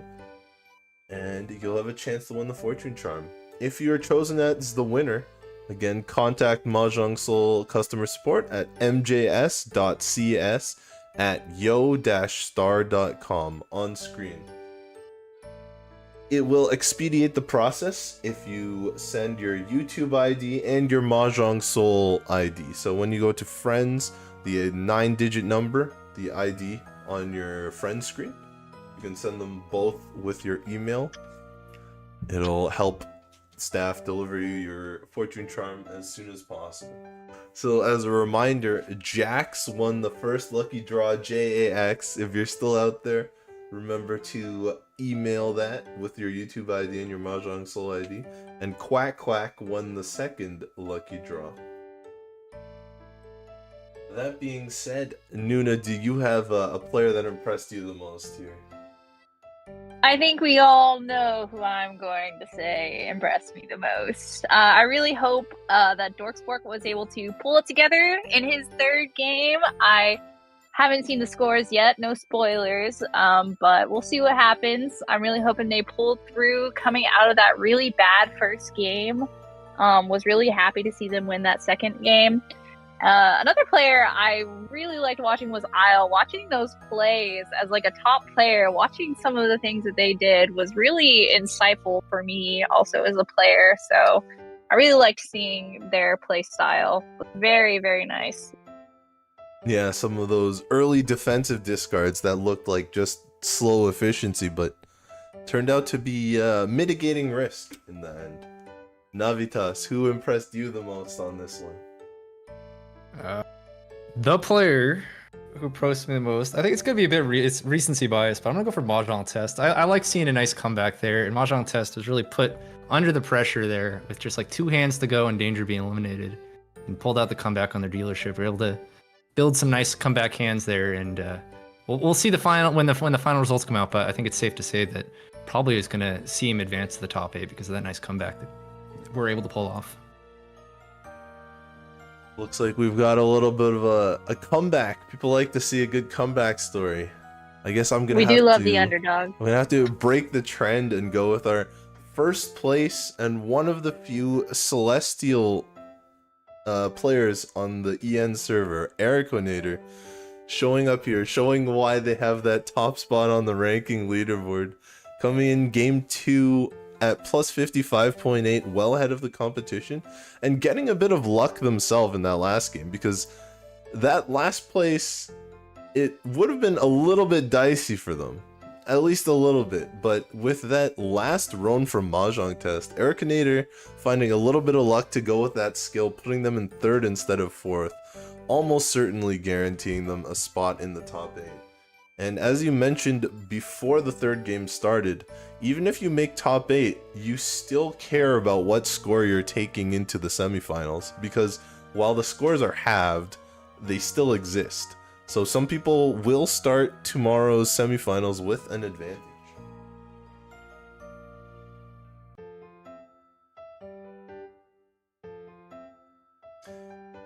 In chat, I see a lot of names going out. A ton of names going out. We've got 16 players, and I hope all of them are being represented in the chat here.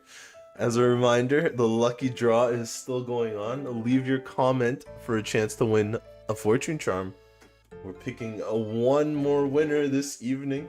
Make sure to give the stream a thumbs up there and subscribe to the Mahjong Soul official Yostar channel. Yeah, it's fun being able to have these English tournaments that so if you like watching these tournaments, make sure you show Yostar some support by just liking the stream here. We've tried to bring you some entertaining games tonight. All right, it's been a good time. The winner drawing, drum roll, the last drum roll for the last lucky draw of today's stream. It's Viesdoe. Did I pronounce that right? Viesedoe. Viesdoe with their answer of, and I quote, Wrath SS, I think. I love that conviction there. They're just, you can really feel that they're quite sure about their answer. So Wrath was in 11th place going into the 3rd game, right on the edge there with minus 6.8. Could have gone any which way, and let's hope the lucky draw winner has given Wrath some luck to, well, score the final results. I suppose the game has been played already, but let's hope Wrath was lucky as well, because I don't think we got to take a look at Wrath in that third game, unfortunately. Remember, I'm excited. Remember, Vizdo, contact Mahjong Soul Yostar at mjs.cs@yo-star.com with your YouTube ID and your 9-digit friend ID in Mahjong Soul. Jax and Quack Quack, if you haven't done so, make sure to do so as well. The other two live stream lucky draw winners. And now, our final scores are almost ready. Don't forget to like and subscribe. Yeah, Nuna, Navitas, it's been great having you guys here, and you guys will get to do the honors of helping me announce the final scores. Are you excited? Oh, I can't wait. I gotta know. Stop holding us in suspense here. We need to know. I need to know if Light Pink Yoshi fed, please. I need to know. Alright, well. What if I told you my internet is just being a little extra slow just to keep you guys waiting? That sounds a little bit suspicious, and I don't feel like that's how it works. Alright, well, let's start with our Game 3 results.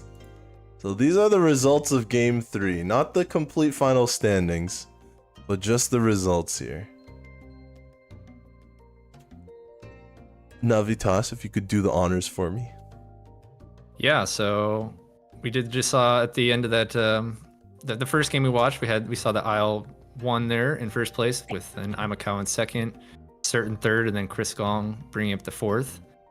And then on the tables we didn't see, Jumbo took down table 3 with Wrath coming in second place, and then followed by Pegleg and forgive me, I forget how to pronounce the final player, but they did take fourth place.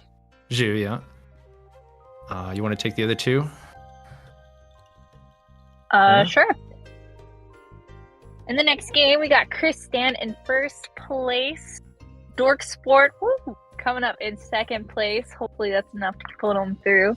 We got Light Pink Yoshi in third place. P4 bringing up the rear with a -24. The next game, we got Demo Cracker coming in top with a nice, really nice 40-point game there. Mahjong Test with their comeback, and Ericinator in third, and Bobalai bringing up the rear for a -30 here. All right, and I think I've kept you guys waiting long enough now. Please. It's time. It's time Let's to see see the results. who our top It's time. 8 is. It's time. Congratulations to Imacao coming in first place after the quarterfinals with plus 37.6. They will be our first member of top 8. Eiley Ale, we'll have to get a pronunciation check on that one, but it's plus 37.3, just barely behind Imacao. Congratulations. Ericinator taking that slight minus in the last game. Still a respectable third place at plus 35.9. Definitely a good lead going into top 8. John Bo coming in with that win in their last game. Fourth at 24.3. Chris Stand also with a first place in the final game, making it through at plus 20.9. Sixth is Peleg at plus 20 even. Light Pink Yoshi sneaking in there at plus 10.6. And our final top 8 member going into the semifinals, Mahjong Test, tested the waters and reached with plus 10.2. That means unfortunately Wrath will be our 9th place in our first elimination at plus 3.1. I remember after the second game, even a negative score was in the top 8. But it looks like a lot of players really came out here with a strong performance, that clutch moment in the final game. and our Yeah, cutoff this is is- plus 10.2. It's tough, like with these tournaments, you never know exactly where the cutoff line is going to be. And it turned out that even Wrath of a positive score, unfortunately, didn't quite make that top 8. Jonathan's really showing that all those points in those final couple hands needed every point there just to get above Wrath and secure that final spot. That's right, and we saw Democracker with the first place in the final game. Unfortunately, it was not enough to get them out It of... was not enough, just you predicted. Yeah, they were Yeah. in 16th beforehand. Minus It was a 6 nice there. try. They able to get a nice first place in that final game, just didn't quite get enough points there. Right, and then we've got Chris Gong, Dork Sport, P4. No! Sorry, Dork Sport fans. Dork Sport is not quite Lord, enough. no! P4, Cert, Zoo, and Bobolai rounding out our top 16. Our 9th to 16th will still be going home with a Fortune Charm. So there's a little bit of luck in that regard. But unfortunately, we'll have to say goodbye to them before our semifinals tomorrow. Now, the big thing to note about the format is that our players moving on will have their scores halved. So really, there's only going to be 13.7 points between our 8th place and our 1st place player, between Mahjong Test and I'm Macau.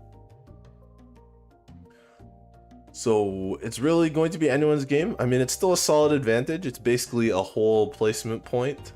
Like the UMA is 15-5, so it's like a whole position and a little bit between 8th and 1st, but it's still definitely anyone's game. And there will be 3 games tomorrow as well. So make sure you at home all come back tomorrow. Same time, we'll start at the same time tomorrow, and it's another 3 games with our top 8. That being said, from all of us here at Yostar Games and Reach Mahjong of New York, we'd like to thank you for watching, and we hope you look at the rest of the tournament.